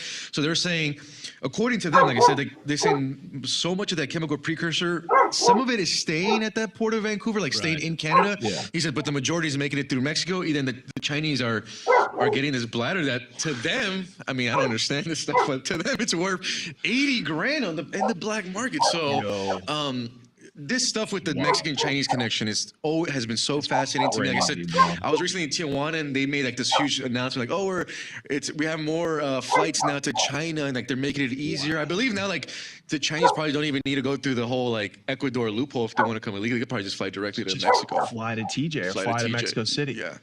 That's and then, I mean, you probably know this too, man. Zona Norte and TJ's all Chinese. Crazy, and then I speak to because I'm always interested in speaking to like the sex worker girls, and they're like, they're all over the place. Good for them. Yeah, easier work. This is the other weird part too. So I was speaking to one of them about, because I was fascinated about the Chinese clientele. I'm like, dude, Tijuana is basically like Beijing. And then she was like, I'm gonna tell you something like one-on-one. I was like, okay. And then she's like, a lot of the Chinese, when we take them up to the room to have, obviously sex, he says for them to get turned on, they watch on their phone. I said, what? And they're saying common for Chinese men that like they bring a Mexican sex worker upstairs for them to kind of get going. They look at that, and then I don't know. Like I said, all the inner stories on this stuff, but like for Mexican nationals, that's alarming. That's like not normal. They operate like that is not a normal thing. No. Where for these guys, yeah, it is. So for like a lot of girls told me. Been very spooked out. Like for them, that's like she's like it's normal for a guy that like we come into a room, he needs to watch some porn to get turned on. He's like, but he's like some of our Chinese clients watch. I was like, damn, dude. I'm like, I wonder what kind of phones those guys are operating and the stuff that they're wild. That's out of because TJ. at least when you're dealing with people that come from the Western Hemisphere, there is like a shared value system. Yeah. Even though life's a little cheaper, obviously, in Mexico and quite a bit cheaper in Venezuela because of just the years of poverty and all that. But there is like a line. There's not a line, yeah. But the East, dude, is a different. Completely different culture. It's just a different way of life. It's a different, I mean, bro, you couldn't even species. You couldn't even bring that up on an American phone, man. The minute you bring it up, like, boom, law enforcement's cracking on your door. Well, so it was fascinating watching. But you know what? I say that, but the number one market for consuming porn is the U.S. Yeah. So it's like that is a dark problem. So I don't even want to. That's a whole other rabbit hole, bro. Yeah. But okay, so what about the tunnels? I wanted to ask you this before you get out of here. Are there tunnels that they're still utilizing for migrants? The cartels? So migrants they've used the tunnels of smugglers, but it's kind of like a small number that are being moved. Isn't it like a crazy high number? But I know like I was recently in the tunnels in El Paso. We did like a thing with Border Patrol agents there, just kind of seeing how they do those operations. First of all, it's a whole nother world when you're in those tunnels. I mean, you have no air, all the elements and smell. Yeah. It's insane. Then the Border Patrol agents who are even specialized to be in those tunnels is like such a small number of guys that could even do that operation. So like if a regular Border Patrol agent catches smuggling, he can't even go in there. He has to contact this specialized unit that like deals with how to operate in these confined spaces. So it's already like a crazy scenario. So according to them that I spoke with, the La Línea cartel normally moves like about 1,000 migrants per month through this system, which was fascinating. So it's not like, it's not like a large number that are being moved, like masses and masses. Is that the high price? Is that the high price people get the tunnel? Because that seems like the safest way to get across is just to go folks who underground. are looking to pay higher, then are also looking to not turn themselves in. Mm-hmm. So you could run into different nationalities there. You could run into like a Salvadoran who's not looking to get caught, Guatemalan. It's more of those types. You're not going to be running into like the Venezuelans because they just want to reach American soil for the asylum. Yeah. Obviously everything's kind of changing now. So we'll see how the tunnel system adapts. So that was kind of fascinating. But he's like they'll move kids through here. Yeah. We've done rescue operations. So it's not, like I said, it's not a lot, but there's still 1,000 bodies and even like. It's still, man, like there'll be a group of 5 migrants that are moving in there. Yeah. And if they get abandoned by the smuggler, I mean, dude, it's completely dark in there. I mean, for us, we have headlights and equipment. Right. But for these migrants, they don't. I think they save the good tunnels for drugs. Yeah. Like the shit that Chapo used to build, like, bro, they had air systems down there. They're not running migrants through that at all. No, they're not running migrants. They're saving that for the dope. Yeah. So you say it's the La Línea cartel? Is the Juarez operation? Yeah. And then on the east in Matamoros, it's Cartel del Golfo, the Gulf Cartel. You have that, but majority is, Matamoros to Reynosa is like heavily up to also Nuevo Laredo, heavy Gulf Cartel. And that's an area where you see more where they operate without that impunity. So like you go to Reynosa, I mean, I wouldn't go to the cops for anything. Why do you think it's easier to flip cops? I mean, obviously we talked about like TJ is getting gentrified with Americans, so they have to kind of clean their image up a little bit. Like, why do you think it's corruption's so embedded in the eastern states of Mexico? Do they just have more money? See, the cartels have more money? I'm also fascinated. Like, I don't have like a clear answer, Okay. But it just, to me, we gotta go look into that. It's it could probably be a money aspect, the threat level. Every area has a geographical like advantage. The issue with Tijuana is that you just have so many Americans there, so it kind of plays this element of like they kind of don't control it the way these other areas. But like I said, that one example where like that American guy got kidnapped on an American side, and the way that they were able to enter the port of entry there was fascinating. The amount of probably cocaine they're probably moving through like Matamoros is probably such a high number. I'm actually glad that I can tell you this too. I also just like about 2 weeks ago, I got leaked through sources, Border Patrol, of a memo that went out to Border Patrol agents. This was out of Matamoros, so across them is Brownsville. So this is most likely Gulf Cartel, but that memo went out to the RGV sector, and it basically was warning agents that there was an organized group. They didn't name them, but it's likely the Gulf Cartel, that they were planning to orchestrate a shooting where they would shoot at American law enforcement or Border Patrol agents, but that they would try to make it appear as it was the Mexican government. So Border Patrol agents picked up on that intelligence. They had to send out a whole memo. I got that leaked to me. When I read it, I was like, hold on, like I can't publish this right away. I have to at least confirm this to like 2 or 3 other sources. So we did that, and it came from what they call BORTAC. So it's like a tactical unit within Border Patrol. So they got intelligence that likely the Gulf Cartel was planning some type of hit, which I said from my perspective, just they completely do not operate like that, like striking American law enforcement, but that they were going to try to make it seem like the Mexican government was involved. So that could be maybe a thing where like, because Sheinbaum had to send troops to Matamoros, so maybe they make it seem like the troops fired at them, and then it creates this other story. Then Distraction. then News Nation also, we like before that leak, we got a leak before that. This one went really viral. It really shocked the American public that they were now given the green light to use those weaponized drones on American law enforcement. So they got that leak also went out. That was more to like all of Border Patrol, but this one that I got was particularly warning the ones in the RGV sector, which Matamoros sits in front of Brownsville. What was also interesting out of RGV is that when we were on the ground, we were in Fronton, Texas. That's the same place like a week before, where cartel guys actually shot at Border Patrol agents. It's just that like no one was hit. So that was kind of interesting. And then if you guys look like on Google right now, Matamoros or Tamaulipas, they have like that new warning, even to their Mexican nationals are like, hey, if you see this stuff, don't touch it. And basically it's like explosive weaponized drones that, so the tensions are rising like that. That's like for sure. Think about it, that's like, they operate like spies or like armies. Like, hey, we're going to dress guys up as Mexican Marines and shoot at the U.S. Border Patrol. So they're feeling the pressure in some way to for them to be like, we totally don't care is not true, I would say. No, of course they care. Yeah, they're rational. But it was interesting actors. to like actually get the memo and be like, wow, Border Patrol's been alerted. So like, you go on the border now, guys are like, I mean, they always have, but they're really like being cautious now, especially after the shooting in Fronton. I was actually driving to McAllen, and then the shooting occurred on Twitter. We beelined it to Fronton, and then they were running a whole investigation and all that stuff. So the drone thing is fascinating too. Those drone bombs. How are they? I know they're deploying them in like Michoacan and the Cartel Nuevo Jalisco, the new generation cartel out of Jalisco. They're using them on military it's insane, man. In the southern states.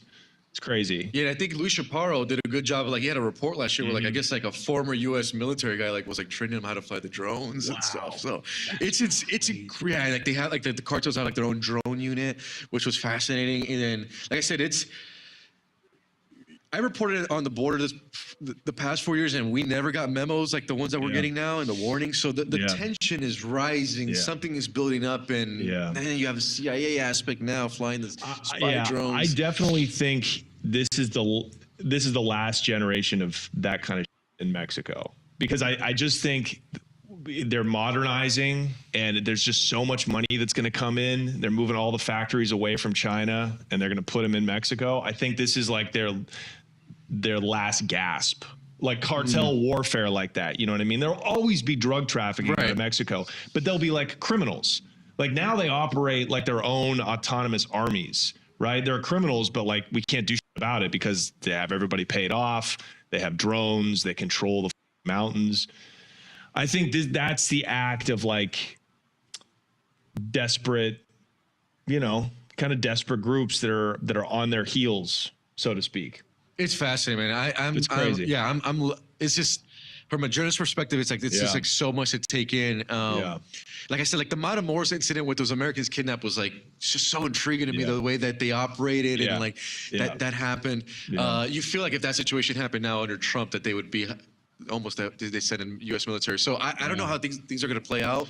Whether we have like a actual confrontation between the two groups on the border, how that would look. I mean, just recently, it was like a month ago, in that Jacuba Hot Springs area where that California resident who's like leaking me these photos of like the new hotspot for crossings, they had like the American hiker with a Canadian were like shot by a cartel member and like he had to be airlifted. So it's like something is brewing. I just don't know, we don't know what it's going to look like. Those 10,000 Mexican, they're Guardia Civil. I don't even think they're the Marines. So they're like the really worthless guys. I don't know if you knew that. The National Guard is like, dude, they get paid nothing and they do nothing. But do you know where they're posted up most of those 10,000 people? Like where are they scattered? So they spread them across the border, obviously. But I got to read the stats to get them exact. But the most troops that I saw was in Baja California. So TJ, in Tecate, in that outskirts area. We'll see if they slow down there. But that's there that they got the most troops. It also does feel like 10,000. It's not a lot out there. Like a lot, dude. That's a big desert, man. It's so I think people forget just how vast that the border is, and then just the amount of open space. So we'll see. It's just getting fascinating, man. Just watching. Because previous administrations, they wouldn't even talk to Mexico like this. And now you're having this almost every Scheinbaum press conference. She's like going at Trump, and then Trump's going back. And there was funny. It was like when he was signing the executive orders, he was like, Trump in his like style. He's like, I love Claudia. She's like a wonderful woman. He's like, but I can have fentanyl in the country. It's just like such a Trump quote. It's like style that he talks. I mean, look, he's always got a point. No matter how wild and crazy he talks, like there's a point to it, but just not all of it's realistic. So people need to like calm down, They just, that's, people just need to understand that a lot of it is just rhetoric. But, but clearly this is a big problem. Like you don't want cartels with massive pot grows in your backyard with Chinese indentured servants. Like that's bad, So, man, we're going to make more content, bro. You are one of the best people in this space right now. So I want people to go check your workout. Plug your man. Yeah, so best two spots, guys. You can always just go to Google and put like News Nation, Jorge Ventura, all the reporting pops up there. X, I'm Jorge Ventura TV, both on Instagram and X. X is like where you guys want the breaking news. The second it happens, we go there for like our full complete stories. Instagram is great. I'm also sharing always like news stories too of what I think is like interesting on the Insta stories. So I think a lot of people will like the content, super gonzo style. Not anything that you'll probably see in kind of the traditional corporate media style. No, dude, no. You work for a news agency, but you operate like a YouTuber, which is sick. It's sick. Like the best of both worlds, I guess. 100%, dude. No, I mean it, man. It's a pleasure to have you here today. Come back on, or we're gonna go down to that border, and see what the is going on. Let's get you on a marijuana ride along, bro. Dude, I want to go there. Like we could go down there in a month and a half and things could be way different. That's how fast it's changing. So go follow him. Like you're going to be addicted when you follow his Instagram and his Twitter, you're going to be like glued in. So thank you very much, Jorge Ventura. We will see you guys next time. Thank you so much.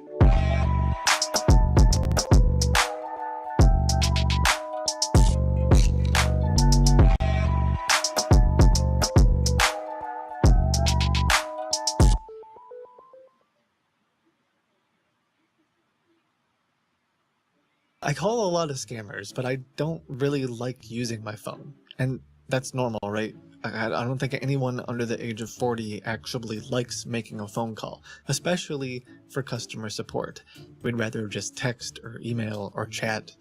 And scammers are starting to take advantage of that. I got a tip a while ago from a subscriber about how scammers use fake Reddit accounts to pose as legitimate customer support agents. This person had a problem with their crypto account and went to Reddit to ask for help, posted a message on a subreddit, and almost immediately received responses from a bunch of scammers. I put this to the test, wrote a simple post saying my account was locked on a popular cryptocurrency exchange subreddit, and within seconds, I was getting flooded with message requests from users like Help Team 100, Customer Support Rep 15, or even Coinbase Support 365. You might be thinking these are bots, but they are scammers. These people are lurking all day long, waiting to give you support in the form of stealing your account. This sucks because it can feel like you're talking to a real customer support agent, but it's just someone trying to steal your identity and steal your crypto account. If I want to distract these scammers from talking to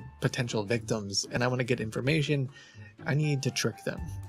And maybe I could use their own tactics against them. These scammers make websites that look legitimate but are designed to steal all of your information. My team and I made a fake Bitcoin exchange that looks legitimate, but is full of challenges and a bunch of things to make their life miserable. We put him through all kinds of challenges, like making him solve impossible captchas and mazes, as well as waiting on hold for hours. Or actually days. This guy spent like 4 or 5 days of his life waiting on hold, having to say ridiculous things like, "Please let me know you're still there," by saying, "Somebody once told me the world is gonna run me. I ain't the sharpest tool in the shop." She was looking kind of dumb with her finger in her tongue. "Sumptuous sandwich." Sauce for a sandwich. that will never not be funny.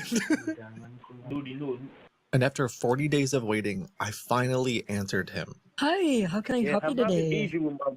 You're haunting me. You're haunting me. I don't understand. I'm trying to send trust to my wife. I couldn't send it for the past few months. But on my dashboard, I'm being told my transaction has been approved. Yes, you just send it to my wallet. My transaction has been approved. You're not sending it to my wallet. What's the problem? This is the story of a scammer wasting literal days of his life thinking that he's going to get Bitcoin. And it all started with a simple chat message on Reddit. This guy was expecting to steal my account or my identity. So when I told him that I recently got into crypto and I bought some Bitcoin at an ATM, he took the bait. I sent him an image of the receipt that I had purchased.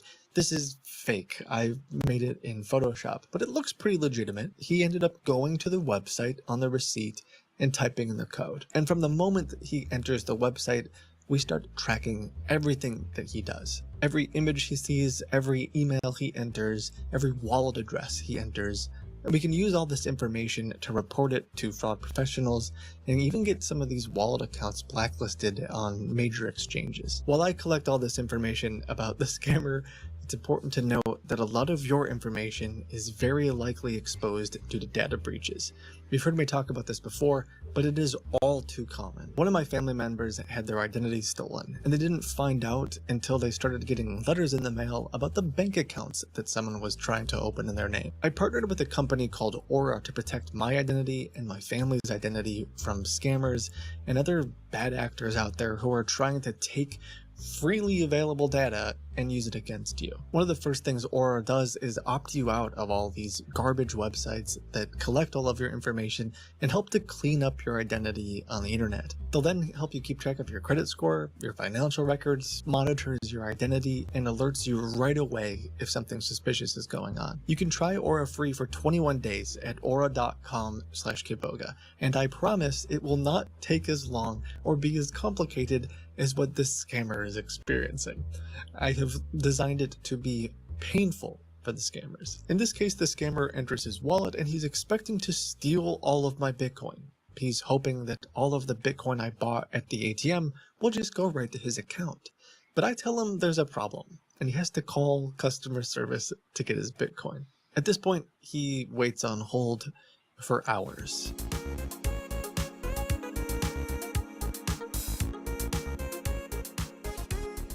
He doesn't even get to talk to an actual person for weeks. "Your current pending balance is 0.1991138 BTC. Please say the first word of your passphrase." Anxiety. "Please say the 21st word of your passphrase." Work. "Please say the 24th word of your passphrase." Erosion. "Sorry, some of your responses were incorrect, so we will not be able to speak to you regarding withdrawals or account changes on this call. You can ask a representative to reset your password. You got no ear. Your current wait time is between 11 and There are 2 callers ahead of you. Shut the fuck up!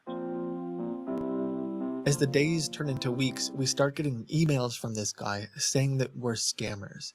saying that no one will take his call and that he deserves this money, which is ironic because this is exactly what he would get from his victims. He steals money and then never talks to them again, right? Like he probably has emails very similar to this from his victims saying, why won't you return my emails? Why won't you return my calls? Give me my money. We're like 21 days in. Eventually, he finally gets to talk to a customer support representative, and it's me, the world's worst customer support. Hi, how can I help you I'm having today? issue with I'm trying to transfer my money and my funds to my Kraken wallet. And I've been told Oh, to like confirm from the number. and how long ago did you purchase these funds? Yeah, I've been having the funds in on my dashboard for the past 3 months now. So I've passed through security Okay, reasons. 3 days. You I've said done 3 every days? verification codes. I see that you make quite a few you've tried to call us um quite a few times. Like I've passed through many security codes, like verification code, A lot many of things. times. So anytime I'm trying to like call you guys, you people don't pick my call. Okay, so you definitely have called. I thought you said 3 days. It looks like maybe you've been calling for 3 months. I mean, it is functioning really well. It's an award-winning system. We have like thousands of customers use it every day. So, well, I mean, it For could my be a dashboard. skill issue. Honestly, so Is that what? I'm just saying it could be a skill issue. So I'm trying to diagnose that. Yeah. If you want to know my problem, you can check your system for my problem. I can call Yeah. you my passphrase. Hey, Then Tony, you this confirm guy's my been on the withdrawal. phone I've been for into like this for the past 3 3 months. months. So Like this dude, why are you asking on my phone? Come on. I I told you got my a phone is caller who's been on the high. phone for 3 months. Normally they take like 5 minutes. Why you doing like this? Come on. He's come back here 40 days in a row. 40 days and 40 nights. That's like biblical proportions or whatever. What's this guy doing? Why can't you just... Like it's been really hard. Sorry, what was that? I've been here to this easy for the past 3 months. And you call me, you're asking on my phone. I don't understand. Can you just please confirm my transaction? Or will you tell me you can't see it on your system? Well, I'm Are trying you trying to scam me? my best. Like I said, the system is working as intended. We have hundreds of callers who've gone through this system and it's worked flawlessly. This is the first time I'm I've calling on behalf of my account. At least I gave you my PIN. I can give you my passphrase. I did verification code. I can call you the verification code. Check your system. You're going to find it there. Come on. I'm so sorry. You Are you seem trying to scam seem me? a little bit upset, and I do apologize if it's anything that I said. I definitely don't want to make you upset. Do you know what I've passed through because of this case? Take it easy, Every okay? time, every single day, I call you guys. You guys don't pick my call. You picking my call now. You're telling me, like, I don't understand. Come on. I actually Trying to see in the system that you've only called for the past 2 days. Which I do apologize. It looks like your highest You daily keep streak is. apologizing. I don't know why you apologize the way you don't give me my Looks like money. you did call 40 days in a row at one point, though. On my dashboard, I'm being told my transaction has been approved. Yes, you just send it to my wallet. My transaction has been approved. You're not sending it to my wallet. What's the problem? What else do you want me to do? Listen, I am trying to be nice. I am trying to help you, okay? All right, it doesn't help to have a temper tantrum, okay? I understand you're upset. I understand that you've been calling for the past 2 days, and I'm going to do my best to try to help you. So, Better. let's go back. I'm looking through the system here. But it sounds like on your dashboard it says that you successfully withdrew the funds. So that sounds perfect. I'm gonna get on to the next caller then, because I do have about 150 callers in queue right now. Hello. Would you mind rating our service on a scale of 1 to 10? How likely are you to recommend our service to other people? Hello. Wait, are you trying to scam me or what? Excuse me? Are you trying to scam me? I don't understand. I'm No, trying to call you my code. You're telling me you don't hear me. I'm sorry. How dare you? Why you doing like this? You don't listen to me. Come on. Don't cry. Don't cry. You said that I shouldn't cry. You said that this transaction was successful. And now you're calling me, excuse me? Like, I have never had a customer say anything like this before. I don't... You're hurting me. You're hurting me. I don't understand. I'm trying to send trust to my wife. I couldn't send it for the past few months. Now I'm calling you people. You're telling me things. I try to call you my code. You're saying another thing. I don't understand. I've passed through every security reason. We are accredited by the want me to do? BBB. Excuse me. We are accredited by the BBB. I've not been credited. I've not Okay. been credited. Okay. I was Sir, not told sir, I have to- been on to tell hold my with, mother's I've been on the medicine phone or with you anything. for much longer than I'm supposed to be. We're only supposed to be on the phone with 5 And minutes for because you're 5 not minutes. confirming my why Do you not want to do confirm my this right, or transaction? do You you want should to have go back to the confirmed it. gauntlet? It's up to you. Oh, okay. I want to do this right. So how are we going to do this right? How are we doing it right? Let me talk to my manager. But wait, hello. But I've Hold on. passed through every security reasons, and I've been told my transaction has been approved. Yeah, unfortunately, when I was in 5th grade, I tried to say the same thing to my teacher when I failed a test, and she didn't buy it. So you're gonna have to come up with a little bit better excuse than that. I can't override this and just push the funds through because of a security feature, right? Because you haven't answered your security questions, and since you haven't set up your security questions, you can't answer them, right? It's a circular problem. A lot of people don't realize they're caught up in circular logic. Yeah, let's do that now. What's your favorite color shirt? Yeah, I like sky blue.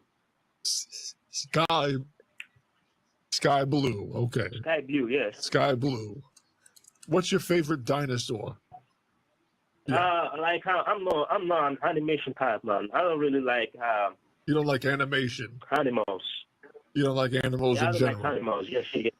I swear to Yeah, I God, don't I like read animals, something about like- people who don't like animals, but that's you don't like any animals, man. Okay, Yeah, I don't that's like animals. You hate animals. You're an animal hater.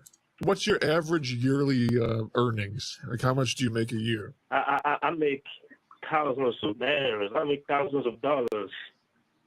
Thousands. Thousands of dollars. Yeah, I make thousands of dollars at least. Yeah.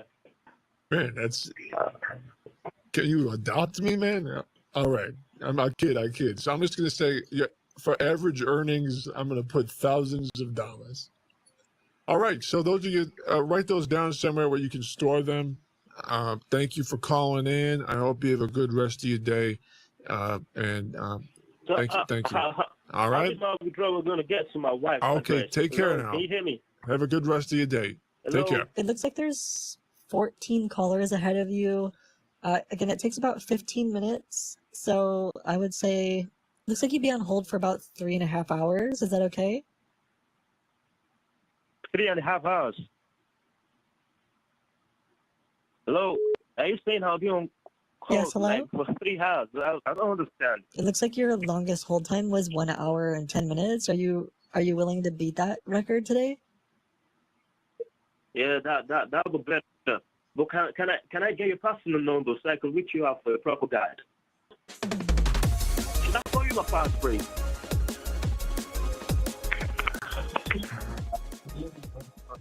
After I hung up, I let him waste more of his own time. Every day, like clockwork, this scammer would come back to the website and check to see if he had gotten his money. He was starting to get desperate, and one day when he was on hold, I connected him to an AI support representative just to make him angry. Hello, Mr. Anthony. I hope you're excited to withdraw your bitcoins today. Tell me, have you successfully logged into your MyCoin account? Yes, definitely. I've done that. Oh, absolutely. You're on the right track, Mr. Anthony. On your dashboard, look for a big shiny button labeled Withdraw. It's like finding a treasure chest in a mysterious cave. Have you found it yet? Try squinting your eyes slightly. It enhances. Yeah, I've seen that. Did I put my wallet address in there? Perfect, Mr. Anthony. Now that you've spotted the Withdraw button, you need to click on it. Go ahead and give it a loud and confident click, like calling all the dolphins under the sea. Hello, can you hear me? Like, I've been having issues for the past few months, making my withdrawal possible. I've done all security steps to get my withdrawal out of my account, but I haven't done that yet. Like, it's been unfortunate for me. I understand how frustrating it can be when withdrawals are not working properly. Let's go step by step to make sure we're doing everything right. Have you tried turning your device on and off and logging into your account again? Yeah, I've done that like many times. Like I've been having this issue for the past 6 months. My withdrawal has not been possible to take off my dashboard. I'm terribly sorry to hear that, Mr. Anthony. Let's try a different approach. Have you considered spinning around in circles 3 times while chanting, Bitcoin, Bitcoin, take flight? Sometimes it helps with the withdrawal process. Give it a try and let me know if anything changes. Like you guys are not completing my withdrawal. Oh dear, I'm Very sorry to hear unfortunate. that. Sometimes the website likes to challenge its users with a brief pop quiz before allowing withdrawals. Start with your I dog's told it first to get his hit name on wrong their every furry time now. nose width in rondo tune motion. So what do you say? Hello, are you there? I apologize if I wasn't clear, Ms. Andrea. In order to assist you with the withdrawal, we need to go through some important security measures. Now, can you please confirm how many rubber ducks you have in your bathtub at home? It's necessary for the completion of the process. How many what? Did I get? I can't hear you clearly. You said how many what did I get? Oh, I do apologize for any confusion, Mr. Aaron. What I meant to ask is if you have successfully counted all the sheep in your imaginary flock, or if there are any papier-mâché pigs mixed in there causing some numerical I trouble. told it to be funny. This is too funny. I don't have sheep in my home. I don't have Can you pigs. just please confirm my withdrawal? What issue are you guys having completing my I understand, Mr. Adams. My mistake. I must have misheard you. We'll skip the sheep count. Let's move on to the next step. Could you please question the arrangement of the planetary constellations visible through your teapot collection? Hello, all those things you're asking me, I don't even understand. Because all the security measures, I've gone through everything. Now you're asking me different thing again. What else do I need to do to get my withdrawal possible from you guys? It's been really horrible. All this month, been 5 months now, I've been having this issue. In order to proceed with your Bitcoin withdrawal, please check if your phone is using incognito mode and performing a harmonious duet with a pine cone. Oh, I don't even understand you. I don't, all those, everything is not even in my custody right now. The AI was supposed to be silly, but honestly, it was too silly. So I connected to him as me, again, the world's worst support rep. Hello, welcome to My Coin. This is Cully. How can I help you today? Yeah, I want to speak with Tom, my account manager. Okay, hold on 1 second. It Okay, looks like good. Tom is on a call. He has a queue. There's 16 callers in his queue. It looks like it's an estimate of 1 hour hold time. Is that okay? That's too much for me. I don't think I can stay up to that 1 hour. Can you go through my issues like? Welcome to My Coin. This is Thomas. How can I help you today? Like for the past 6 months, I've been trying to call you whenever I use this automated phone system. Nobody picks my call. Like I just want you people to confirm my withdrawal, but you've not been doing that for me. I'm very sure you can see my wallet address on your system right now, but you're not confirming my withdrawal. I think what would be best to do is to sign you up for our Easy Send seminar. It's a 1 hour lecture series where we help folks who don't really know how to use the system, and we walk them through step by step. Like we have a PowerPoint presentation, and we kind of tell you how to use the computer, teach you how to click the mouse, things like that. Is that something that you'd be interested in? Yeah, I don't know. I can't even hear you clearly. Nobody, we've had thousands of customers over the years.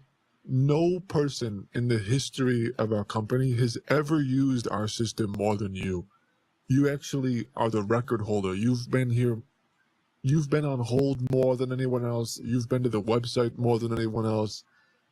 You've visited the website 160 days.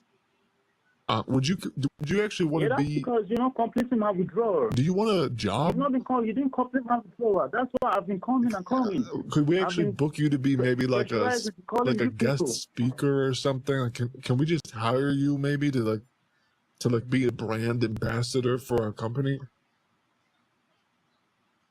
Can you hear me? Like I don't get it. What are you saying? Why do you keep coming back? What is there? What's the reason? You people don't complete my withdrawal. I'm still having my money. You complain. How you people not gonna give me my money? I bought this money myself. I bought it from the ATM machine. You gave me a receipt. I claimed my phone. to get into my account. I've been having issues with it. I called you different times of numbers. I'm sorry, are you told me to crying? go through security measures. Are you and I'm not crying getting my right now? money. What's the meaning of all this thing? Is that what? Are you crying right now, sir?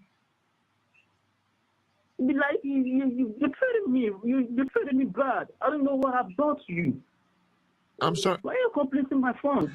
I guess, what does it feel like to have spent 6 months of your life trying to take money that isn't yours? That isn't my house. This is my money. Where did you get it from? I bought it from the ATM machine.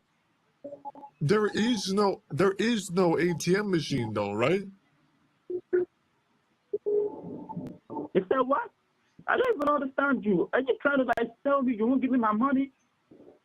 No, of course I'll give you all of your money. I'm telling you, I will give you all of it. You can have your money. Do you understand? So why can't you not confirm my withdrawal? I've been told to call this automated number several times to complete my withdrawal. Whenever I do that, nobody will pick my call. That's why I've been coming back and coming back. Yeah. A few months ago, I wanted to send the money to my wife. Did you go through the KYC process? Did you go through the KYC process? I've done every security measures. I've done everything. Okay.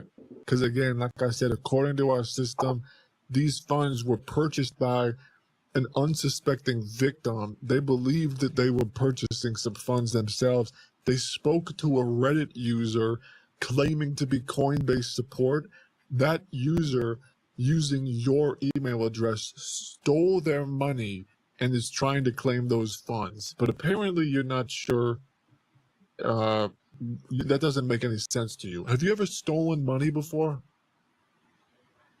No, that's not possible. This is my personal money. So why would I steal money? Okay. Have you ever pretended to be support before? No. I've never done that before. Okay. Well, as long as you're being honest, that's fine. I trust you. So I'm going to go ahead and delete all of the notes on the account here. I do have to reset the account though, unfortunately. So I have to clear out your passphrase. I have to reset a lot of stuff, my guy, unfortunately. But then you should be able to go through, kind of start from zero, and let's see. Okay, I'll do that. You can just help me do that. Yeah, I apologize for the mix-up. It's just the system had a note here that you are a criminal and you stole these funds, but I guess maybe that's not true. No, that's not possible. Yeah, okay. Well, now that you're saying it's not possible, I believe you. So I'm sorry about that. Let's see. Yeah, we have to start over. It could take a couple weeks, maybe even a couple months to get everything straightened out. But it will pay off sometime this year. If you continue through the process, you continue with this system, you will continue to hold your spot at #1. And I'm sure a couple months from now, you might have those funds. Okay. Please, I need my funds as soon as possible because this thing has been I taking assure too you, long. you're gonna get your money. You're gonna get measures, all and that you deserve. Mark my words. You are gonna get exactly what you deserve this year. Okay, I promise. Let's go. This is your year, baby. You are gonna get exactly what you deserve. You're gonna get all the money that's owed to you. Every last. Oh shoot! Did I lay it on too thick? Because he just hung up. When I said you're going to get exactly what you deserve. After I called him out for being a fake support rep, he never called again. In hindsight, I kind of wish I didn't say anything. I just was wondering what kind of reaction I would get from him. But we learned a ton about this guy and how his scam works. And we got beautiful recordings of him singing All Star by Smash Mouth. Hey now, you're All Star. Get your game on, go play. I hope you had a chance to laugh and learn a few things as you watched this video. It's an absolute joy to be able to build stuff like this and push the limits of what we can do to mess with scammers. I have a whole team that's working with me now doing this. It's honestly because of viewers like you and sponsors like Aura that I'm able to continue doing this. Thank you so much. And know that you're valuable. Know that you matter. I'll see you in the next video. Bye.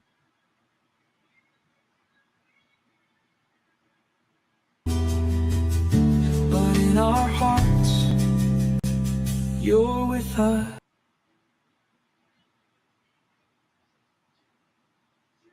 Still, I'll never forget those days we shared. The breakfasts, the talks, the love we declared. You opened your home, your life, your soul. Now heaven holds the friend I used to know. And though the pain cuts deep inside, we'll hold the misses, stand by her side. Time will heal, but love remains.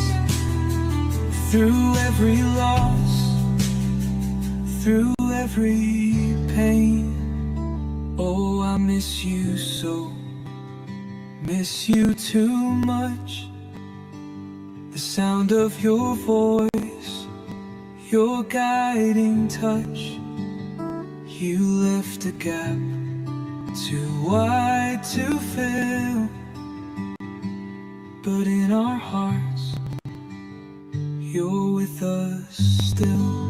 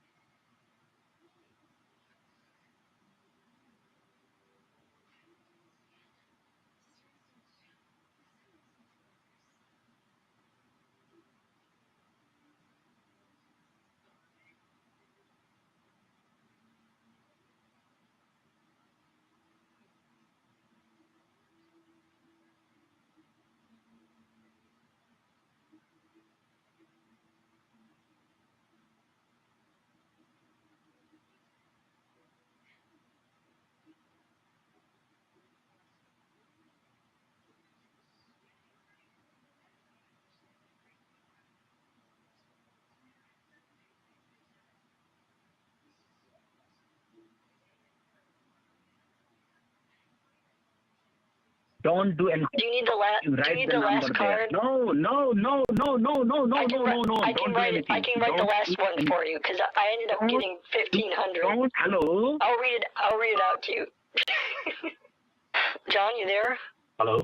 It's Annie. Yeah, you stop. Annie, Right now, whatever you are doing. John, Right now, whatever you I are have to doing. go to bowling. I have to go to Right now, bowling. whatever you are doing. And I gotta bring the balls. Stop. If I don't go to the bowling league, they're not gonna have their balls, and they can't play. I've got the balls. I've got the shoes. I just said balls 4 or 5 times. Hang on. John, What I'm saying. Listen to me. can you hear You me? stop what you are doing. Stop what you are doing. Leave your mouse. John, I'm trying to send you. Gotta believe me, Johnny boy. I'm trying to send you the money. I'm trying so gosh dang hard to send you the money. Okay, write this down. 1. Hello? Can you hear me? The last letter is X. The last letter is X, John. Listen to me what I'm saying. Listen to me. तुम जानो सोचो. Okay, so I think I have to click redeem, and then you'll get the money. Is that right? Once I click the money, Hang on, what I'm saying. Hang on, what I'm saying. And now I'm gonna click redeem. Can you hear me? No. It says you are redeeming. Cancel it. By clicking redeem, you agree to the gift card. Oh, I don't know if I agree to the terms. Cancel it. Oh shoot! I clicked confirm. Put it in your ass. You put it this on your ass.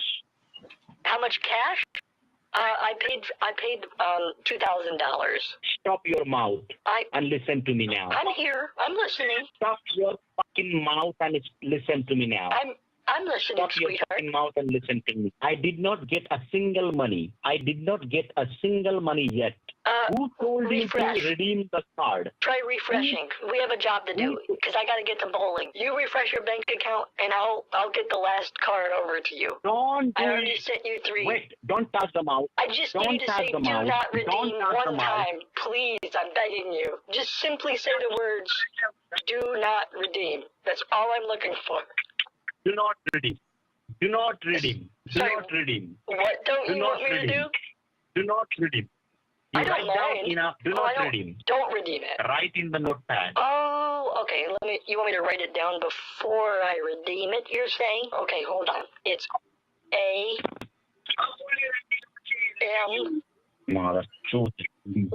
M Y P D. Oh, shoot, I typed it wrong. There's a 1. We are so back. John, you still there, sweetie? You know, I was just thinking, this really brings me back. Have you completed? No. I think it's just easier to put it in here. And that way we can put it. Could you please stop? Put it in there. Please stop. And could you please stop? Right here, please stop? Put it in the right there in the box. Okay, John, I think I got it all typed out. Listen Do you want me to now. redeem it? Listen to me. No. Okay, John, you ready to let it rip? It says we're redeeming. No. Press F to pay respect. Cancel it. Cancel right now. Cancel it right now. Look. 500 added to your balance. Hello. Hello, this is Annie. Yes, Annie. I'm the accounts manager out here. What the fuck you are doing, man? I'm sorry, excuse me? I'm trying to tell you to stop it. What the fuck are you doing? We asked you to stop I don't have it. I don't have a truck. So John's manager is the guy that you've been hearing in the background, and this is one of my favorite parts. So let's really savor this moment together. Ma'am, I'm from the PayPal account. It's the Christmas You buy the season, gift card, okay? and I just sent you $2,000. You didn't send a single penny. I sent Are you. gonna out of your mind? I sent you $2,000 back to back to back to back to back. You didn't send the 4 times. You sent the money. $500, $500, $500. You are a fucking stupid lady. I spent all day. All day on the phone. I sent all that money to you. The whole day. You fucking yourself. You fucking to me. You fucking commit a job. Don't you dare. I sent you $2,000, and that's how you repay me. The nerve. You didn't send a single penny. You send the money to your account. You fucking stupid lady. Can't you understand? The nerve that you have. And you know what? I had more money. I got the full $3,000, but I'm not sending it to you now. I'm going to keep the rest of it. You don't deserve it. You're on Santa's naughty list at this point. You are a thief. You are a thief. No. Okay? No, you didn't send the money. You I'm not sending you the money. I'm not sending you that. I have the extra. No. You You are not nice. You deposited the 2,000 in your Google account. No, sir. I'm not giving it to you. You understand? We're saying cancel it. I gave you money. I have another card, but I'm not giving it to you. You selfish, ungrateful, good for nothing son of a gun. Listen to me. I'm not listening. I don't have to listen to you. I already gave you the money. I already gave you the cards. You didn't give the money. Stupid. You didn't give the money. You give the money to your Google account. Your account, not us. You got the $2,000. 2000. Let me explain how it works. Because I don't think you know how math works. 500. What's 500 plus 500? What's 500 plus 500? Don't do it. You don't do it. Open the notepad. What's 500 plus 500? Tell me. What's 500 plus 500? Open the notepad. You stupid. What's 500 plus 500? 500 plus 500. Open up your calculator. Open the notepad. 500 plus 500 plus 500. That's $2,000. Sir, okay, if you want the next card, you have to say sorry because you've been very naughty. Okay. Okay, listen to me. Open the notepad. Don't do it. Don't do it. Don't do it. Don't do. Otherwise, I will send the cops to your house. Okay, You do it. M is in Nancy, 55. No. Don't do it. D is in David. Don't do it. You motherfucker. 7P. You lady, don't do it. Y. You 4. Don't talk to me like that. I'm giving you the money. Ma'am, I'm asking you, don't do it. I'm sending you the money right now. I'm sending you. My name is not Mother Father. My name is Annie. Don't send. You mother chode, don't send. Don't send. Do you not want the money? Should I keep it? No. Don't type it. Are mother chode. Don't do it. You are told, don't do it. Oh, sorry, it's not 7. Don't do it. It's a Y. Don't do it. Don't do it. You mother chode, don't do it. And then, okay, get the last one is B as in baby. You motherfucker, don't do it. You fucking stupid lady, don't do. Okay, if you say that to me again, you're not gonna get this money. You say that to me one more time. Okay, I don't want your money. Could you say that one more time? Money, you stupid fucking lady. You stupid fucking lady. You know don't do it. I'm sending it to you anyway. God is my witness.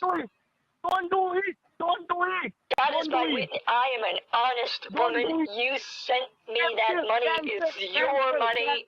I couldn't keep it. I wouldn't be able to sleep with myself at night. Wait, cancel it? Cancel it. I'm trying to cancel it. If I click cancel, it doesn't work. Don't touch your computer. I'm trying to cancel it. I think God wants me to send it to you. I think that's what's happening. Oh, Father, I know you are doing your jokes with me. You're trying to yourself, right? You're trying to yourself, right? 500 has been... Okay, good. You are a f***ing bitch, ma'am. You know you are a f***ing bitch. Very bad. I'm not really much of a beach lady. I prefer the city. I like the lights. I like the people. The random dog that just can you do one peeing thing? in the corner. Okay, I will you harder. Okay, what? Open the notepad, please. I'm sorry, what was that? What did you say? I said I will you harder. Open the notepad. There's no way you said that to me. I said I will you harder. Not after I sent you $2,500. You didn't. You should be saying thank you. Open the notepad, please. I will you. I will you. Okay, if you don't open the notepad, I will send the cops to your home. I'm not interested. I got bowling league anyway. I'm kind of busy. So. Okay, you are busy. Okay, that's fine. Open the notepad. I think we wore these guys down a bit because when he calls me back the next day, I don't think he got much sleep. He was disappointed with how the scams have been going. Yes, ma'am. I was trying to reach you out, ma'am. Like on that time, we have transferred the money and you redeemed the Google Play card by yourself. Why you did it, ma'am? I was trying to help. We are facing a lots of problems now. I don't have the money also to pay the internet bill. Oh, wow. Things have been tough? Because of you, man. Oh, because of me. What a blunder. Did they fire you? Ma'am, did you put the gift card number? Yeah, I'm working on it right now. I typed it in. Can I use that one if you don't redeem it? Can you see my screen? Yes, ma'am. Okay, and then let me send it to you. Okay, I understand you're trying to do it. Once again, you are redeeming yourself. You want to purchase for... I understand, ma'am. That's why you asked me to connect. Okay, did you get it? I got it. I got it in your account. You got it. Very okay. Funny, ma'am. Okay, so you got it? I got it.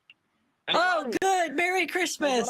Oh, my God. You too, man. Merry Christmas. Oh, I'm glad. It will be better for me. That's why I asked you help. Do you need more? They hung up and told me they didn't need gift cards anymore, which I think is a win. We wore them down, made them frustrated, and kept them distracted for a few days. I hope you had a chance to learn something. If you thought this was funny, please share it with someone. Super appreciate that. And as always, know that you are valuable and that you matter. I'll see you in the next video. Bye. Sometimes I let my toenails grow out just so I can store things in them for later. So how much the money you have paid? Cucumbers grow moderately well in my garden, but honestly, one of the best growing things for me this year were peppers. Don't talk more. Listen to me. What did I just say? What did I just say to you? You have to on the computer. I'm not a Can you see human, there I'm is a ghoul. search? I was bit by a ghost last night and it turned me into a ghoul, kind of like zombies. But people don't know this, but when ghosts bite you at night, they turn you into ghouls. It's like a subset. I don't know how much longer it's going to be, but eventually I'll turn into a ghost. Did you hear me? I hear you, but first you listen to me. The money which you have redeemed.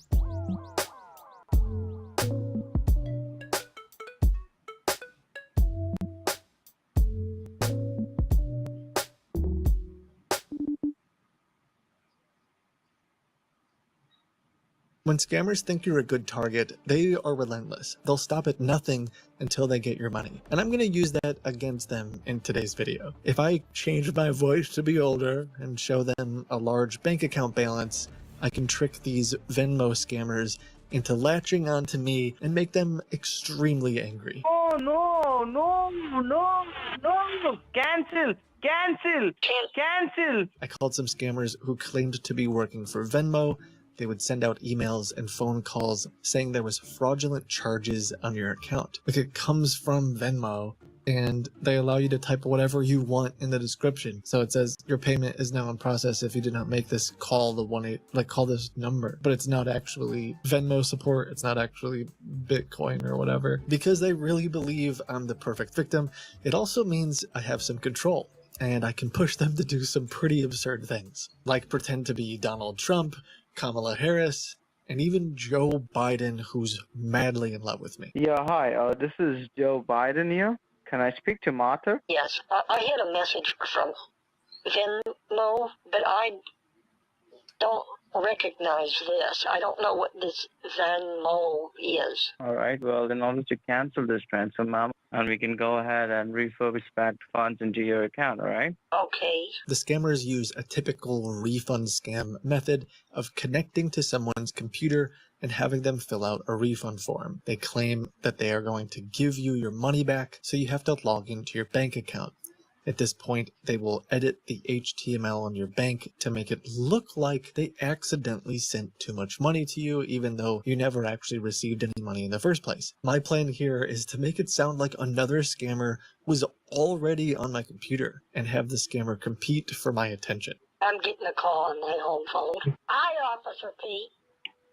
Yes, someone's on my computer right now. You want me to turn it off? What happened? Can you hear me? Well, what happened? Officer Pete, he said that they're trying to do something on my computer, but they can't right now. Okay, hold on. He's calling me. Give me 1 second. I'm telling you right now, you don't want to talk to him. You gotta hang up with that guy. Have you met Officer Pete? I don't want. Who's that?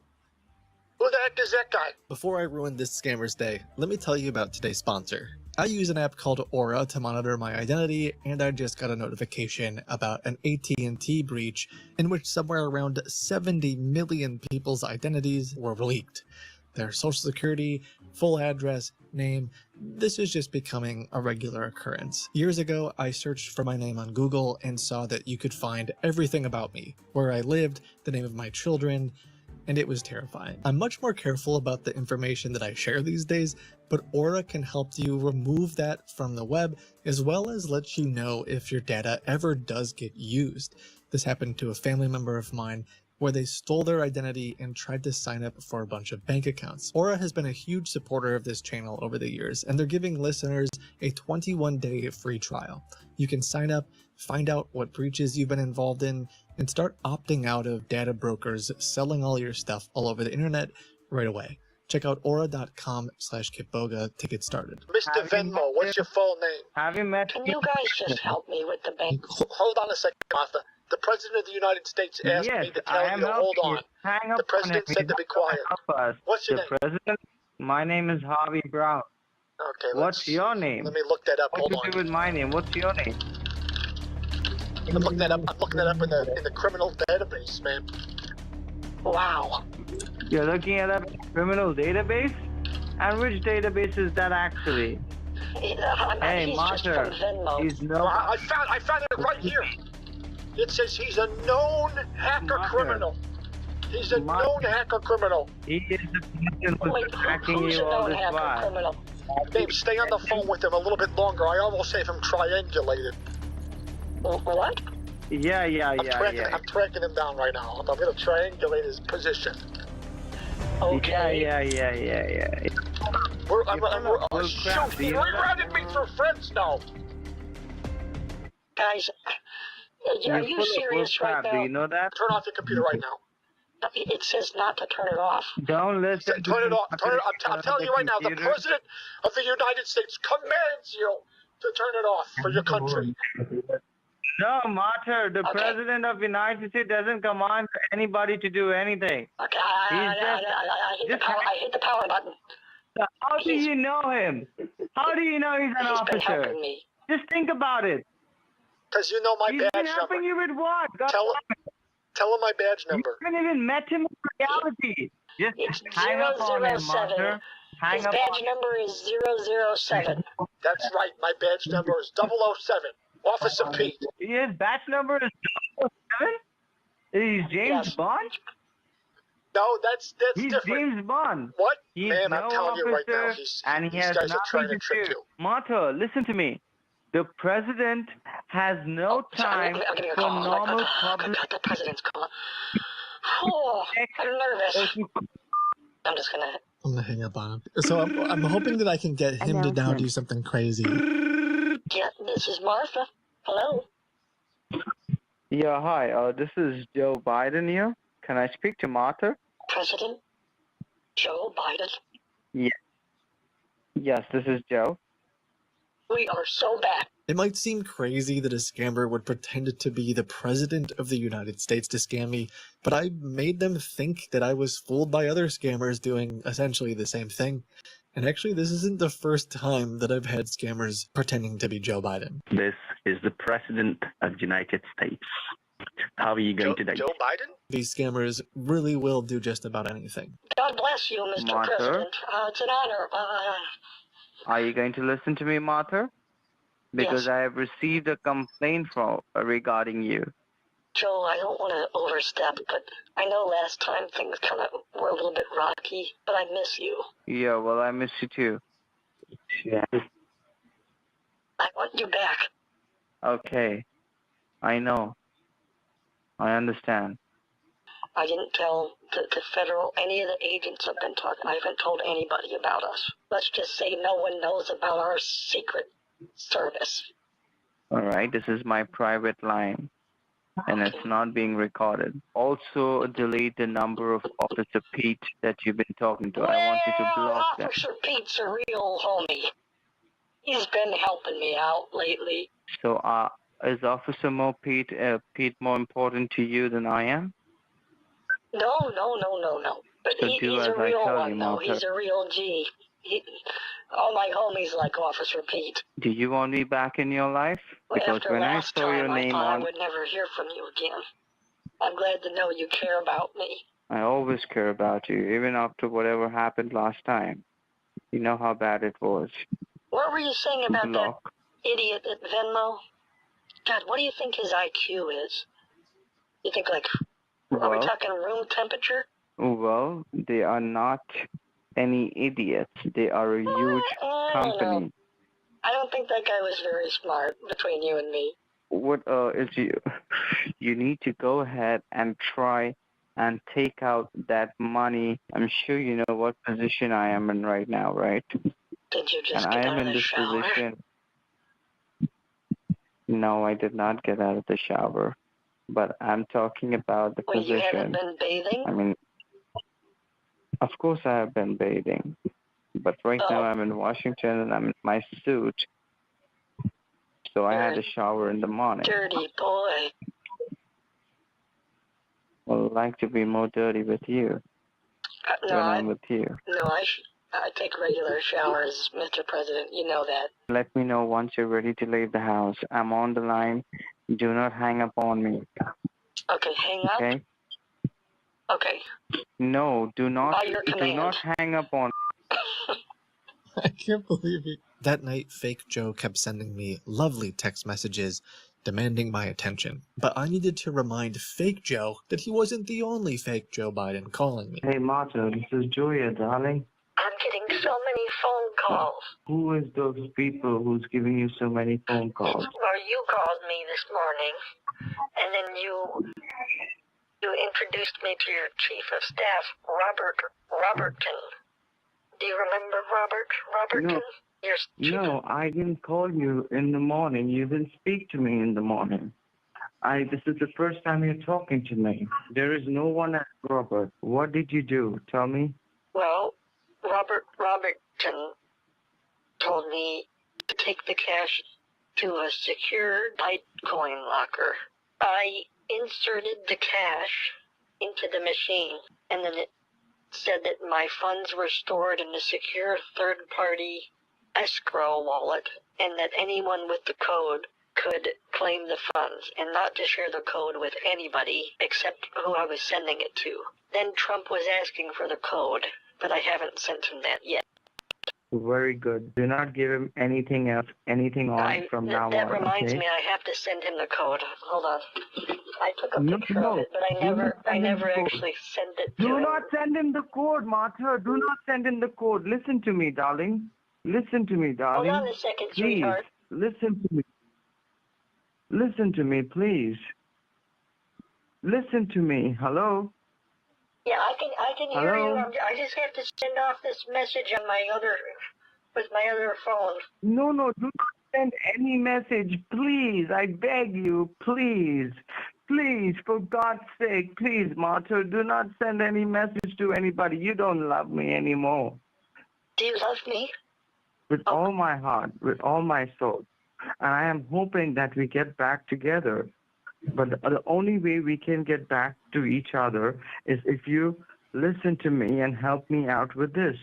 Now, what is the code and what is the receipt that you got? Can you tell me? Let me send you a picture. Oh, do you have my number?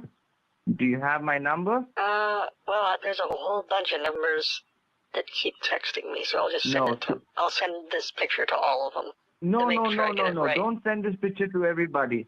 No. Listen to me. Hold on, sweetheart. Please, hold on. Please, darling. Please, listen to me. Are you listening to me, Martha? This one. I'll send it to this one. Baby, are you listening to me? Baby, are you listening to me? Yes. Is this... Don't send it to anybody. Hold on. Are you the 202 Don't number? send it to anybody. No. Yes, Okay. I got it. And I sent it to a 717 number, and I'm sending it to... No, don't send it to anybody more. Please, darling, please, baby. Sending them off to each and every number to make sure that you get it as fast as possible.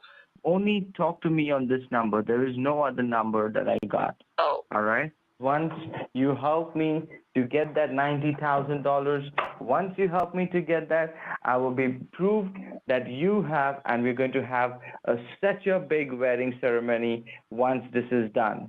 You would do that? I will do that. You have my word. This is my promise to you, my sweetheart. If you want my future, forget my past. If you want to get with me, better make it fast.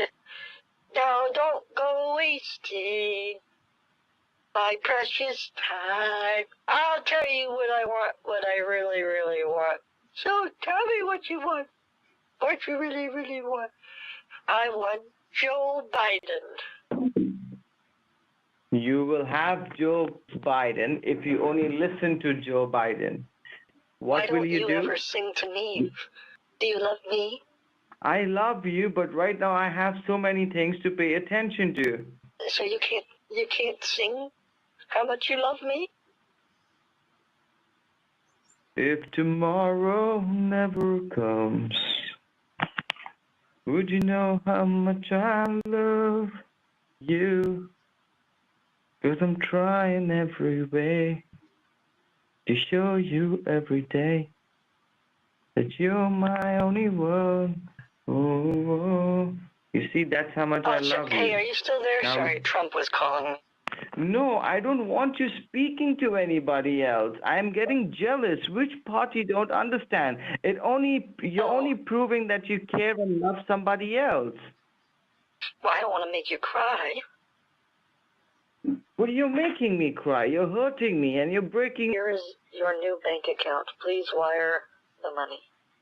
Okay, hold on. For you, sweetheart. No, you're not doing anything for me. You're doing it for I'm just writing yourself. business Don't name, Oval, O-V. Don't do anything. Oh my God. Look at this woman. I am going to. Do you want me to be with you or not? Oh, yes. Do you want me? So will you shut down your computer and stop doing anything right now? Yeah, right after I send some of the money there because it's for. No, you will not send the money anywhere. Are you listening to me? Yes, I'm listening to you. Question: It says Which to send. part? It says to send 50,000.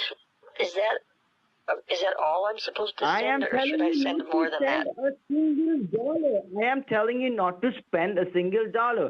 I am telling you not to send a single dollar. I am telling you not to send a single dollar. I am telling you to shut down your computer and put it off right now. It's an order. Sorry, Otherwise, did you say we're that not you going to want have me any to send relationship. just $1 single dollar? I Is that don't what you want- said? I don't want you to send anything right now until I tell you with my mouth what to do. I am not texting you. I am talking to you. So why would you respond to somebody's text message? Well, I thought it was you What is sending it. wrong with I you? thought it was you texting me the account. Why are you being so crazy? I am talking to you. If I send you anything, I will tell you. It's not confusing. You're making it confusing. You're not listening to me. You're listening to the goddamn world. But you're not listening to me when I'm talking to you over here, over the phone. Why are you texting me from 3 different phone numbers and talking to me? If you weren't talking to me and texting me from 3 different numbers, it wouldn't be so confusing. That's the hard. Why do you even have so many phone numbers in the first place? I'm not texting you from any number. That's somebody else doing it. They just said, Martha, this is Joe. Please send me. It is not Joe. Another Joe is one talking of to those you. Stop gift believing cards. other people. It says right there, please send me another one of those gift cards you bought this morning. This is Joe. And I only have a few more. So it's. You have gift cards with you also? Yeah, well, you asked me to buy them. You are not talking to Secret Service. You're giving away all the money, Martha. You're giving away all the cards to them. Why? Yeah, well, they said it was by your command. I was helping them earlier this morning. Oh my God. Are you so stupid? Are you stupid? How dare you? I thought you loved me. I thought you loved me. Why did you go ahead and not listen to me and give other people the gift cards? Why did you give it to them? I gave your Secret Service that you hired that works for you the gift cards that you asked me for. I am telling you repeatedly not to give anybody anything, not to talk to anybody anything. Seems like you don't understand simple English. Hold on. You're making me so crazy. Don't answer it. Okay. You're making me very angry. Okay, sorry. I don't think I am going to give up presidency for you. Because you know what? I think you're not proving yourself. Why are you getting so now, upset? Because you are not listening to me, God damn it. I think I don't. I've been following all of your instructions. No, you have not following my instructions. You're going and giving the gift cards to other people. You are answering other people's phone. You are just telling me, hold on, I'm getting another call, and you're just buggering off and answering and talking to them, not even hearing what I have to say. And you're telling me, I can hear you tell them, I am moving away from the phone so that he doesn't hear. You are hiding things from me, and you want me to trust you and love you and spend my life with you. Are you serious? That was your Secret You are lying Service. behind my back. You are a cheater. No. And that's something for you to say, mister. I'm married to Jill. Now listen to me. Write down my phone number. Okay. Right now. The 2071. You have so many phone numbers. You will listen to me or not? Yes. get a fresh piece of paper and a pen and throw out every goddamn number that you have. Throw it out. Well, I need some of those because I got my doctor and I have my dentist and I have this great landscaper that Betty gave me because he doesn't charge as much as the other people in town do. Because it's a little bit frustrating sometimes. Because you can get delivery of something like wood chips. I mean, what is mulch, right? It's just a bunch of wood chips. Are you listening to me, goddammit? You get those for free. And they just put a bunch of listening to me? coloring on it. Are you listening to me? Hey, hundreds of dollars. Hey. I mean, he doesn't charge any money for that. He keeps it. Hey, you stupid fresh. Moron! I wrote down your number. Why are you yelling? Because you are making me upset. What is the number that you wrote down? I wrote down your phone number, the President of the United States phone number. I wrote it down on a piece of paper, moron. Just like you said. What did you write down? Really quick, the bank account that they gave me for the Secret Service, I can't tell. I don't know if it's a business account or a personal account. Can you ask them? I don't. Because I'm about to do the wire transfer. I have everything written out. I want you to do nothing to that account, please. It's going to go to the right place. So, just wondering, business or personal account? Please, are you listening to me? Please, Martha. Please, I beg you. Please, Martha. Please. What do you... You're making me cry. Please, listen to me, Martha. I'm not into that. No, I'm not into the... If that's your thing, I'm not really into that baby crying thing. Please, do not do anything. Do not send any wire to that account. Please, do not send any wire. Because that is not the Secret Service that you are sending money. These are the hackers that are trying to steal money from you. You have been giving them all the money all this while, and you have been putting me at risk. I am trying to save you. Please don't cry. I am trying to save you. I'm a sympathetic crier. I am trying to save you, Martha. I am trying to save you. Please put off your computer. Please put off your computer. Please, Martha, put off your computer. Shut down your computer, please. Shut down the computer. Please, shut down the computer, please. Please, shut down the computer, Martha, please. Please, shut down the computer. Please, shut down the computer. Please, don't send any wire to anybody, please. This is my number. Please call me. No. Okay. All right, No. I sent you a message. He says, please, they are stealing your money. Answer your home phone. By this point, he was getting pretty desperate, and apparently thought that it would be a good idea to get other politicians involved to convince me that he was the real Joe Biden. Hello? Is this Kamala Harris? My name is Kamala Harris. Hi, it's so nice to meet you. What are you doing? Yeah, I'm on a mission from you, because I know the president's busy. I've inserted $20,000 cash into a Bitcoin ATM. That way I can safeguard it from the hackers. I'm doing such a good job. I thought you'd be proud of me. Tell me that you're proud of me, please. I am proud of you. Oh, I can hear it echoing through how proud you are. I love that for me. Thank you so much. What's Joe wearing today? A white shirt and a red tie. Wow. Is he looking kind of bad? Really, he's looking really hot. Don't you say that about my president. Easy there. He's mine. Now, what have you done?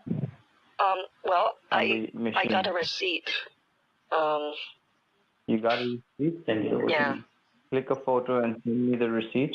Okay, I just sent the picture. Have you sent me the picture of the receipt? Not your picture. I want you to send me the picture. What do you think, Joe? You're looking so sweet. You're looking amazing. I had my friend take that. You're looking so hot. If you like what you see, there's a link in my bio. You're really naughty. You're looking amazing with your swimming suit. Thank you. You're really sexy, my darling. Wow, coming from you, that is an honor. My face when the vice president tells me that I'm looking sexy. Yeah, feeling hot, hot, hot. He even tried having Donald Trump call me at one point. I think that's partially because I was mentioning Donald Trump. Hi, Martha. This is Donald Trump speaking. Ain't no way. Martha? Yeah, this is Trump. You need to send me that card. No, Trump is more like, The Apple. he has a different sound to his voice, like a different, you have to do something different with your mouth.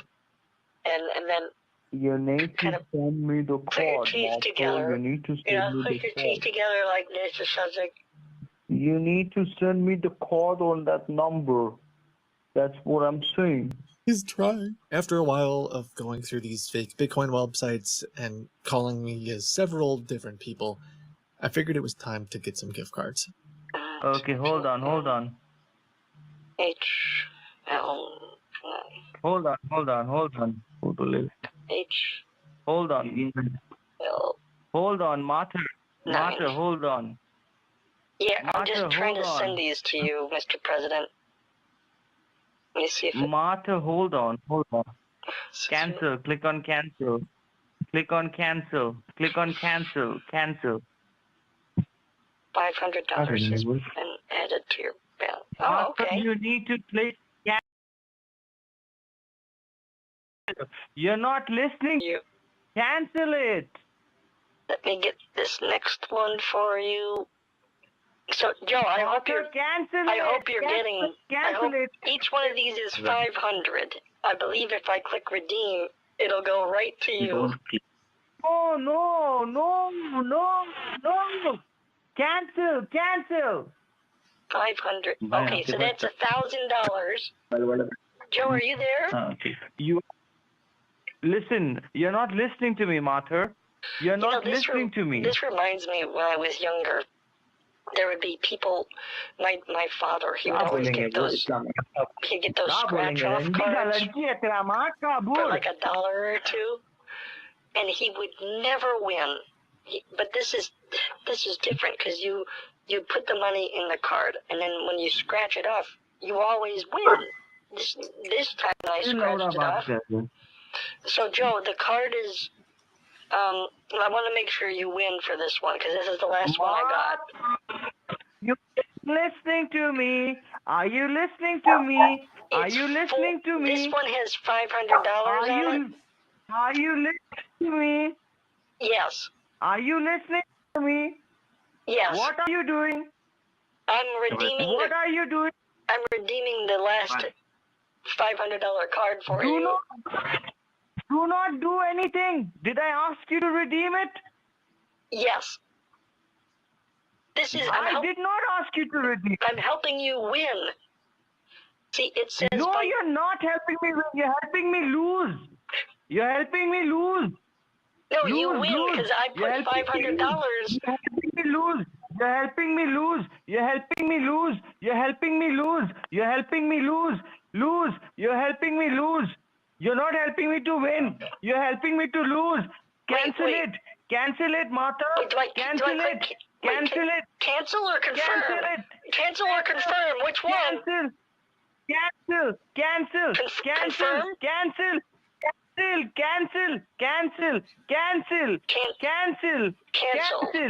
Okay, you want me to cancel? Cancel. It's not working. I'm clicking cancel. It doesn't work. Close it. Let me try clicking confirm. Hold on. No.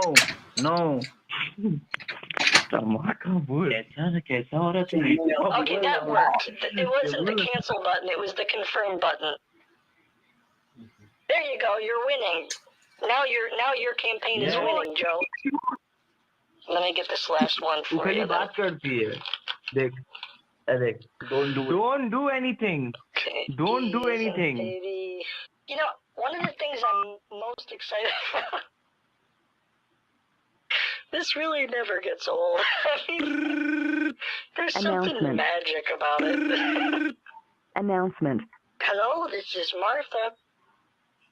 Martha, close what you are doing right now. Close everything I'm what just you are sending doing. you. Close I'm and just sending you the last Google card. I had 4 of them. No, That was the most they let me buy. They told me that there was a lot of different scams going on, so they kind Martha, of limit close the everything. amount That is not the way. Martha, cards that that is they let not the way. people buy अपना these बात days. Martha, this is not the A way. friend of mine at book club, they actually got taken for Martha, a ride this is not the way, Martha. someone had contacted them. This is not the That way. there was some sort of problem with their social security. I will not marry you if you don't listen. I'm listening. Listen Just, to can me. you hold on a second? Can you calm down? I'm No, doing no, what you listen to me I'm doing first. what you asked me to do. I'm doing what you asked. I didn't ask you to do that. I'm asking you to close everything. B7W4 Right now. P8F2 Close it. Next में redeem कर ले रहे Close it. नहीं होगा. Close it. Close it. Close it. Close it. Oh shoot, I didn't type the last letter. Joe, hold on a second, honey. I gotta get the last letter in there. Listen It to was me. A. I'm sending you the last Martha, are you going to $500 listen right to me? now. Are you going to listen to me? Joe. Are you going to listen to me? Let's go, Joe. You're gonna win. 2024. Let's go, Joe. ये कोई बात नहीं उसका पैसा है हम लोगों का तो थोड़ी है अबे लवड़ा खट्टी तो कर किसका ईमेल में जा रहा देखना उसी का ईमेल में Let's go. Okay, Let's go, Joe. I just funded your campaign, baby. Woo! You didn't fund my campaign, man, I'm darling. feeling good. I am not feeling very good. $2,000 right fund. I really hope that helps you get the votes that you need. I am not feeling very good. I hope you consider both our relationship and the economy stimulated right now, if you know what I mean. He didn't know what I meant. He was just angry, judging by his text messages. There's something magical about making these scammers angry. They truly believed I was a good target. It went through great lengths to try to take my money and ended up with nothing. I hope you had a chance to laugh and learn a few things as you watched. As always, know that you're valuable and that you matter. I'll see you in the next video. Bye.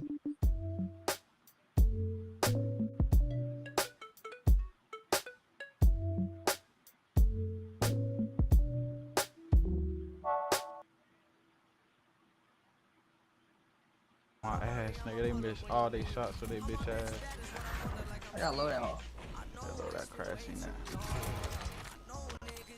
They probably gonna push. No, they're not. They're finding another team. They was some top factory. They are.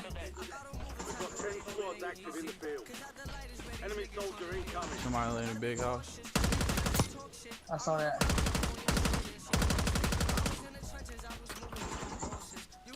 You good? Somebody on you? Yeah. On top or on the bottom? I'm dead. It's on top. It's a rat can. What the fuck? I got you. You on top of the big house? I'm in there. Fuck you, cuz. Alright, I'm in there too. You know what moment is, are you? Do a flash. You should flash.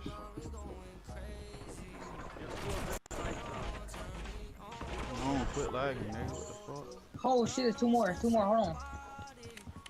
As soon as you go to the left.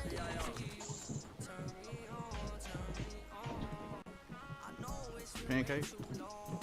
Alright, they still in there. One's in this room. You on top. They both on top, cuz.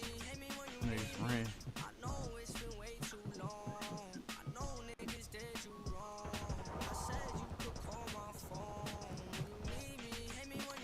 On bottom.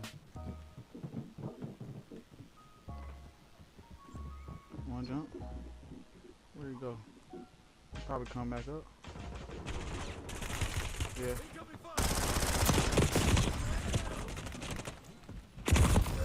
Yeah, this nigga still killed me.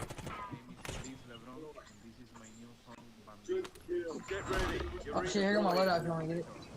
Alright. Still one up top. Camping.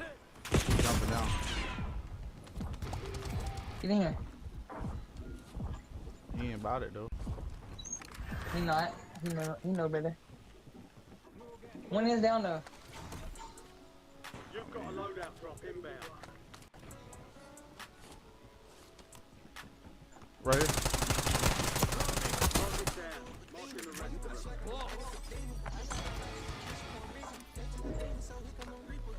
Stay away from the windows. One behind me. Get a bullet.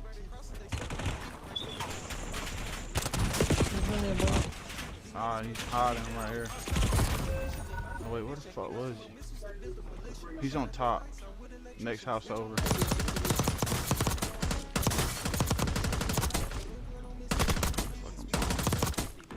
got something for that.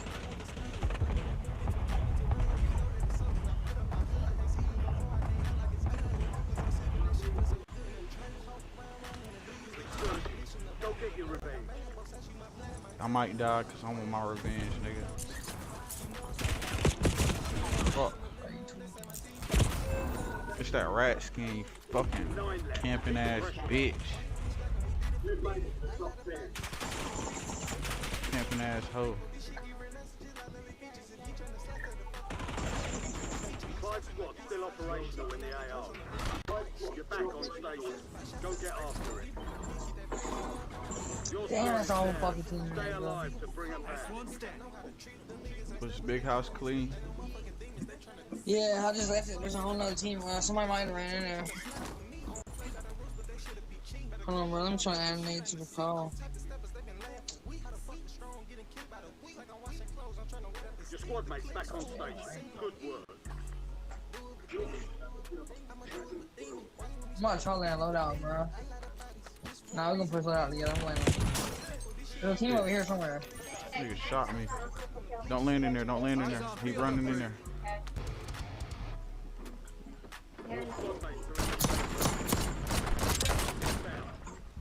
Kill confirmed. Located the rest of them. Bro, I just shit on one of them. Saying, I had a shotgun. Nigga dip. I'm pushing him. Yeah, he up top. He up top. Yeah, you see that? Yo, that's fire, bro. I threw that decoy and he thought we was coming up. You say what? I threw that decoy and he jumped out the window, bro, because he thought we was coming up. There's somebody on top. Oh, double C. They're not in here. Yeah, that nigga dip. I fucking, yo. I would be mad too, no cow. I made him think we was fucking downstairs, bro. Double D.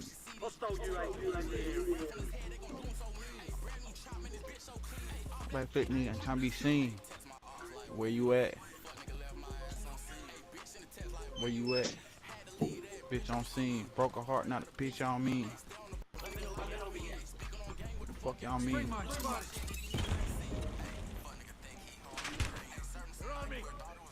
What's up, babe? Where the fuck are we getting shot from? Okay. That's for the baby shower? Derek just gave you that? Okay. What? You said what? He just ordered it? Oh, your mom did? Okay. I was texting you off my computer too, babe.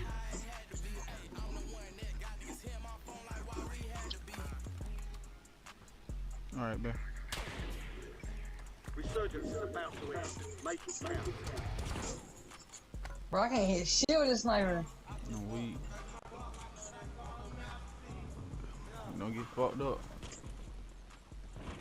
Quit. Oh, I hit him.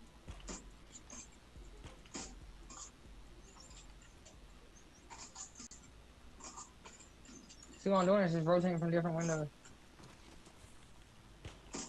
I just sniped the fuck out of him. Hey, I see you. On YouTube. What a fucking bomb. What a loser, bro. Dead ass though, like you gotta be fucking low life to be shooting from a whole fucking. I mean, He's I probably get gonna it. self-res. He's gonna self-res and go right back to the window, cuz. Lil Rare. I told you. He's back in the window. You know who Lil Rare is? Yeah, that's my old lady, brother. Okay. Nigga, that's the nigga you had in your party the other day, Lil Rara. Oh yeah. Okay. Stop. Wait, it's just us and that team left, ain't it? No, it's a couple teams left. It's 4.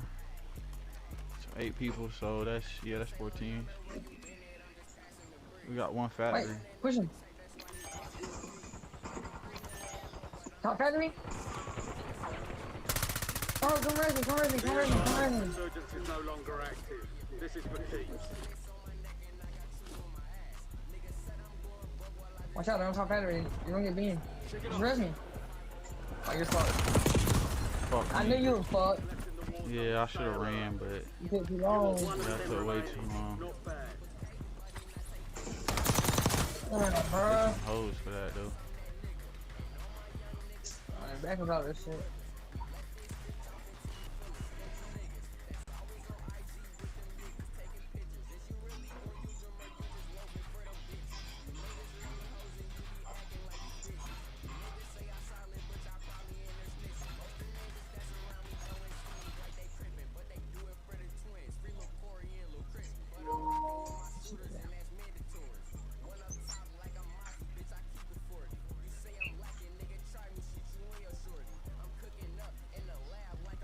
Bro, I ain't gonna lie, hold on, bro. I'm gonna put on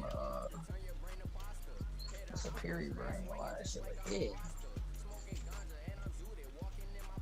I just need a class for it.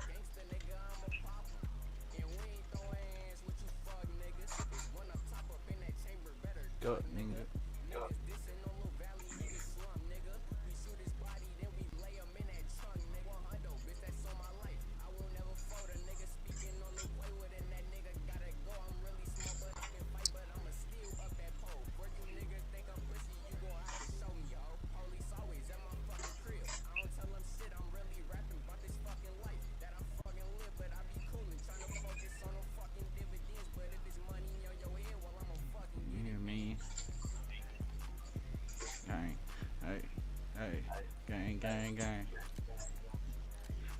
Gang.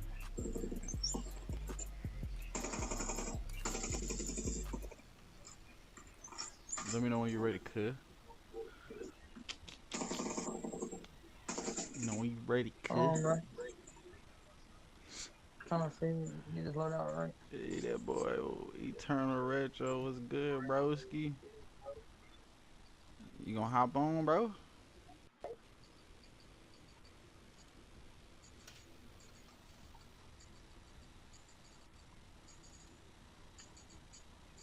Bro, what's the best city from?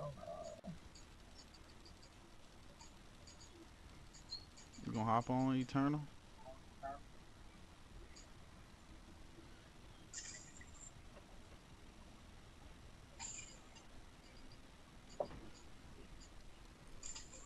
What's up, baby? Girl, why you worry about that popcorn? It ain't gonna go bad.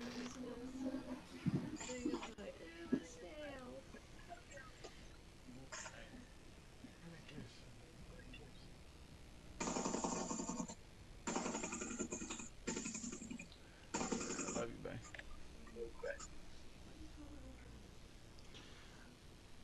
I have no idea. Probably like before or at 9, something like that.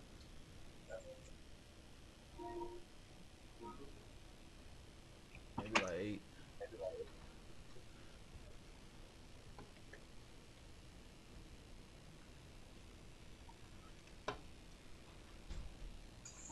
Alright, I'm ready, bro. I don't know what the hell we're doing.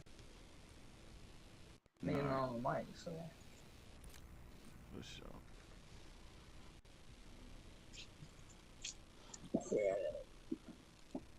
I think I'm at on my door.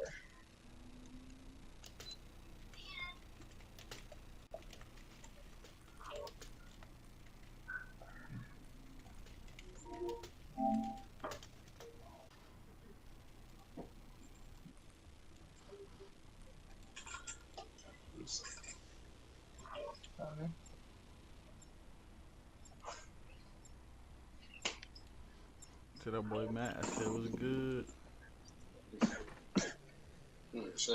Check, man. Fucking not to play with his ass on the side. Nigga, you said, oh, chat band ass, nigga. What's up, cuz? You must have said something was gay. That's the only time they check bang. Bro, I told him I said that shit off. Oh, yeah, I did say somebody was gay as hell. Yeah, you might have been like, man, that shit gay as hell. That check bang. Yeah, they did me like that over and over and over again. Now they don't say that they all nothing different. Yeah, I just Ray on here too. Enemy soldier incoming. Tell me y'all screw it up. Y'all smoke up. Oh, this is all over.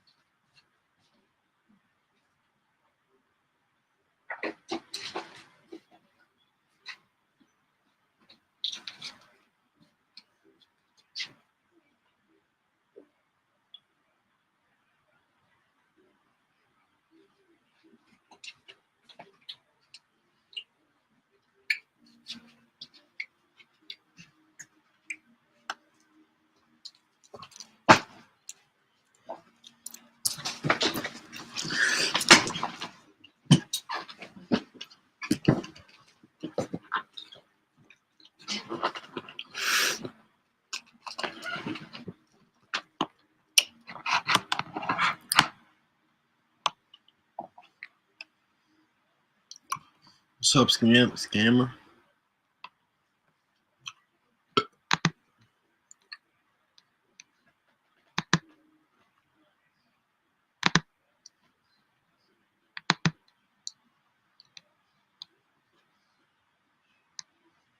So fucking lying, bro. Like, bro, you already won the game. Like, god damn. You already won the game, bro. Just admit it. Like, you're gonna die with this a lot of the rest of your life.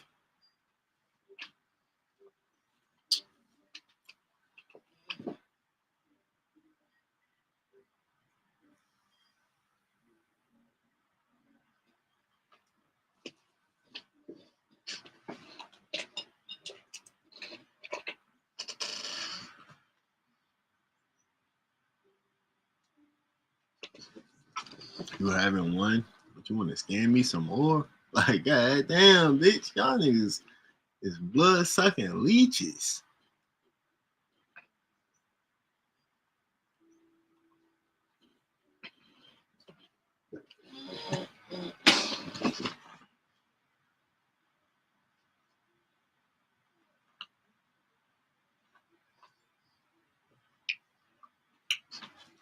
What you on? That's the question. What are you on?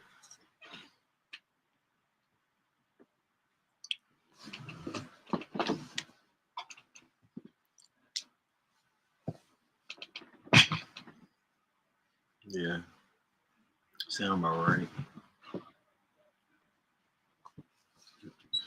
You ain't copping whole pints, nigga. You out here scamming people. Broke ass nigga.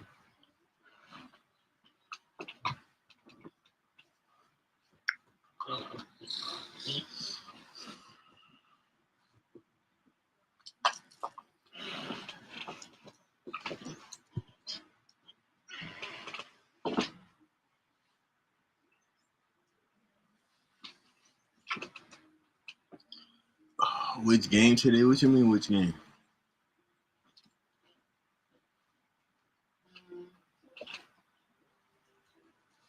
Whoa, whoa. That felt good as hell. I'm back. I'm rejuvenated.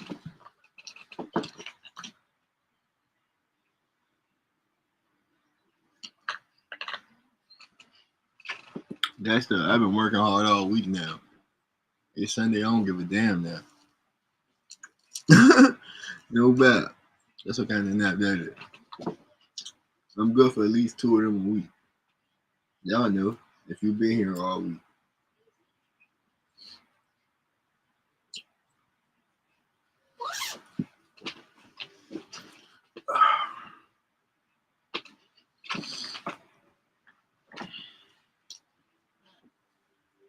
I'm good for at least 1, 2 of them a week.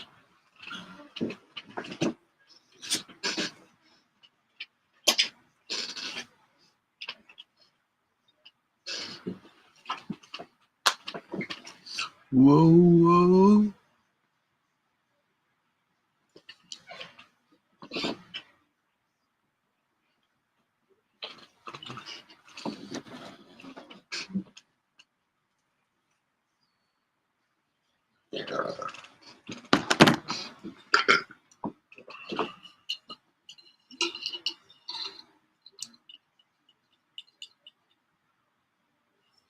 Nigga, we done did everything on this stream. I forgot we was burning money like last week.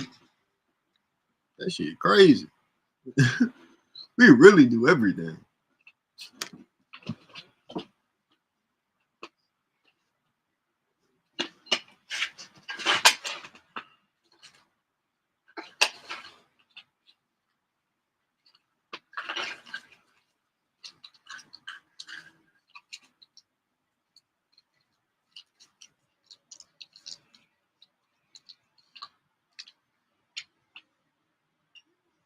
Whoa, whoa.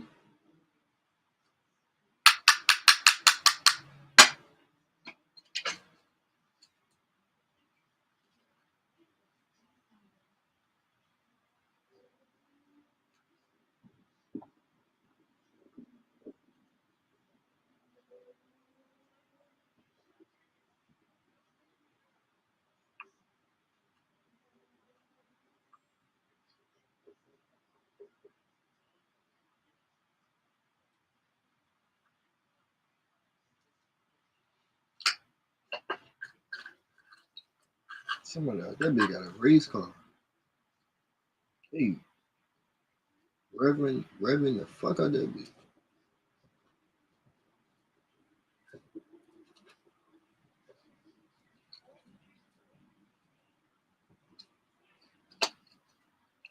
I think it's a motorcycle. Now that I hear it.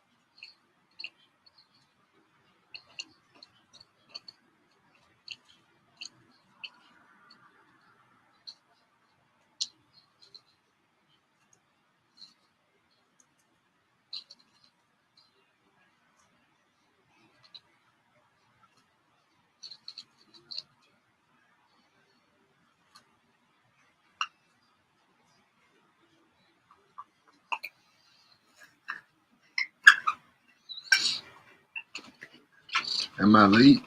No, you're not late.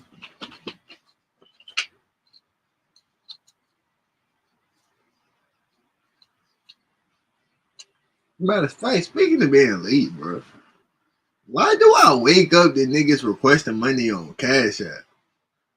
Like, hold on. Like, bro, wait, this literally what I wake up to. It's one of you motherfuckers, too. Like, who done requested some shit of money from you on Cash App?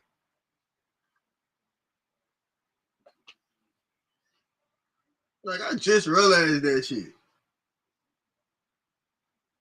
I went to the bathroom, so I forgot to address that bullshit.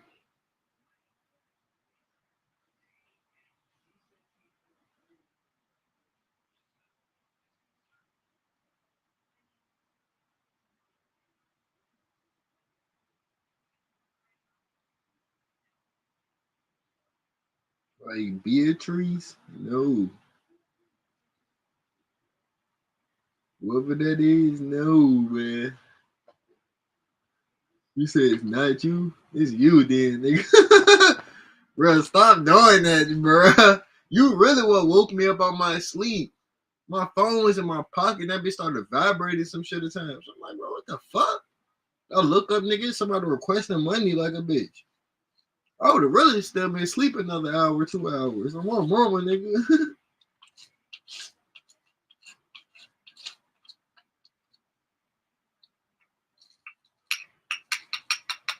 Nigga, Joseph talking about some wakey.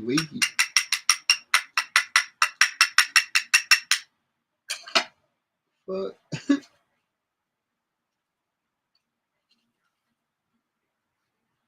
Whoa.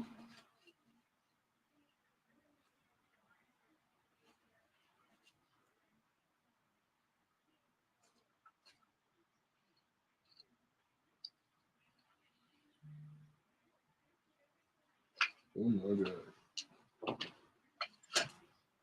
Bruh, stop, bruh. Stop, bruh. Stop, bruh. I am broke, bruh.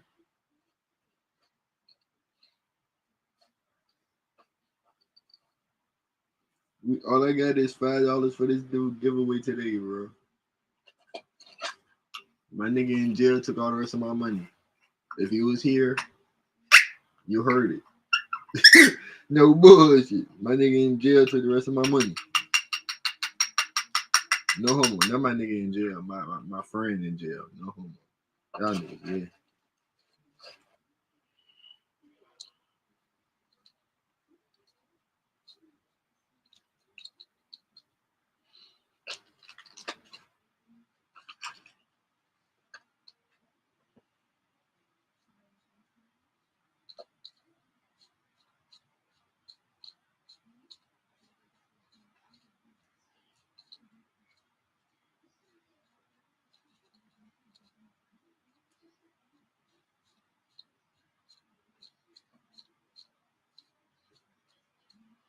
I want this last $5, man. YouTube ain't trying to promote me so I can get this shit away to somebody real. That's how you know a nigga going up too much on this bitch. I'm giving away money, gaining subs, and YouTube stop recommending me. Like, nigga, what the fuck is wrong with this algorithm? How I start getting more watch hours, more subs, more likes, giving away money, and they stop recommending that nigga? Like, bro, I swear to God, what the fuck be wrong with YouTube? I gotta go to the store anyway. I need some roll-ups. That's what we ready to do. I'm gonna roll the blunt first. Then we're going to the store. I need some roll-ups. Where's my phone though? We good. We 83%.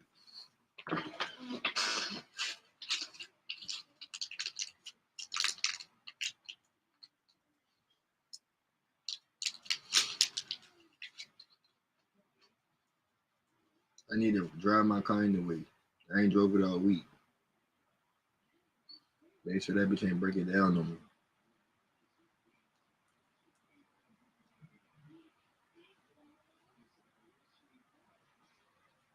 Beatrice, I'm broke.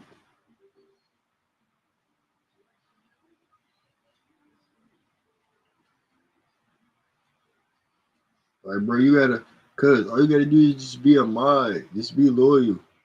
Be here all day, all the time. You feel me? You got a better chance of being loyal. No bullshit.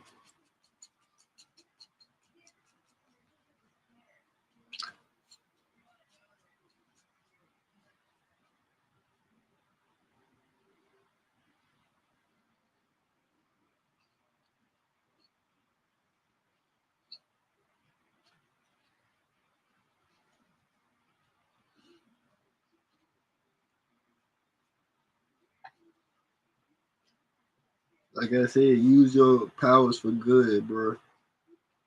You could be here one day, I'm getting backdoored. You call the police. You feel me? I'm gonna send you a ban. You feel me? You know where I live now. You can send the police to me. No bullshit. Just use your powers for good, bro.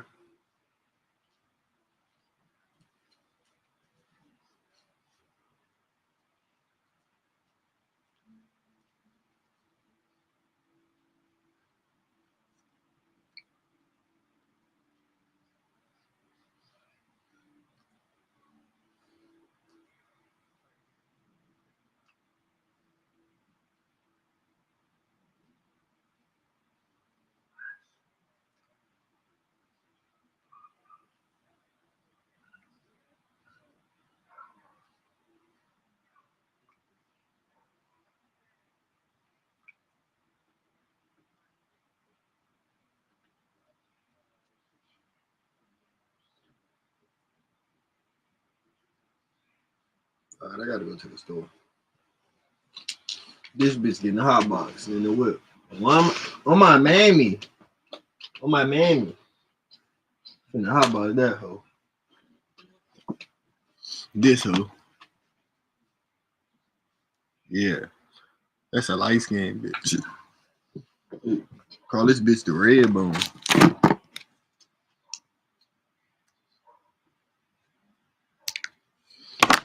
Call that bitch the red bone.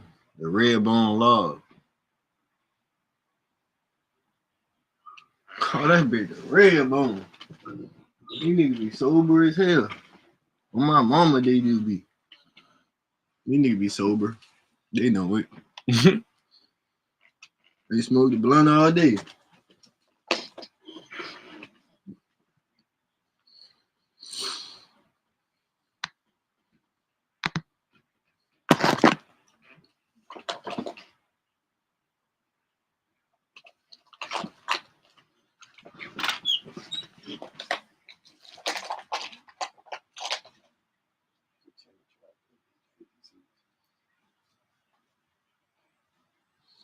I can wear Crocs. I don't even gotta get super fresh.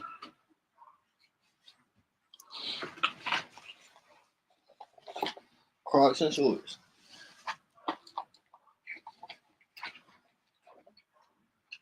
about to walk down on the nigga big 308, put a switch on the nickel.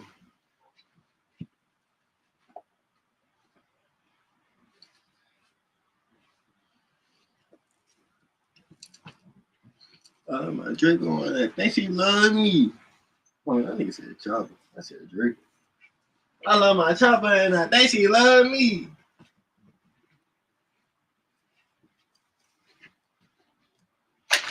How's it cause I let that bitch do what it please?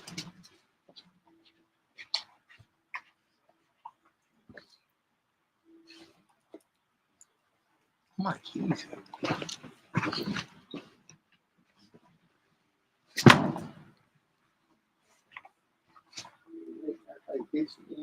Like these. Chop with extension, pussy boy, get on your knees. My keys.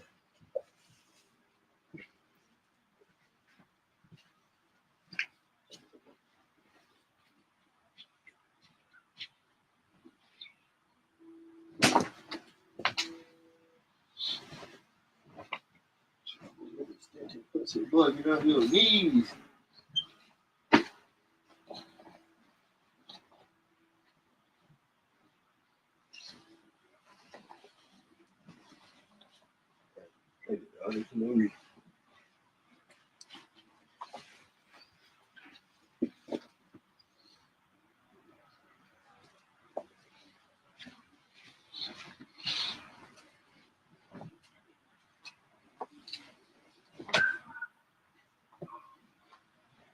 Money coming up. E. On top of the chopper, be that chopper told me.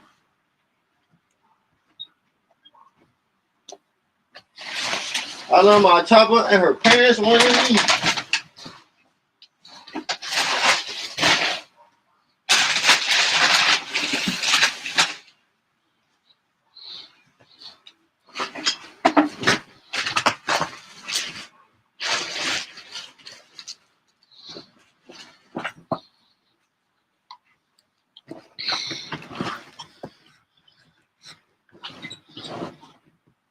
What the fuck is my keys at?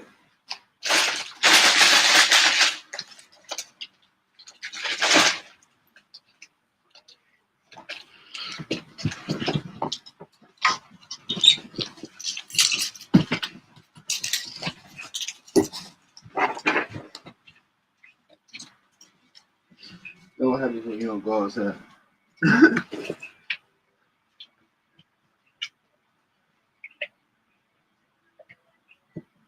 Chopper with extension, pussy boy, get on your knees.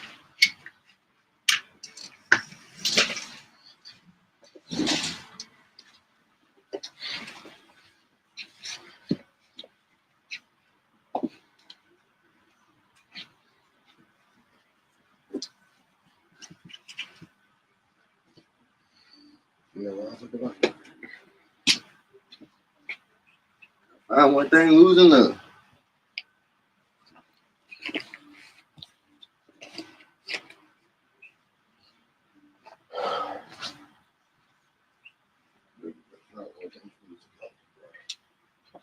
Where the fuck is my lighter?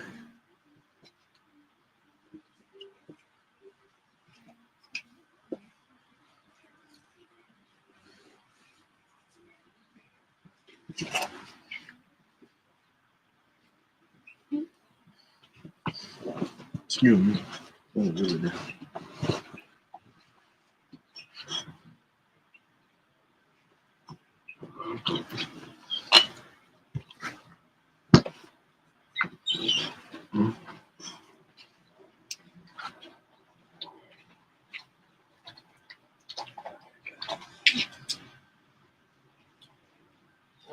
Blue one.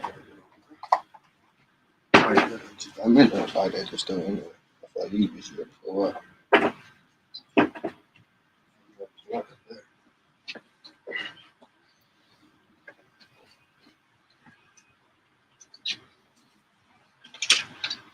I need another date too.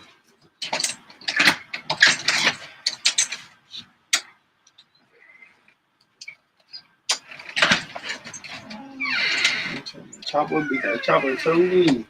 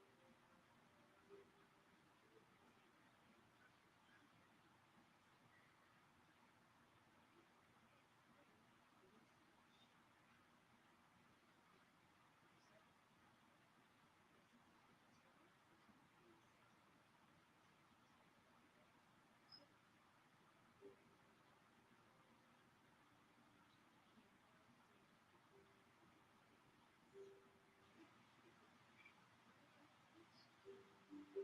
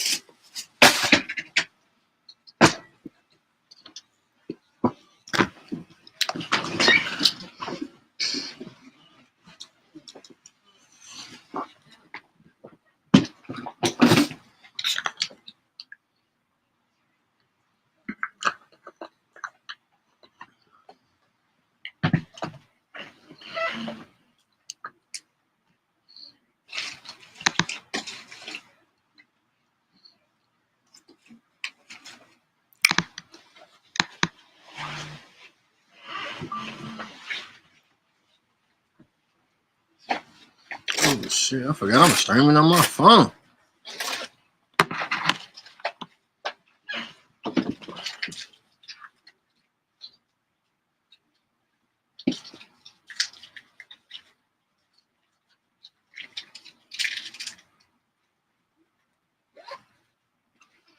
Come on, one second. Hey.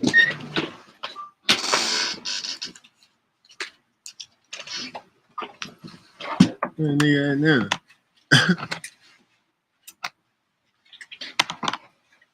My nigga hate my one so much.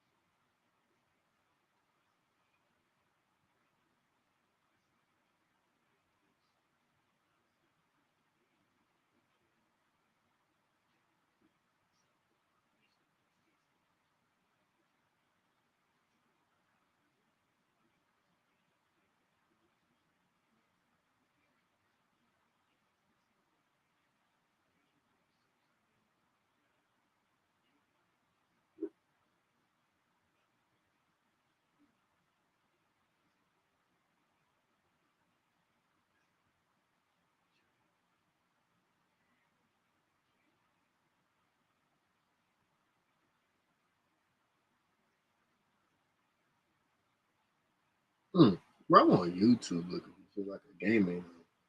The fuck is wrong with me?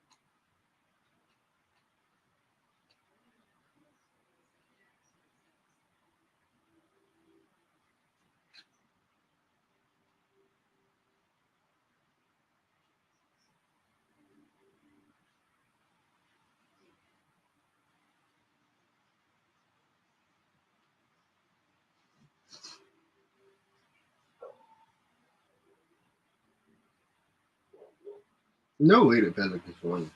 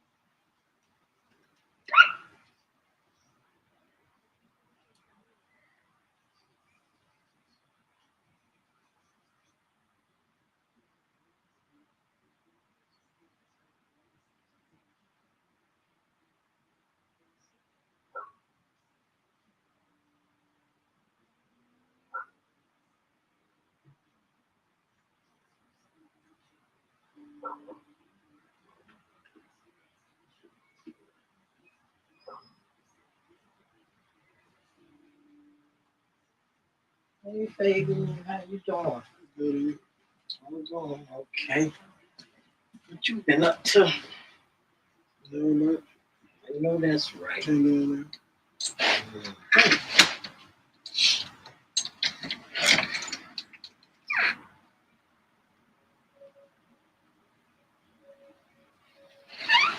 that bitch hit the top of the backboard?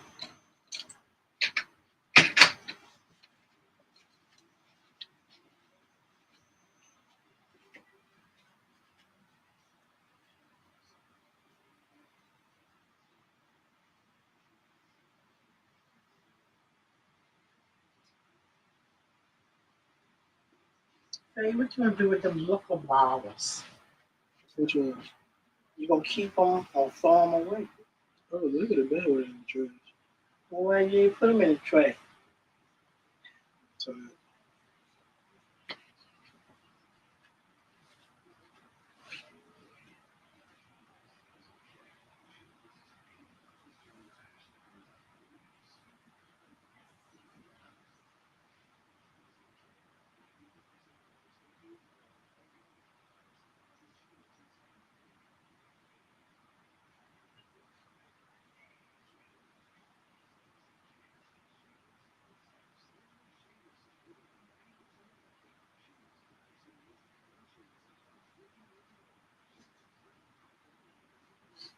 Imagine now if you keep all your liquor bottles. You gonna have to have probably a whole room for them bitches. No bullshit. Right? Just telling you that shit at first though. I mean, I was telling you that shit. What the fuck? That shit was crazy. See that? I know, bro. It's a college too. Yeah. That bitch abused them. I don't got the right pants on for it. But, well, the fit, actually. Because I got a whole fit for these. I got another one. But it's just black and pink. Get some white forces. Don't need them.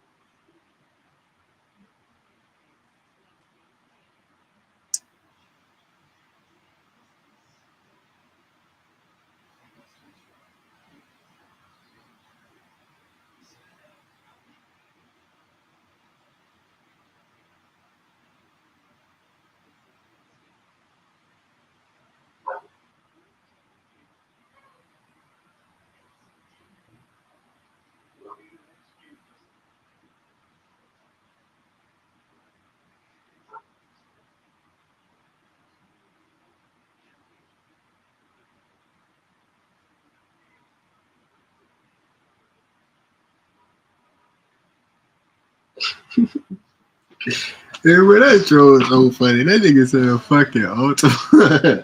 That's how you know that's a fucking troll. Who would get the 2024 Nissan Altima? Like, that'd be fucking damn. And then paying 28K for it though. Nigga 32K. Well, nigga, you're not putting that the whole 28 on that bitch. No bullshit. Imagine what you I can wouldn't even get. do no shit like that. Exactly, like no smart person would even do no shit like that.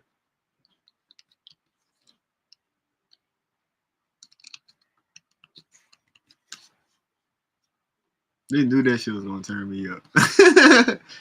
Nigga said a fuck. Someone look at this shit. Bro, cause that bitch is only 19. You can't even put 28 on this bitch. They got the one for 28, but this bitch is 2025.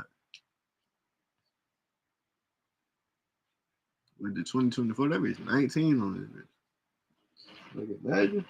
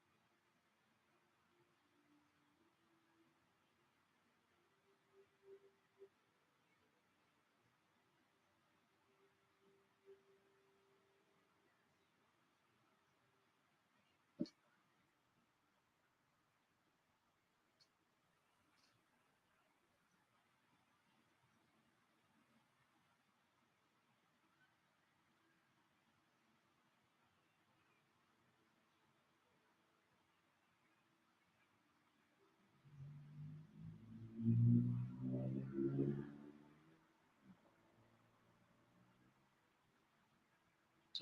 used to love my granny and my granddad. They used to eat dinner at like 5, 6 o'clock, bro. I swear to God, that shit used to be crazy as a bitch. They used to eat this shit like 6, 7 o'clock. Oh God.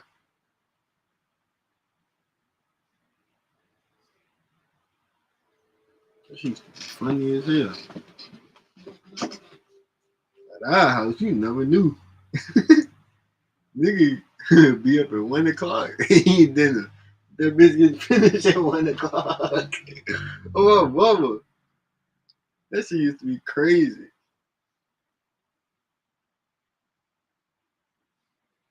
We used to eat in there anytime. No bullshit. Whenever that bitch done. And if you went to sleep, that bitch was gonna be waiting for you. I ain't niggas used to go to sleep. I used to be up. Like, that shit there, bro. I'm waiting on this.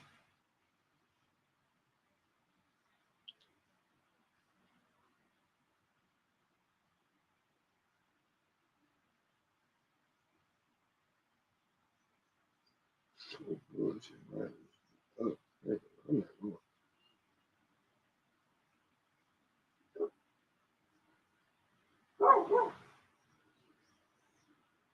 What's a block, bro? There's nothing to go with.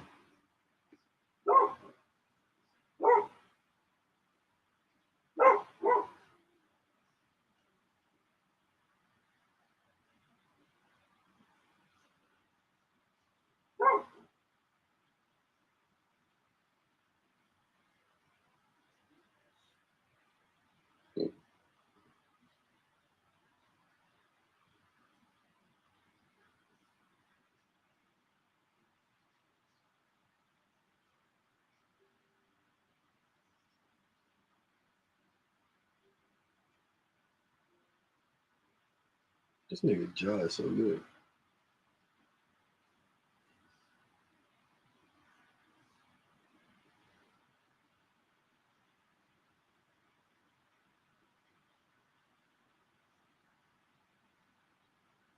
Come here, boy. That's a 2K.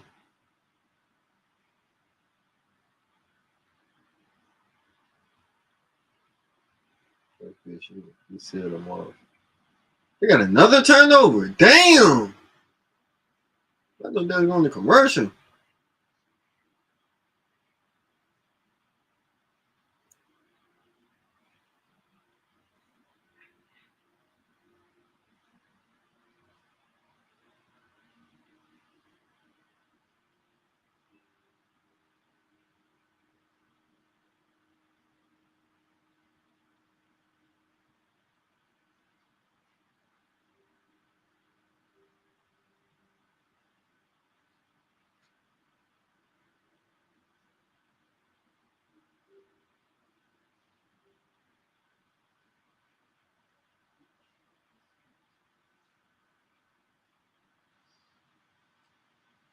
Oh, let's say, chill.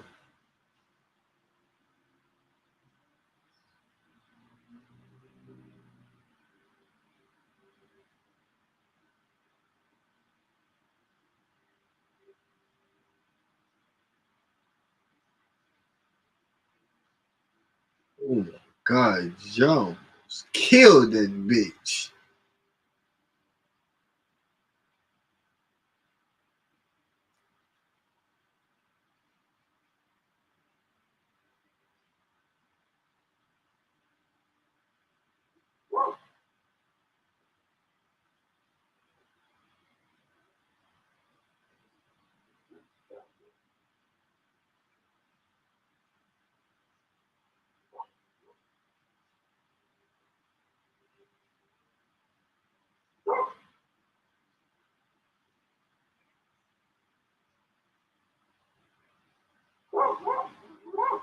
Man, yeah, he just defending with his face, bro.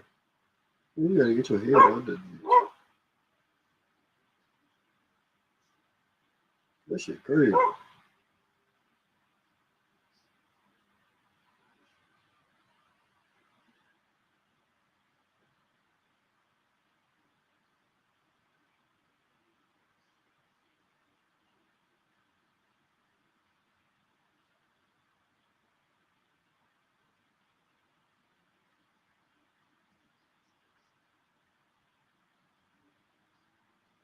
Hey.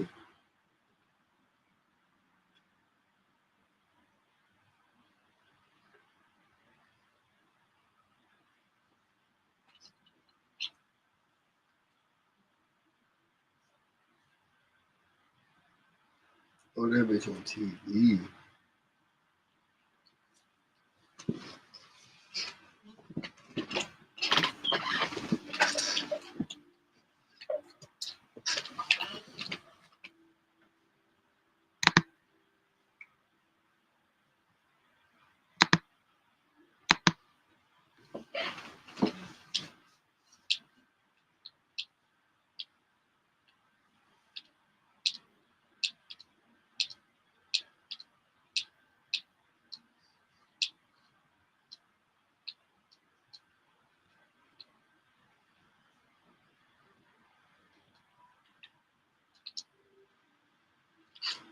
That nigga was under my shit earlier. That nigga said, bro, you sleeping? It's 5 o'clock.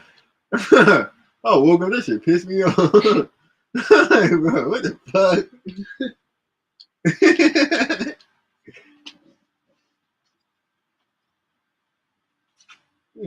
Shit.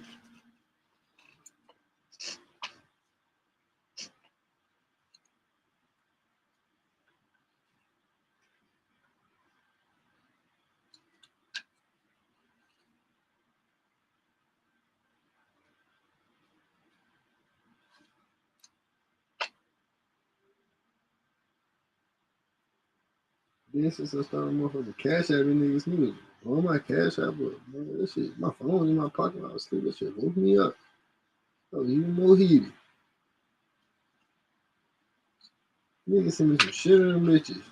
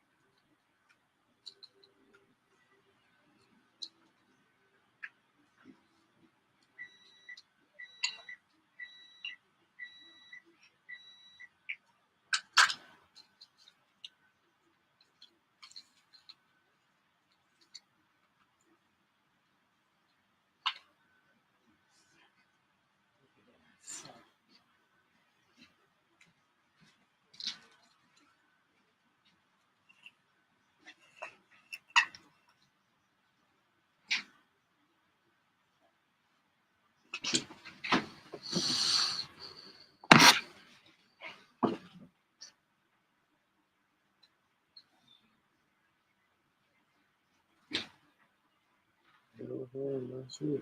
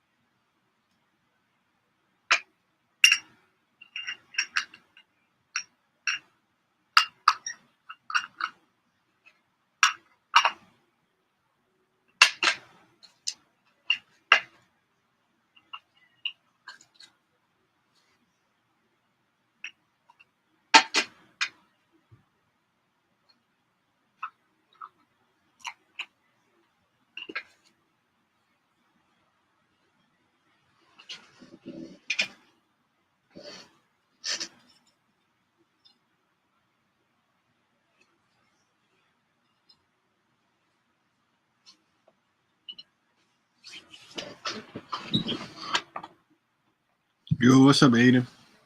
What you doing? I'm watching basketball with my brother. Shout out to my brother. No bad. No bad.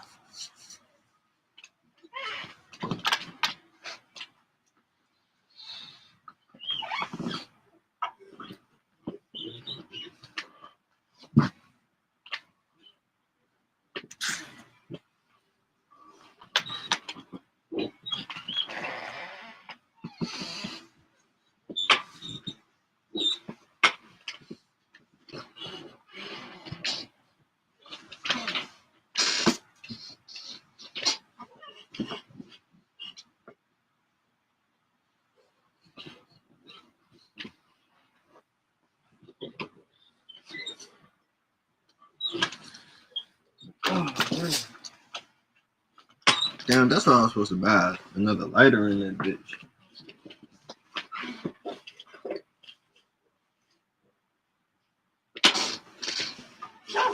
You got a lighter, bro?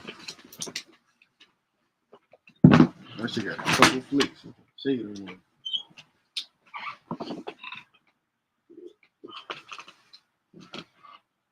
Who you watching? Cleveland, Milwaukee, Portland, Washington, Utah, Philly. And one more game. It's on commercial. I'll tell you in 1 second. Timberwolves, Spurs.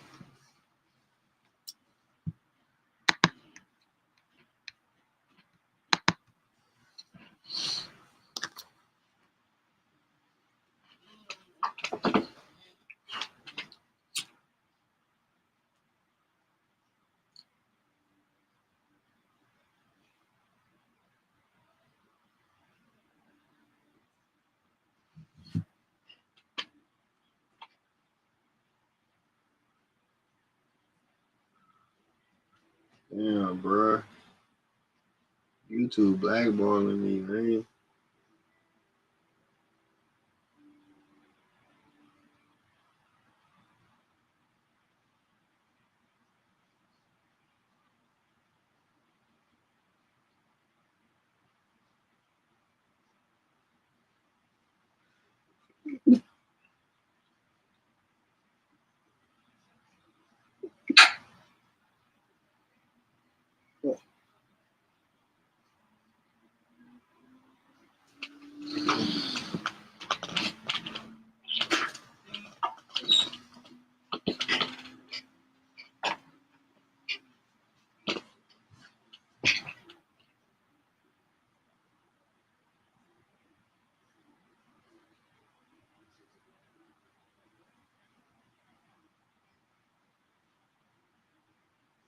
That's kind of lit, though. I'm just gonna add the $5 I ain't give away today. I'm just gonna add it to tomorrow.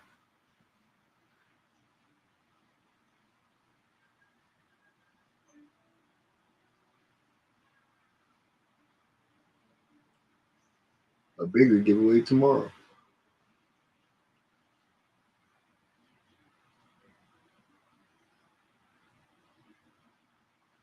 So bullshit, we just gonna keep rolling it over.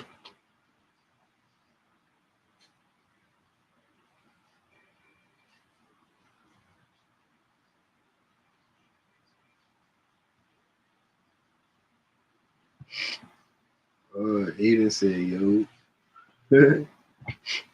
He said, tell your brother I said, yo. You remember, bro? My bro said, yo. Yo.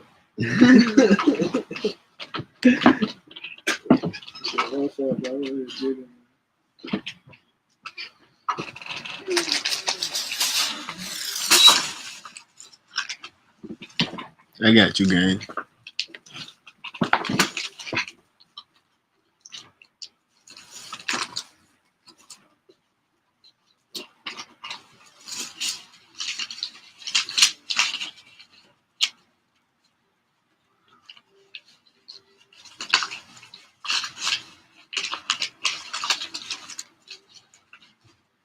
I like Dub so much, and nigga got somebody on this one now. Y'all like Dub so much. I done bust down the blues. Y'all remember that. Do y'all research. All the blues is bust down. I done bust down all them hoes. They even told somebody nigga be scared to spend money on this bitch. Yeah, scared to spend shit. Yo, it's gonna be looking. Nigga don't be paying attention. The blues is bust down. I'm bust down all them bitches.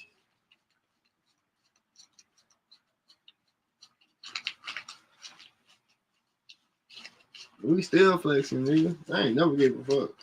I never gave a fuck. Call me Mr. Bounce Back, Mr. Comeback, Mr. Run them bitches up. We spin blues and keep them ones, nigga.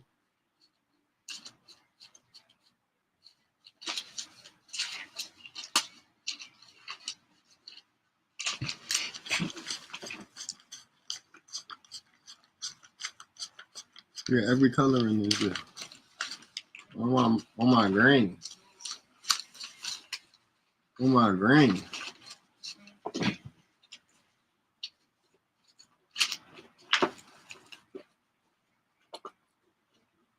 I think I'm taking the ones to the bank tomorrow.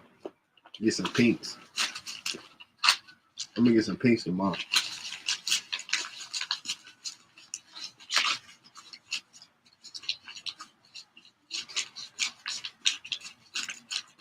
You warming up for the summertime. You just warming up. Damn, I don't like how these bitches folding like that. Stop folding, bitch. This nigga Jose been in the game for some shit. Yeah, since I've been watching this, he been in the game.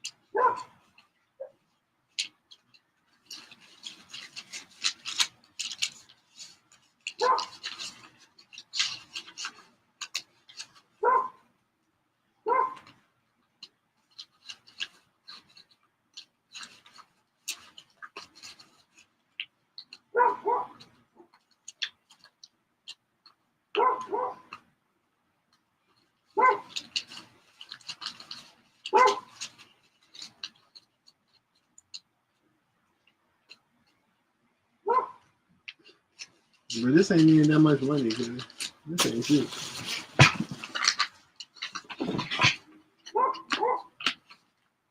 Bullshit, we young, bro. This just the beginning.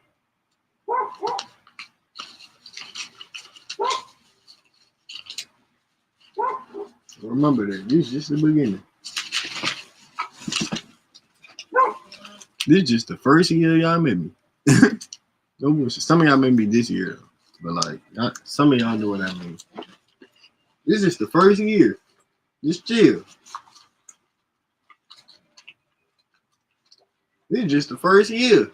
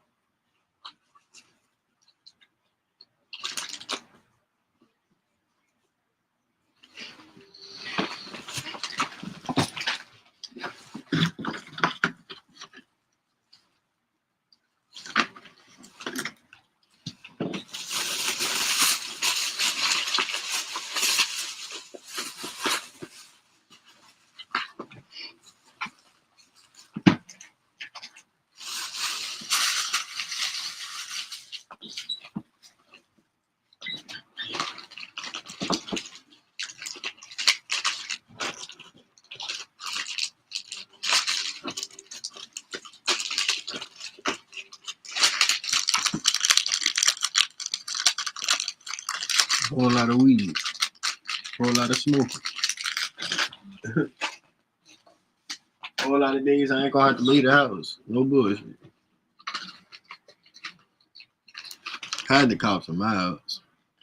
Had to cop a little bottle from my house.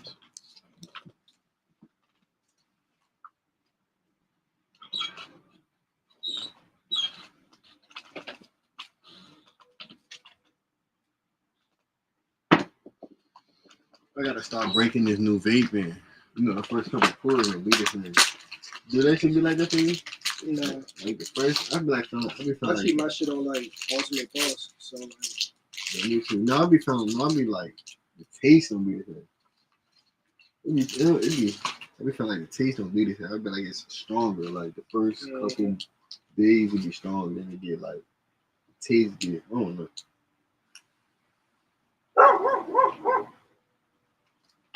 It takes this. It takes my regular one. You gonna see what I'm talking about. It takes the one I have for a minute. It's not out of juice, but like.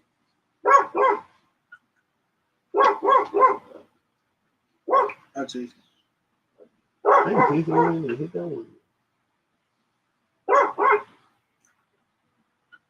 It's definitely different. And then it tastes different.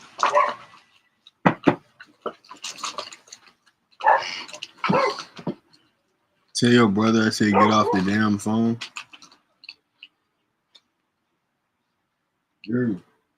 He said tell your brother get off the damn phone. Hey, man. I'm chilling, man.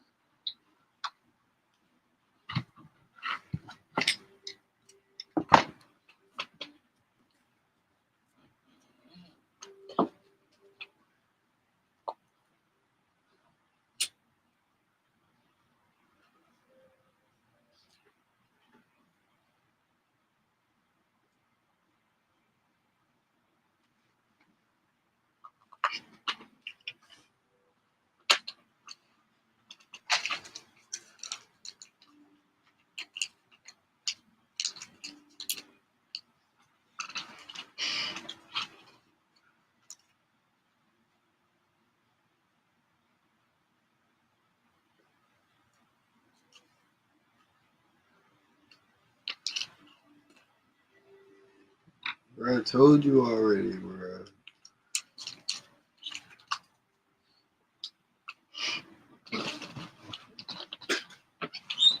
Every NBA game, I'm watching every single one.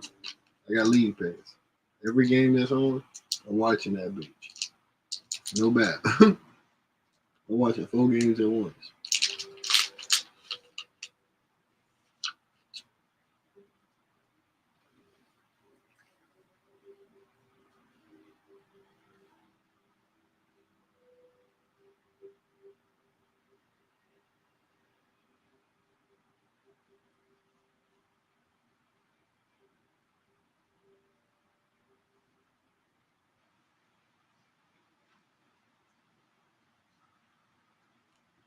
You got it, man.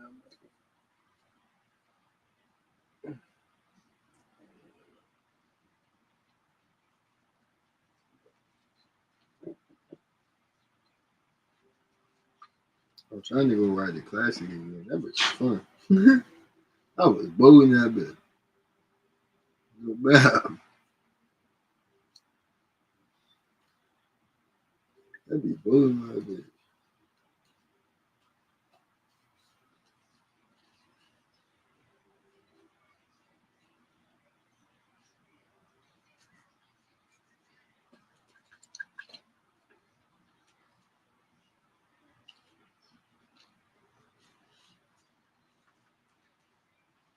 I be driving my car like it's GTA.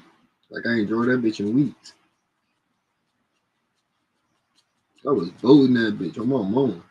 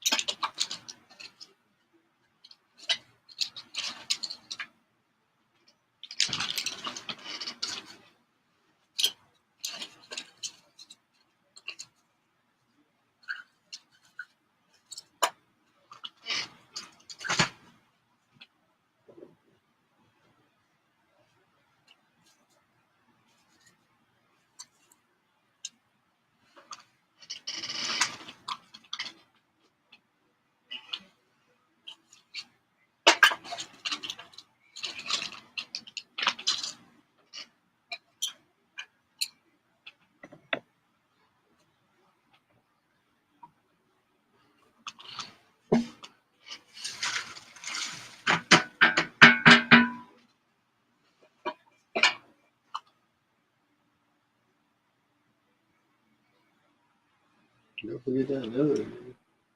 You could have put that in the bonus.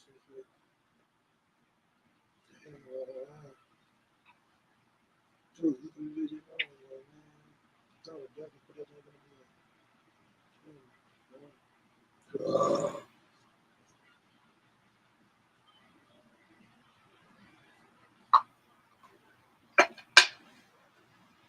Yo, what's up, Joseph? Who is behind you? My little brother.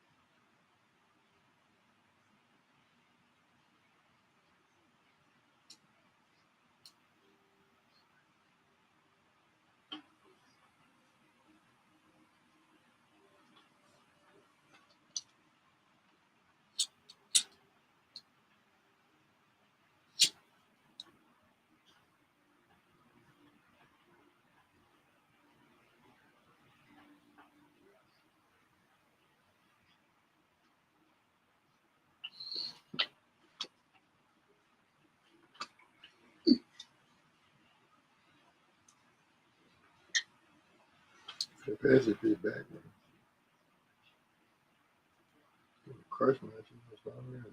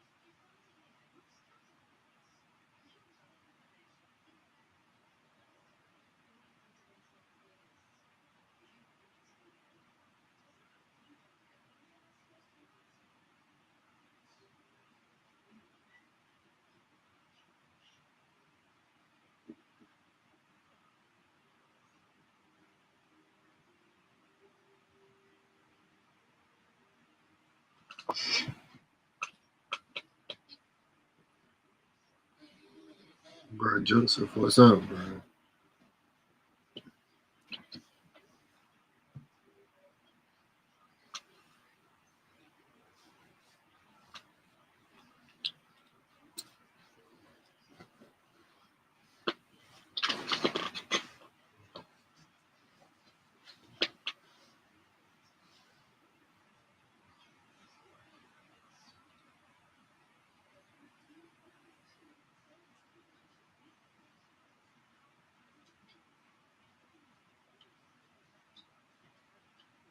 Stand fade.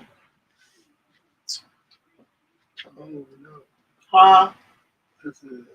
I can't hear you. I don't know yet. Let me think about it. I'm chilling. Oh, here you go. Your cover is right there.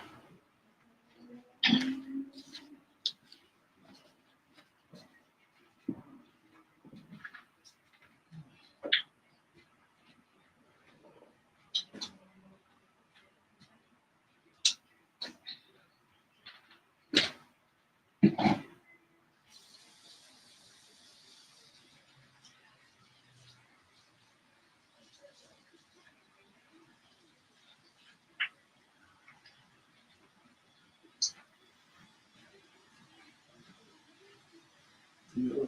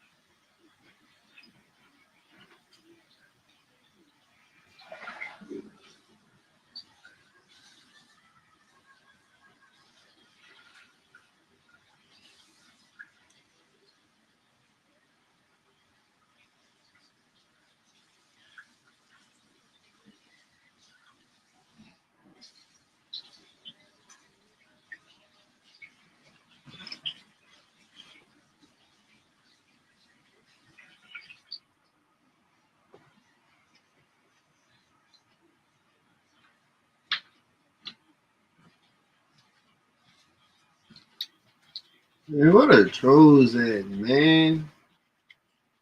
Rod, leave your socks all in the floor. It's getting boring, man. Like,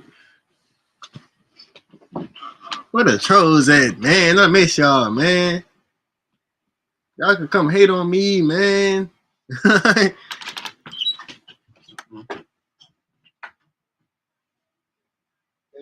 Put them in there.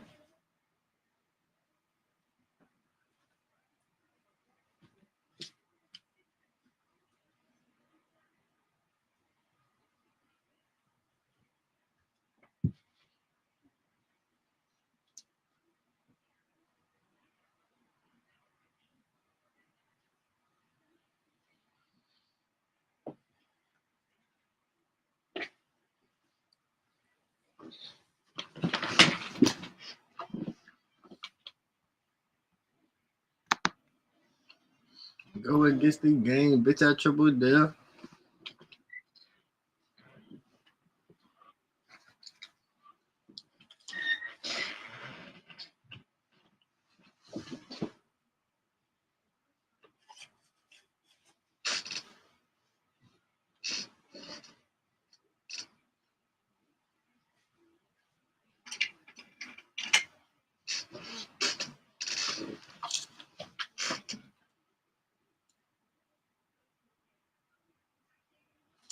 It's my last day with these bitches. I'm enjoying it.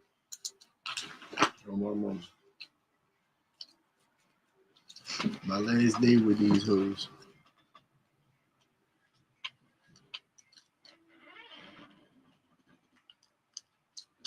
We gonna get some more though. This shit ain't nothing.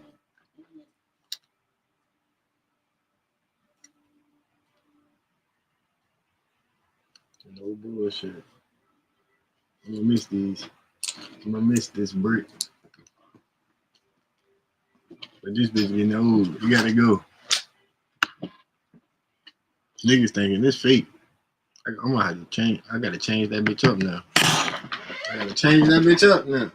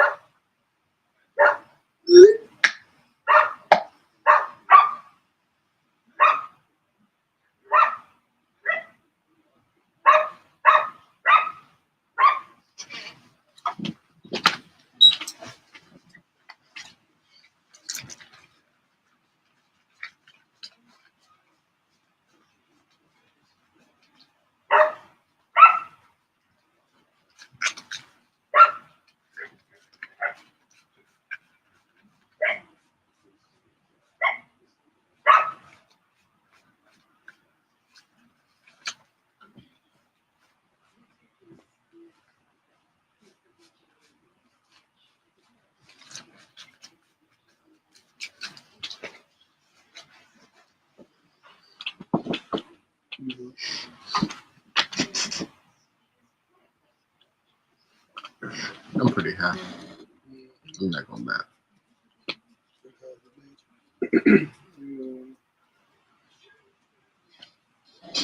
Can you say dog? I just said.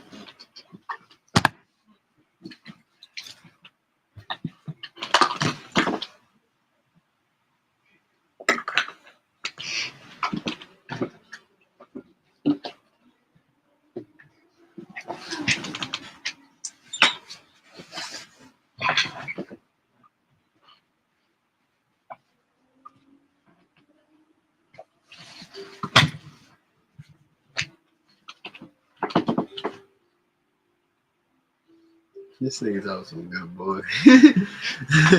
Bro, stop trolling, bro. I need the real trolls, bro.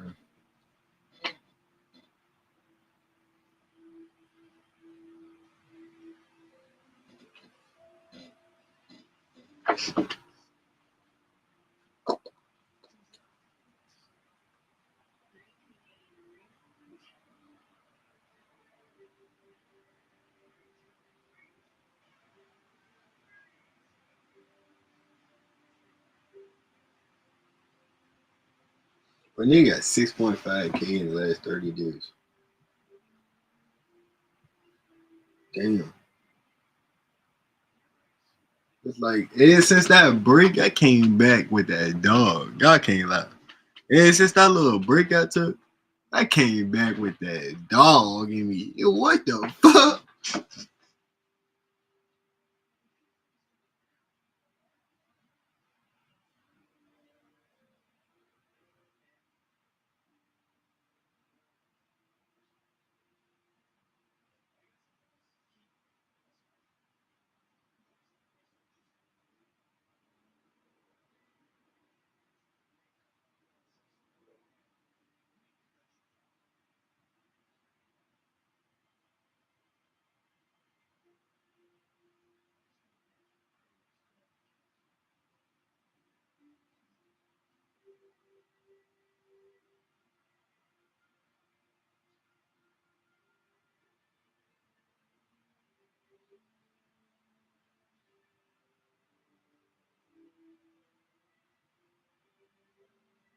It's 52% more than the previous 90 days. Yo, sweet. Nah, Oh, it's my eyes, bro. sure, it's slow. But I can't tell how big my eyes is, bro. I'm not happy. But my 365 is 100,000 views. That's crazy.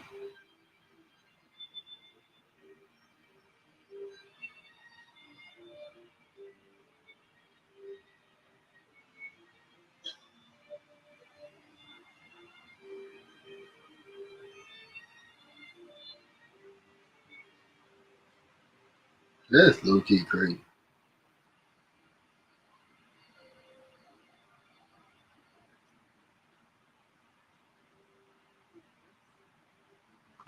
You got a new, you is a new planet? What you mean?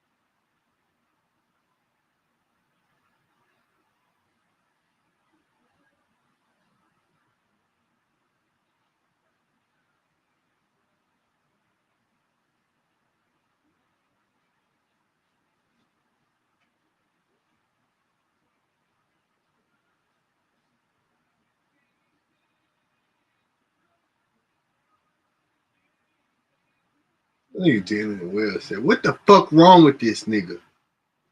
His name Jose. He not finna ISO me."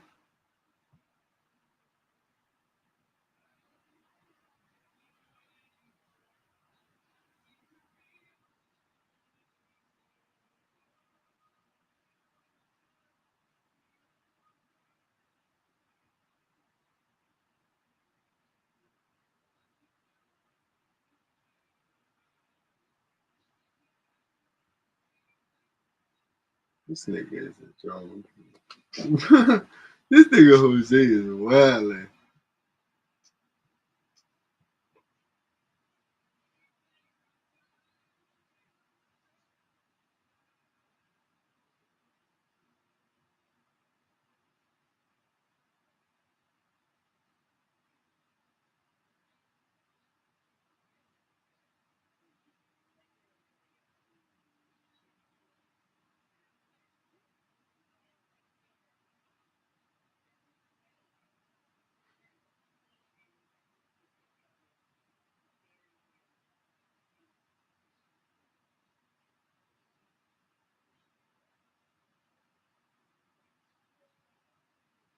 Giannis, why this nigga keep shooting fucking fadeaways, nigga? Go to the fucking hole.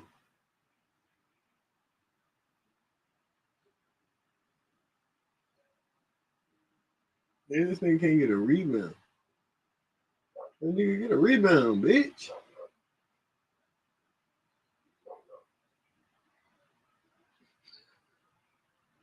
Damn.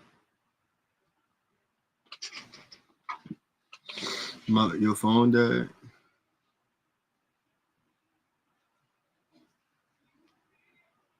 Cheap ass phone. What's up, cowboy?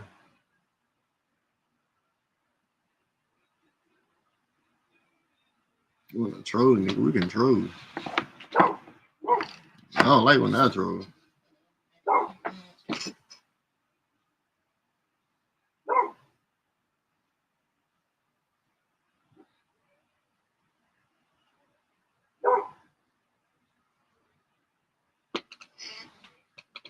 How your day been, cowboy?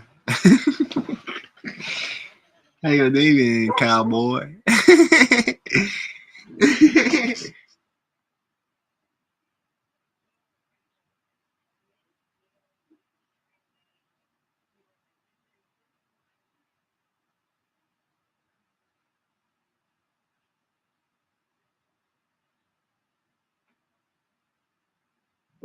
You can't even make a layup, bro.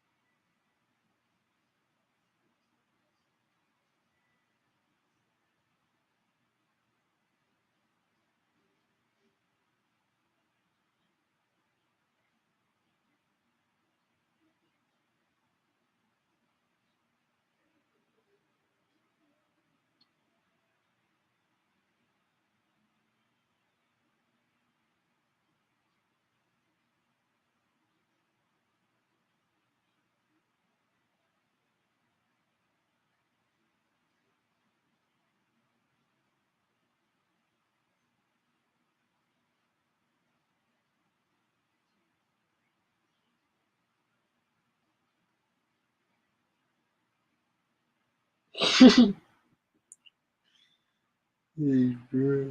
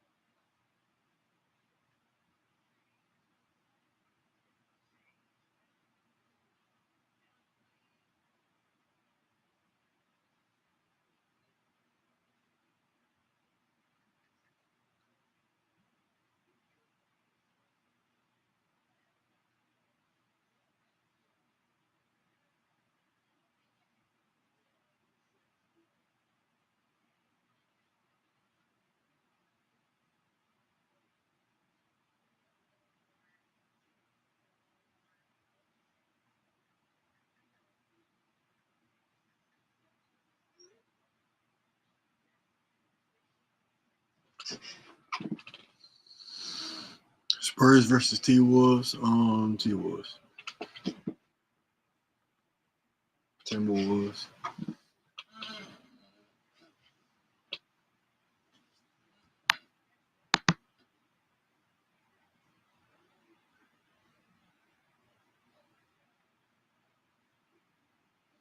It's basketball game.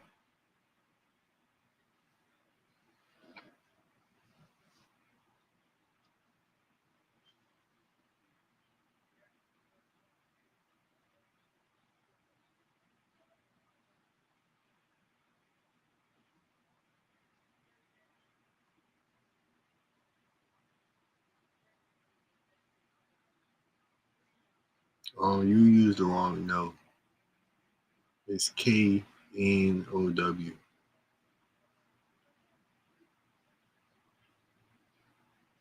Do you know that?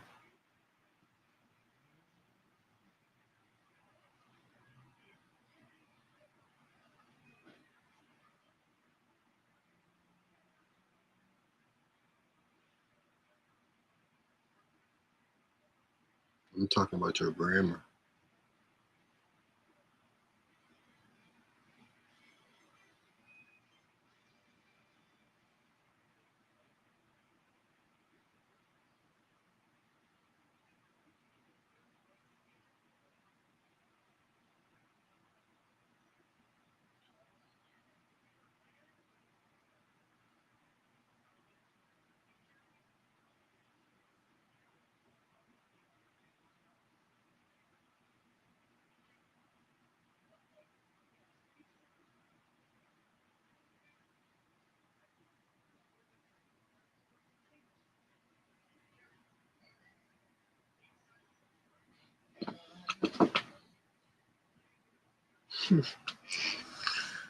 Bro, I can be. My staring is crazy. I can stare like a man. Nigga, I'm like, bro, what the fuck you looking at, nigga?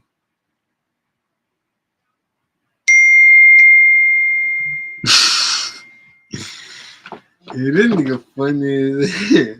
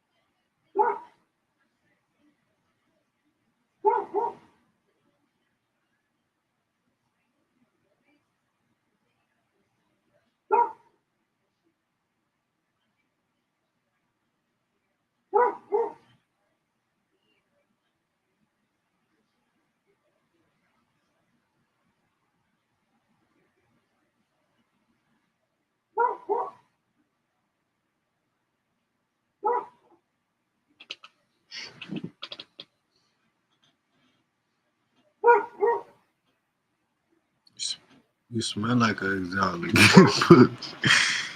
Bruh.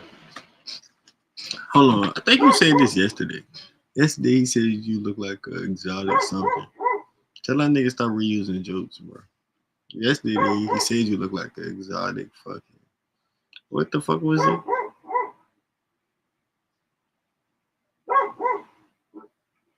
I forgot, bro. That nigga reusing jokes though.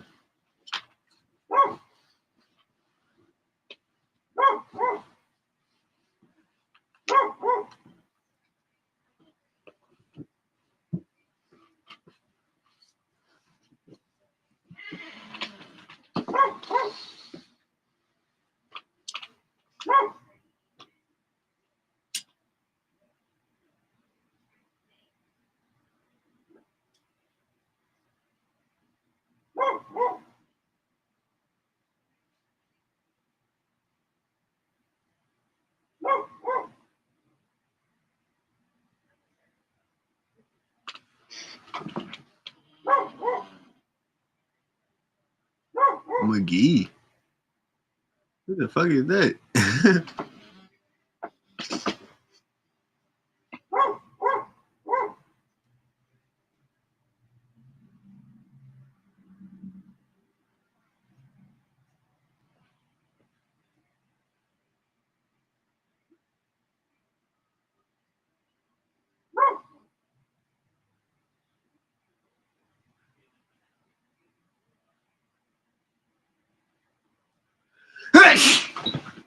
Woo!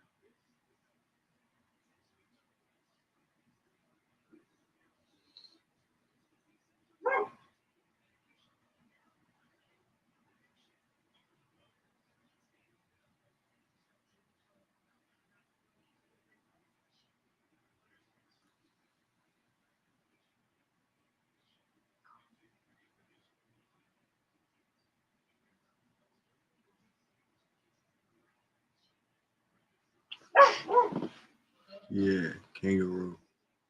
Yeah, that's what it was. My fault.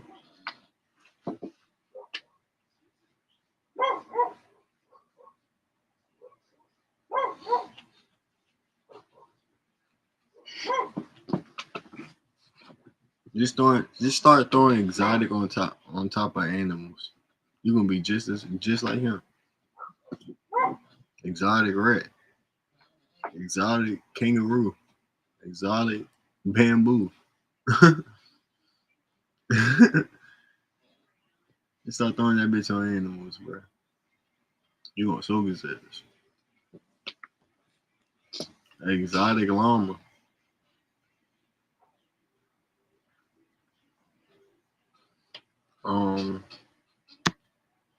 It's 9:30.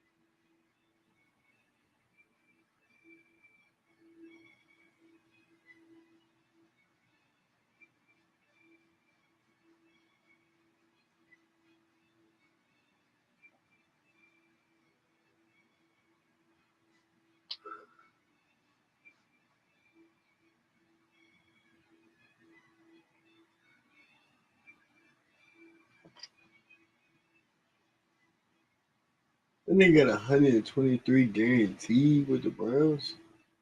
Yeah, that's crazy, bro. I want to see Miles Garrett go somewhere else.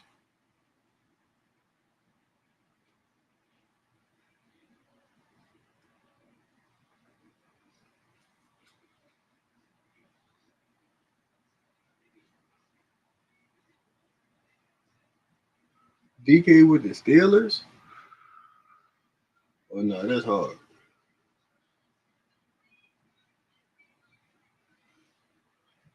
DK and George Pickens gonna be sweet.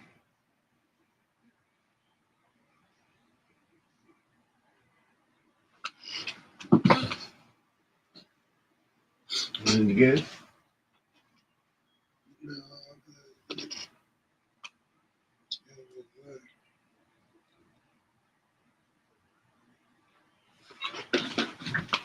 You are right. Me too.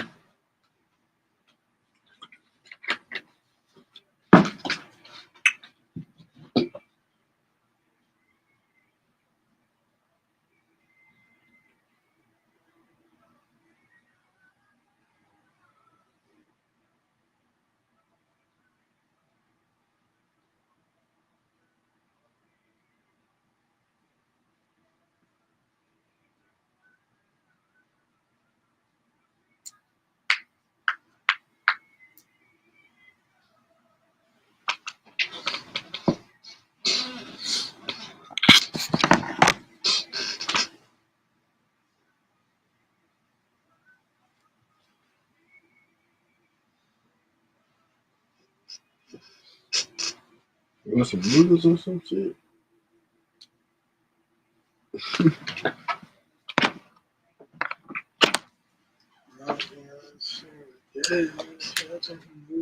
Yeah, I got some Chinese food in the Chinese food, you know, of course they do.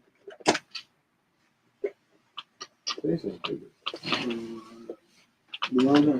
I'm mistaken.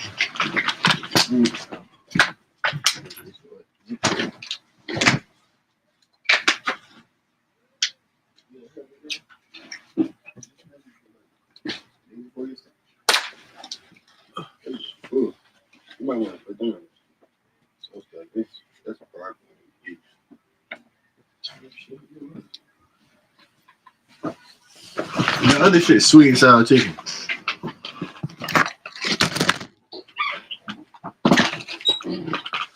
Oh shit.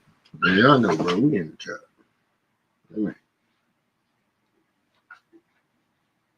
This shit real. Hopefully they don't copyright me for showing that little bit of NBA. MacBook 70-inch on the boxes. We gonna research, man.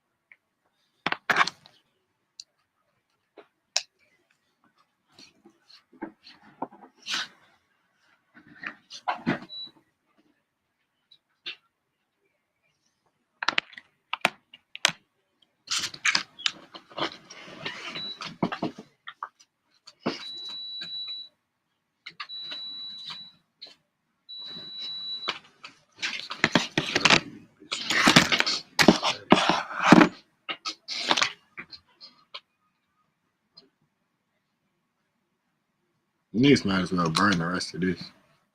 This bitch done for.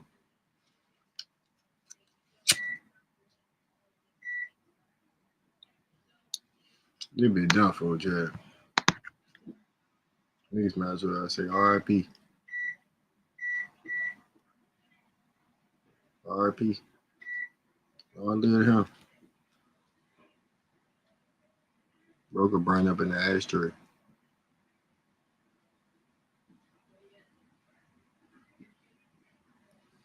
That bitch ain't even burn all the way.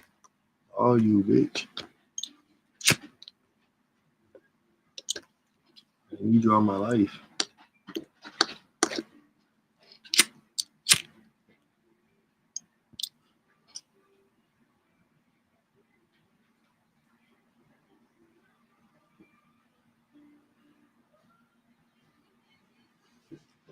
Long live George Washington. No back.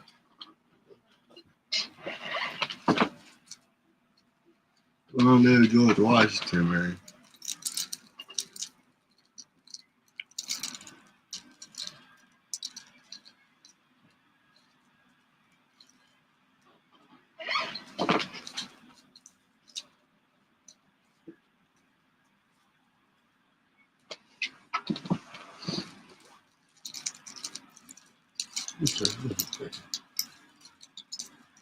Back in the tech.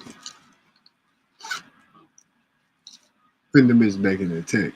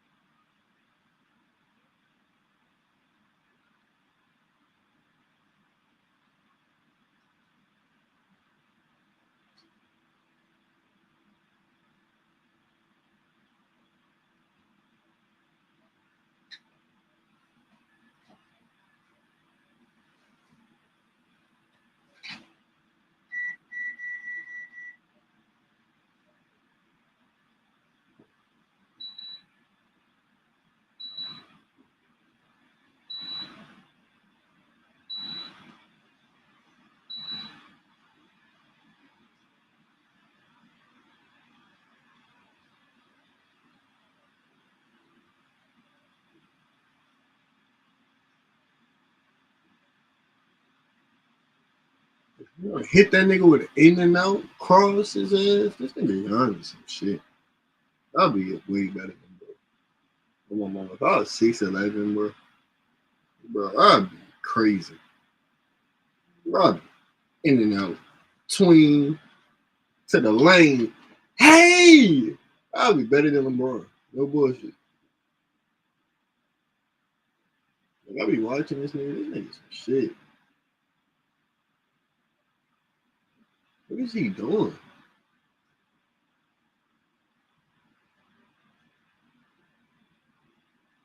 Nigga, Dame just travel like a bitch.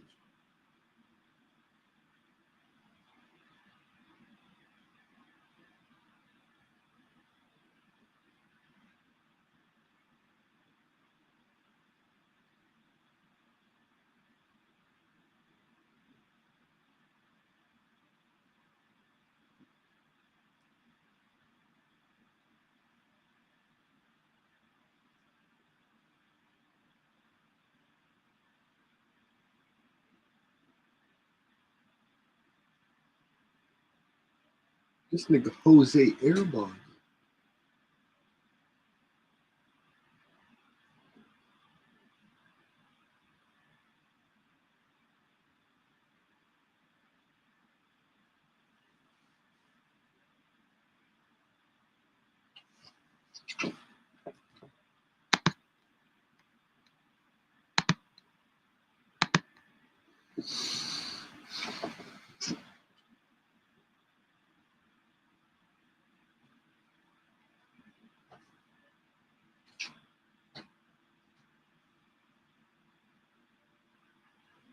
Bro, I never seen this nigga school hit a three in my life.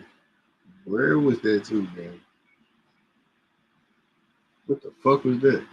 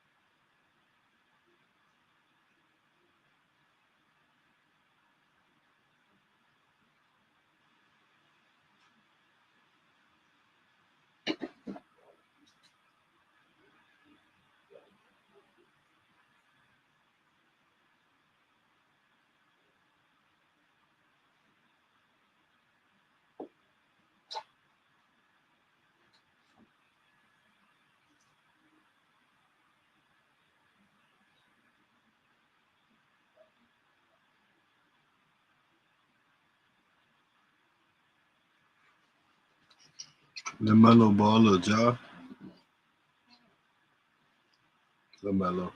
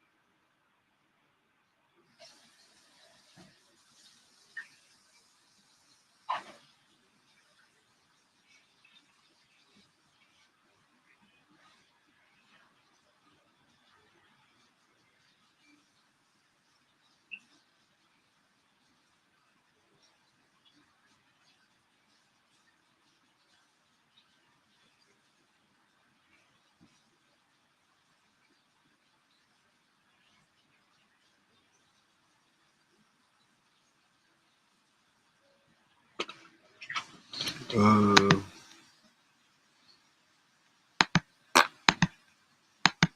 Cause nigga, I be streaming all day. Bro, I stream fit. Nigga, I been on for 11 hours. Like, nigga.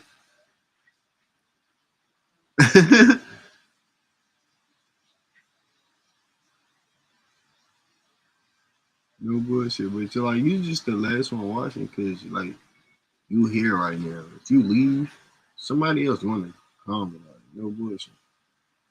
That's just how this shit be. I ain't never sat on this bitch too long by myself. Like, no bullshit.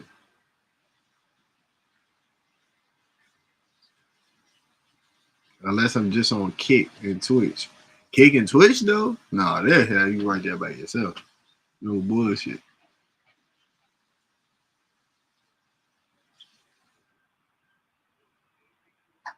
My YouTube channel, though? Nah. No, bro. My YouTube channel, though? Nah.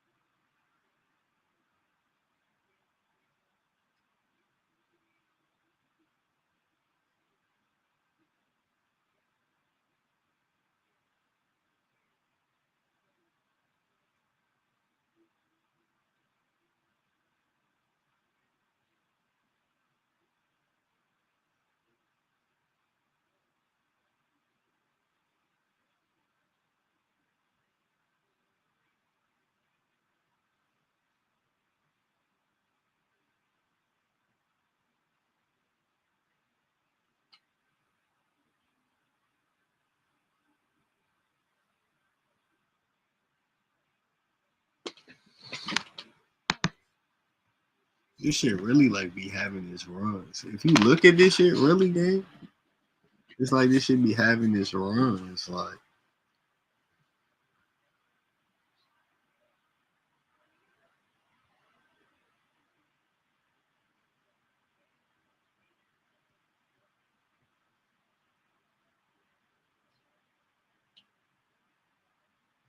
that shit weird.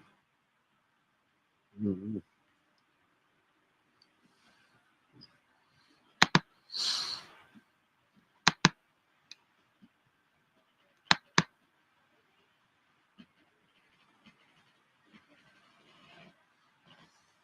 This PC one, even worse though. Like, bro, this PC shit is terrible. Like, what the fuck? This PC shit though? Let's talk about this. Like, bro, my phone really be carrying. No bullshit from talk about carrying. My phone be carrying.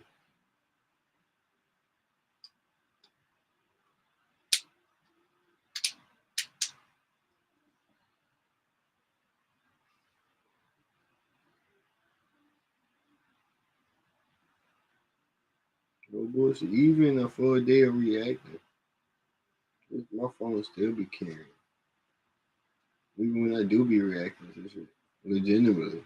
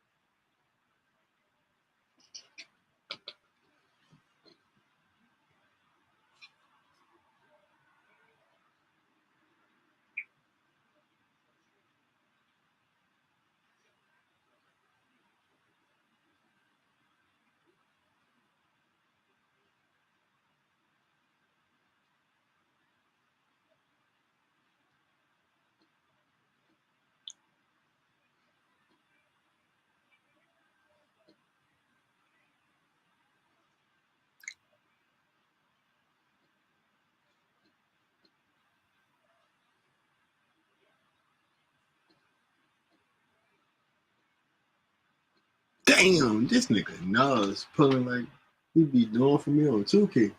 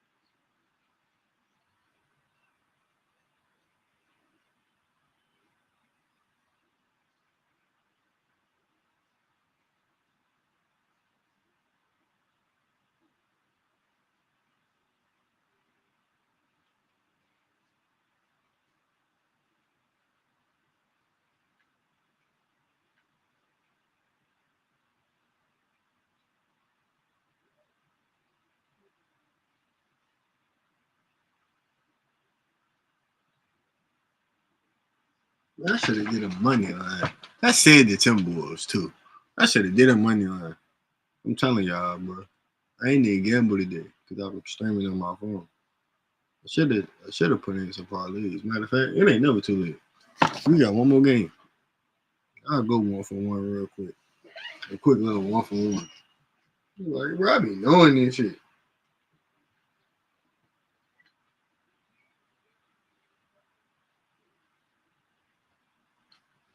Nigga said the Spurs or the Timberwolves. I said the Timberwolves too. That shit crazy.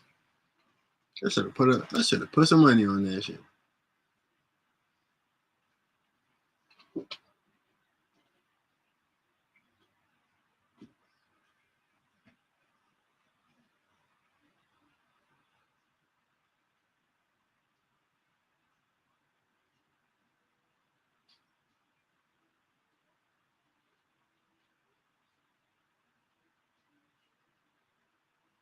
It ain't never too late to cook up, nigga. On my mama. Nigga, I'm addicted.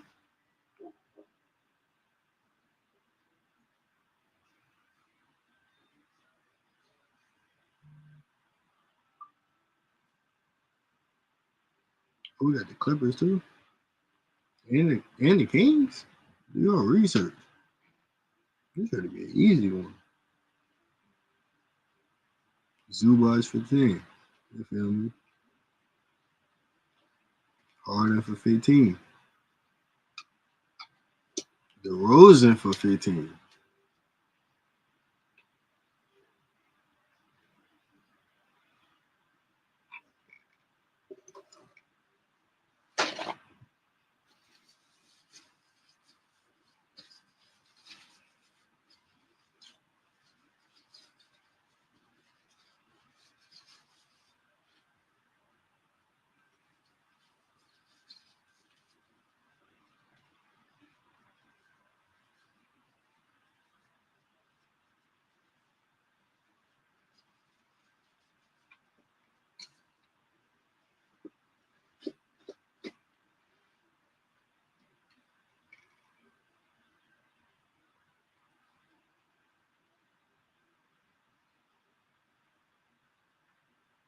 We're doing another one.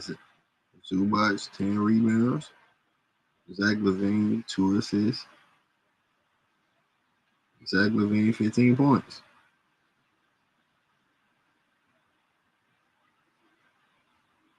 Keegan Murray 10 points. No, hold on. I don't know about Keegan. Nah, fuck it. I think he had 19 last game.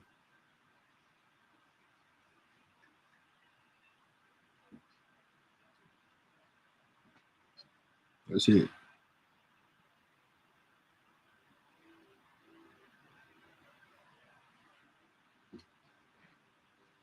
I'm watching the Pistons too. Fuck it. I'm watching the Pistons anyway. K got 12 first half.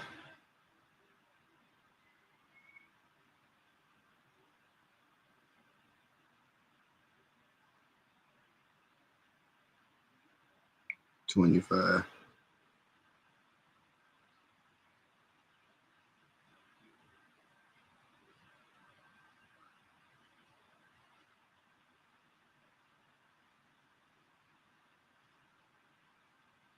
The Donovan Cleveland 6 rebounds. K forces.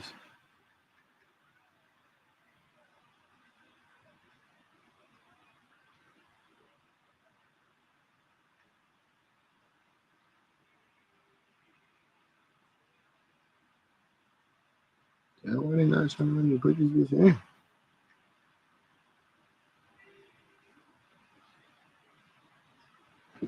What the fuck?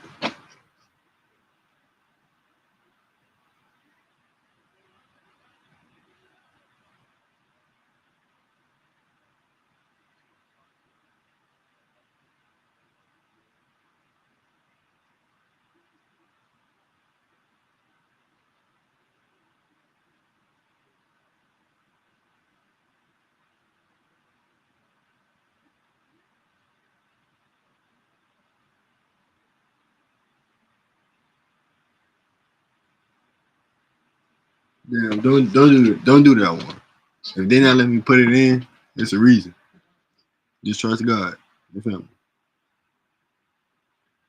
God did. Damn, I should have took Zach Levine for 15. Well, I did. Turn me up.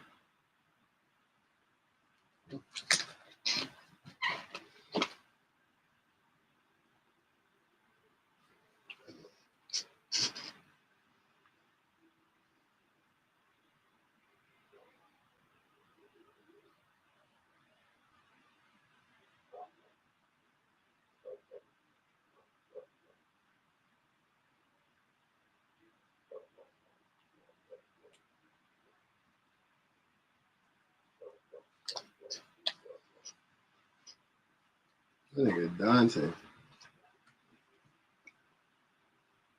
They clean. I need some rebounds, big ass nigga. Good. Crash the glass. All right, good shit. I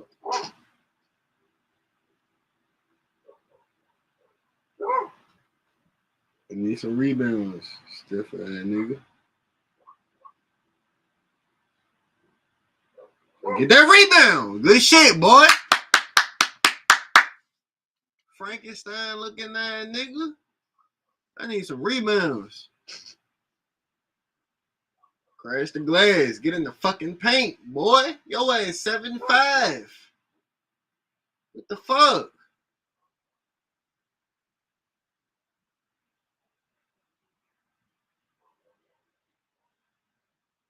Play some D, man. Clamp this bitch. Clamp these bitches. These is bench players. Malik, chill. Fuck.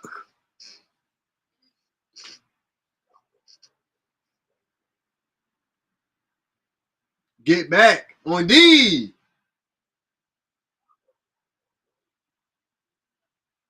Get a fucking read, bro. Oh, let's go, Zach. Lay. My nigga Zach Levine going crazy. I'm telling y'all. Pass the ball, bitch. Stay in the paint, though. Hey! Damn, that nigga just got banged on. Hey, I don't even know who this nigga is.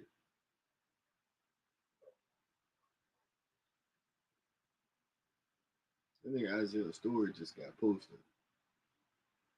Y'all gonna see that bitch on the ground. Hey! Oh my God.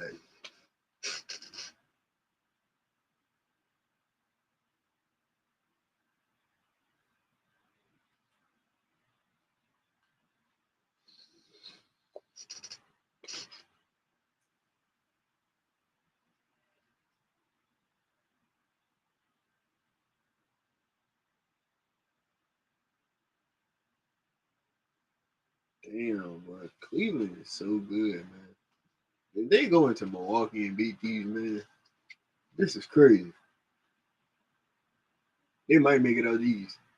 And one, Dane. Tell me up in this bitch.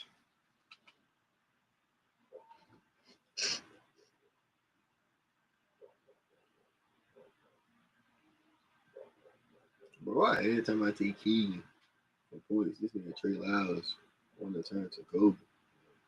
But pass the ball, bro.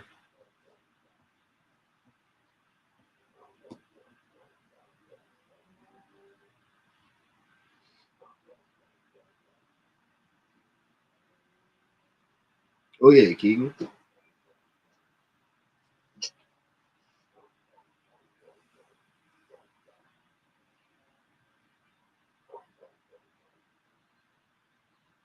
Oh, yeah, we took Zubas for 10, too. I nigga got a bucket. I'm telling you.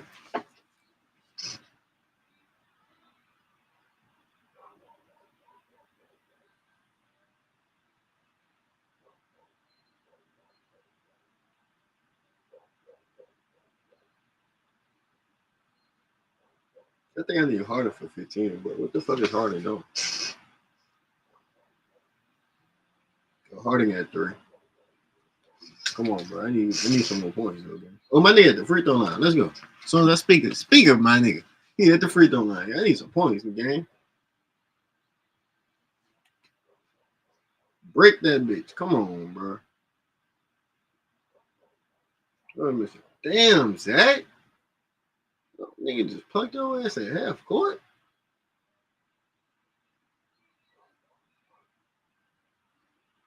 Harden. Toe tap. Damn.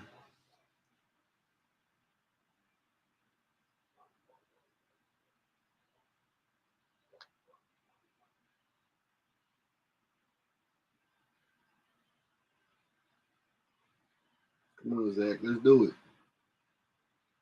I need 2 dimes, gang. 2. I think I need 2 dimes, too.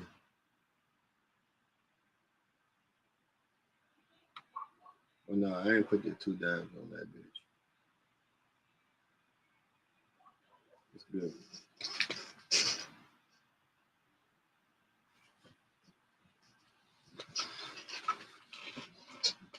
You say you're going to leave and join back? All right, Joseph.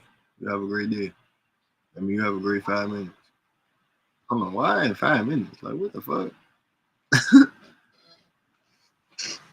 I don't even care. All right, bro. Hey! Let's go, Klingon. Keep my nigga in the game, bro. I need my nigga to get some reads. Zubac, I said 10 rebounds. But now I do got Levine for 2 assists. I got Zubac for 10 rebounds, though. He got 5. Zach got 7 points now.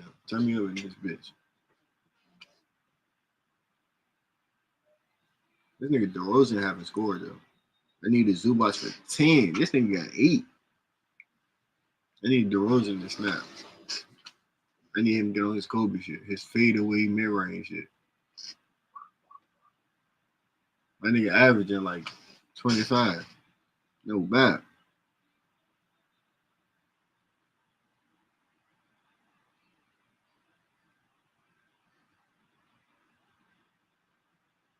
My nigga averaging 22.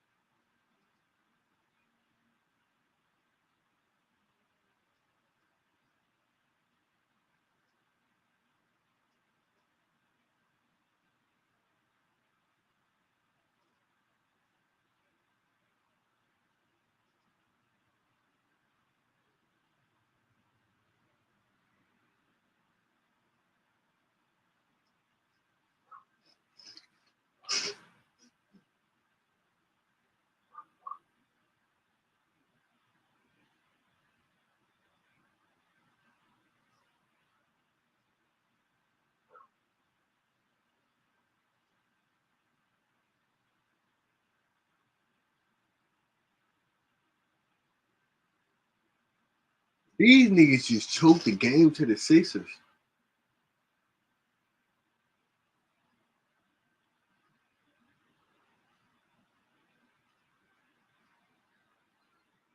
You pushed the hell out that man.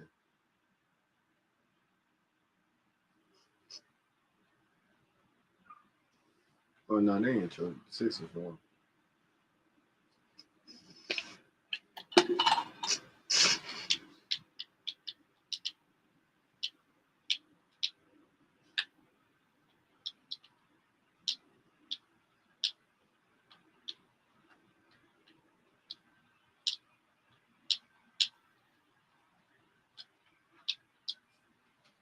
Gary. So come on, gang. Oh, that's a turnover. Coos, chill, gang. Chill. Oh, let's go. Let's go, Coos. I ain't gonna lie. I'm going for Milwaukee. I don't like Cleveland for some reason. But I like Donovan Mitchell though. So like that shit crazy. Damn.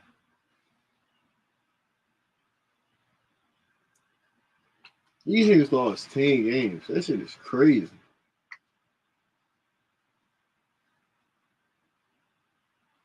Mm.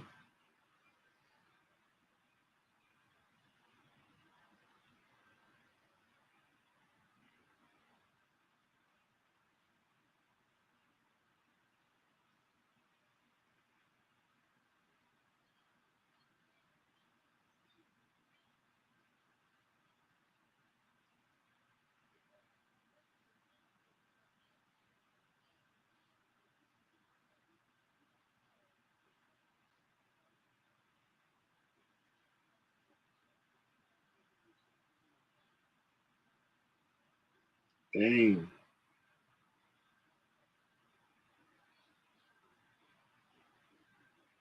Where the fuck is Giannis? Donovan Mitchell is so crazy, bro.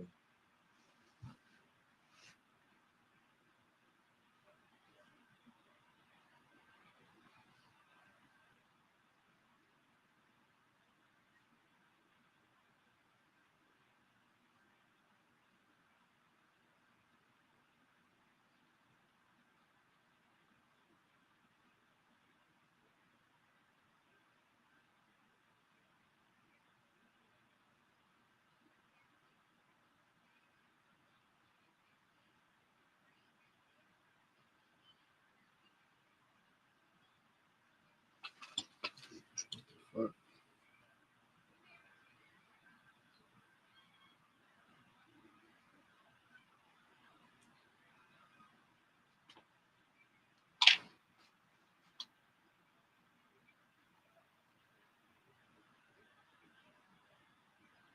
Where the hell is DeRozan at? This nigga just sitting on the bench chilling. This nigga Zach LaVine is going nuts, though. Let's go, bro. That nigga he gonna get to 15 for sure.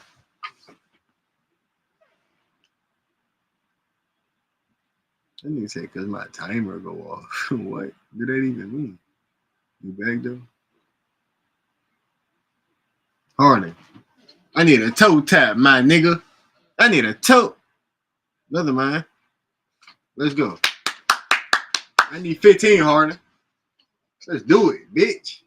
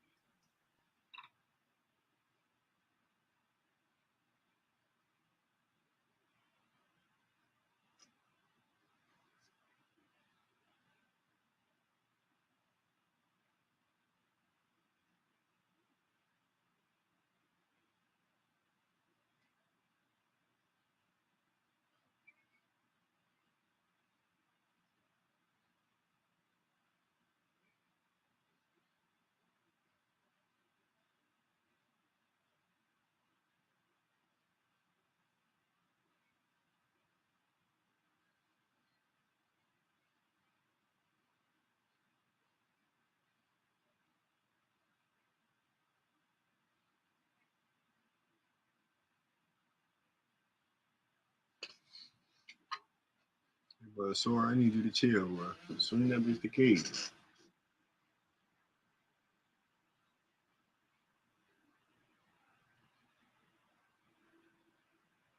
Ooh. Swing that bitch the cage. Bro, Harden, you gotta hit that. Fuck, nigga.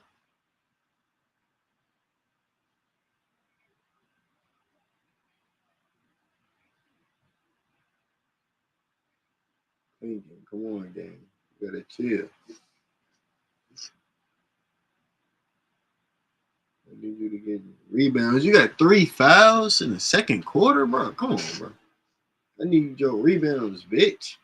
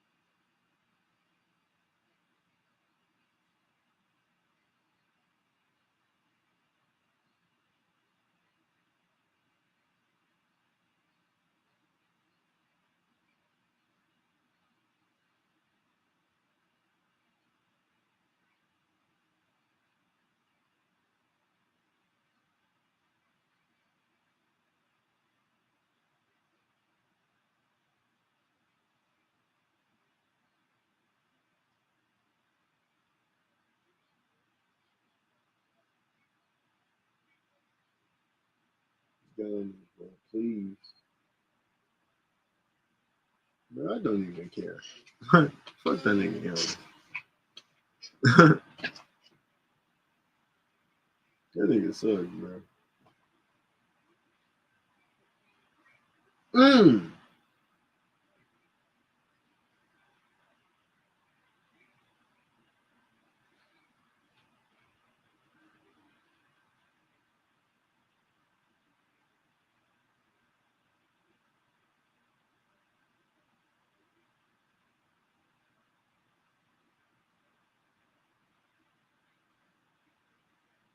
Oh yeah, come on, DeRozan. Eat this nigga alive. Eat this nigga alive. Barbecue chicken. Bro, you gonna give it. Who the fuck is this?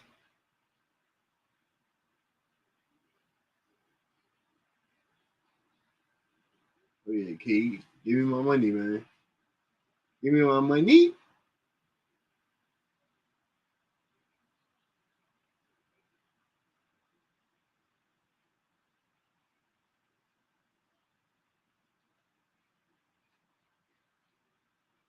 Oh yeah, DeRozan. Let's do it. Let's do it. Let's do it. That's a foul. Let's do it.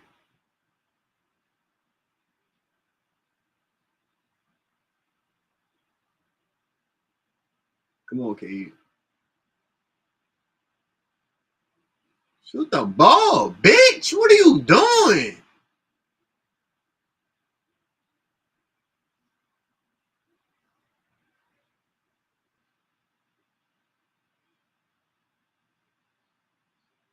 That nigga trying to lose to Portland.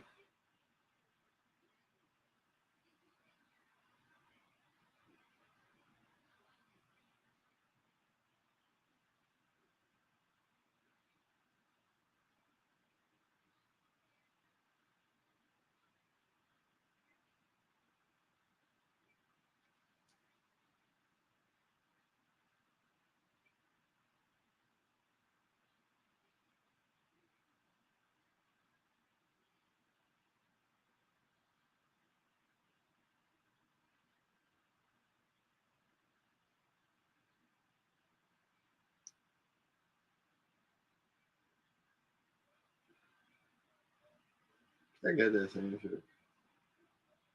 Don't even good. I got that shirt.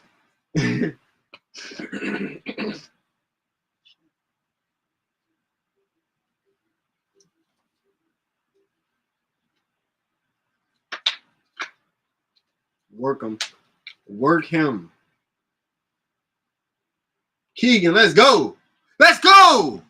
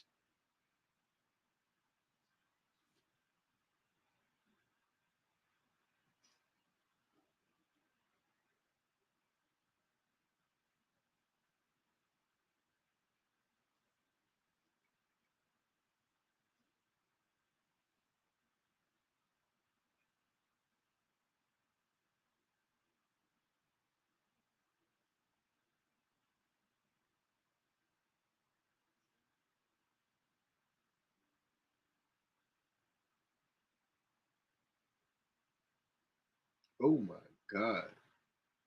That was hard.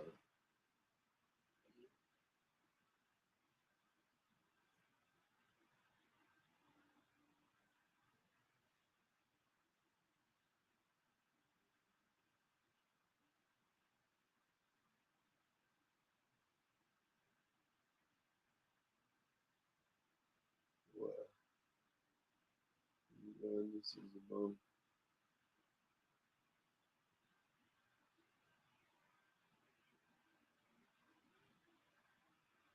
We got DeRozan at the line again. We ain't got to love it, man.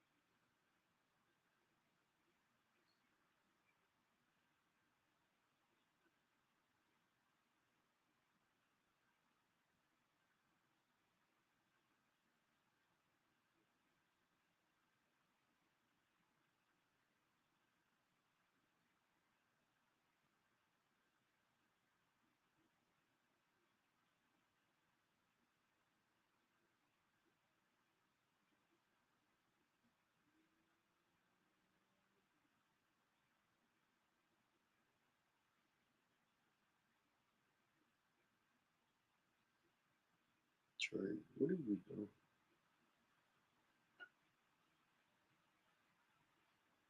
That was a stupid move anyway. Where are you going?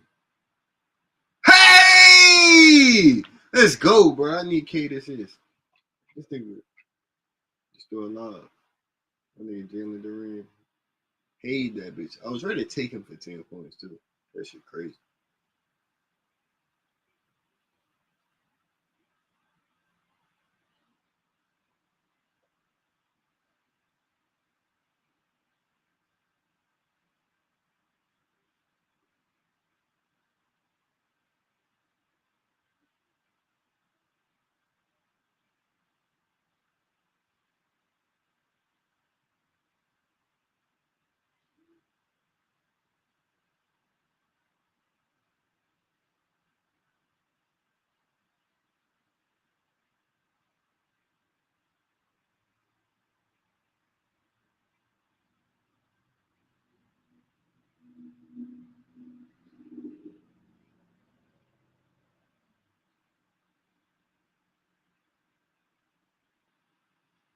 Yo, DeRozan.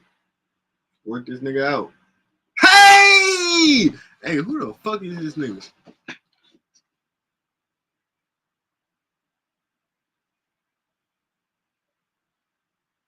That putback was fucking crazy. Should I get on the game? If you want to.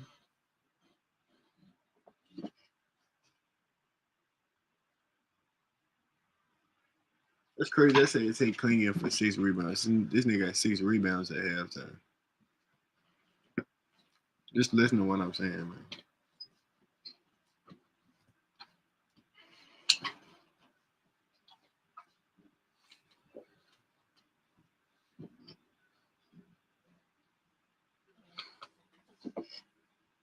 man. I'm looking for my phone. I'm on live. I think I can log in FanDuel on my computer. This bitch be acting dumb sometimes. I ain't gonna lie, listen to YoungBoy new album. That bitch trash.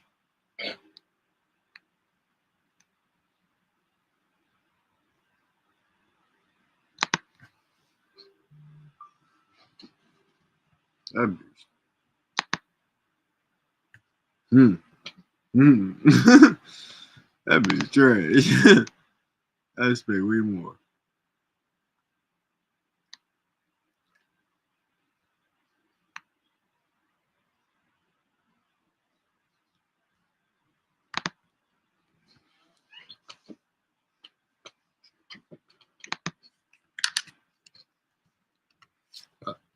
Excuse me.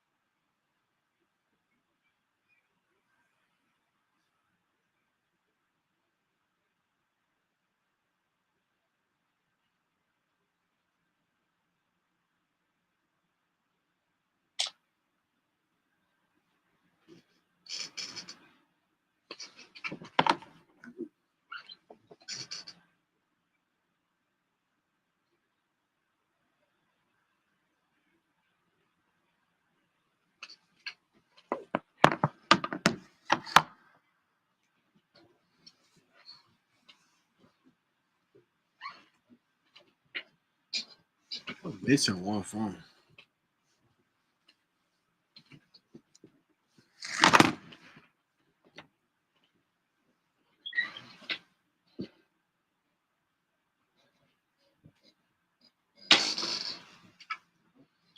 Where did I put that?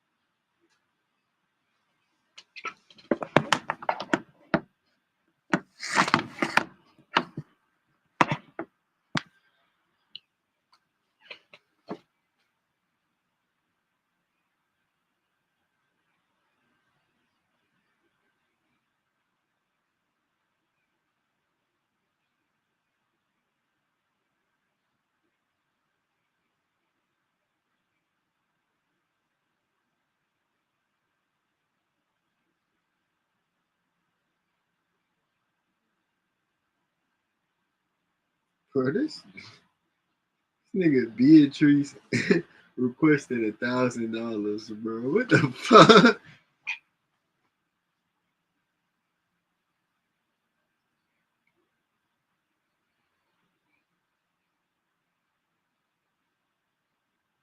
Why would you request $1,000? Like, y'all niggas delusional.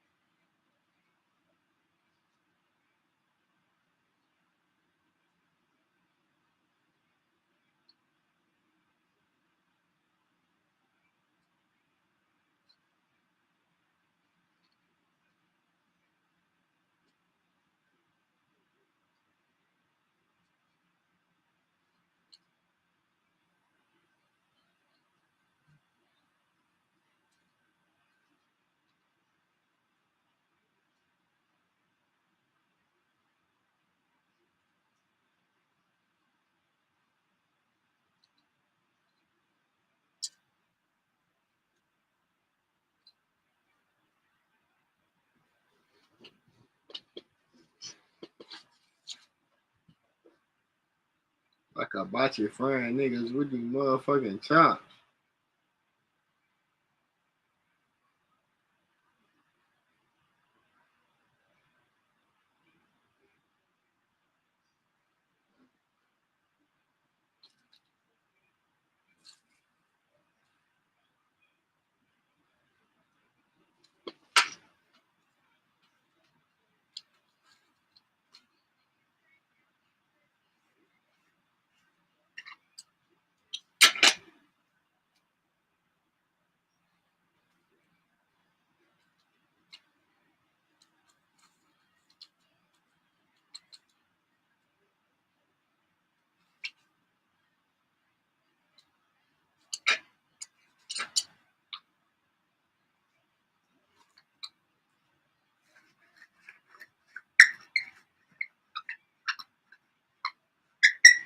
Hey Harden, come on, I need some toe taps, gang.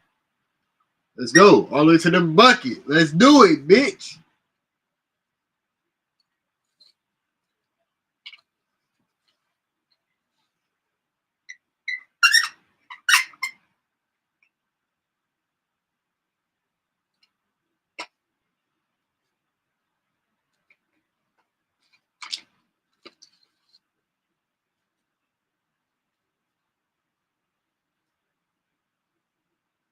That nigga Harden said, no need to fear. Harden is here. Let's do it.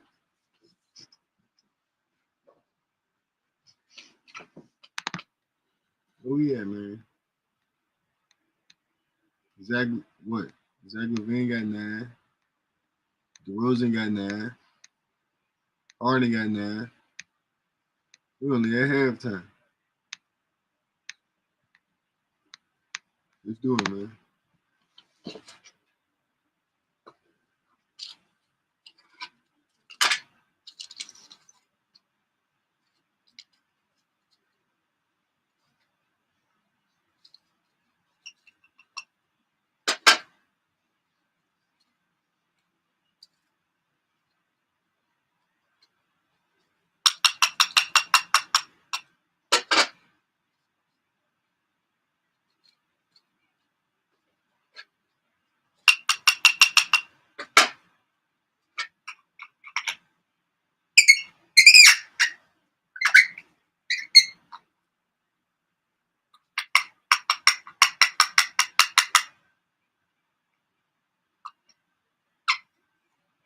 Like I bought you a friend, nigga, with these motherfucking chops.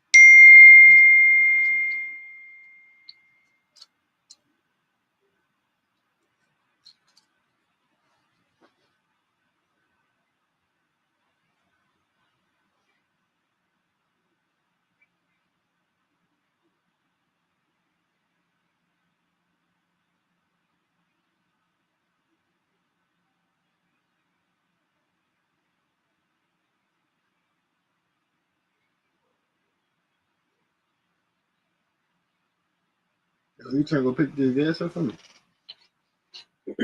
Where that? 20 minutes away. Look, see it? Yeah. Oh, shit.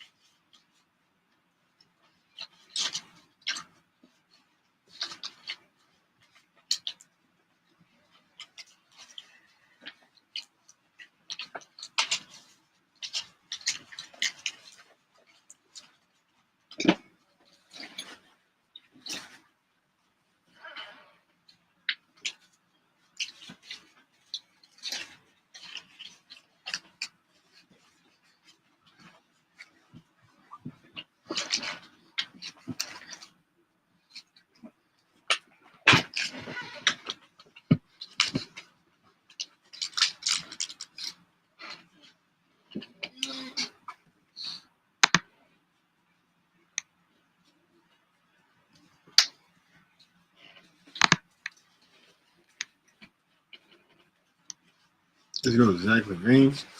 13 points. Let's go, man. Zubas got the 10. We still need. We got 9 from Harden. We got 9 from DeRozan. Is the keys open there? Oh, shit. Yeah, you said.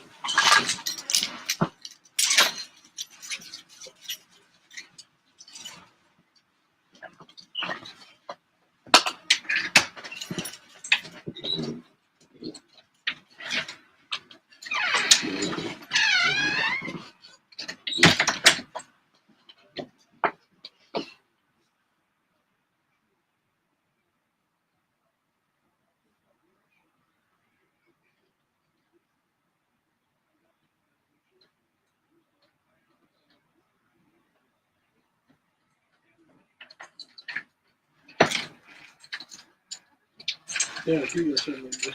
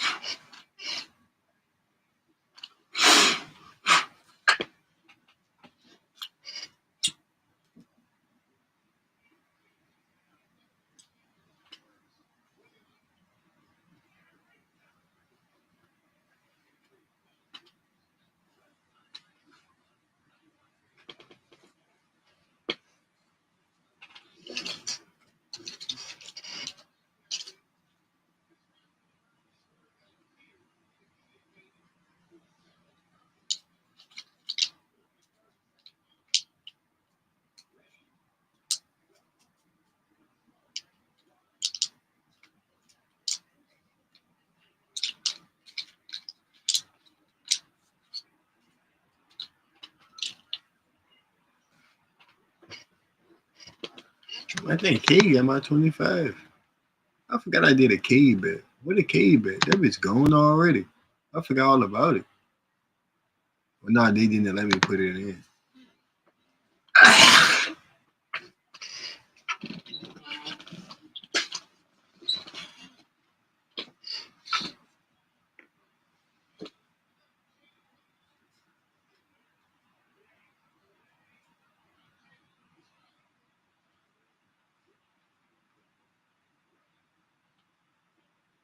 This nigga K snapping, though. I should have put it in. This nigga fucking snapping. He got 20. I said 25.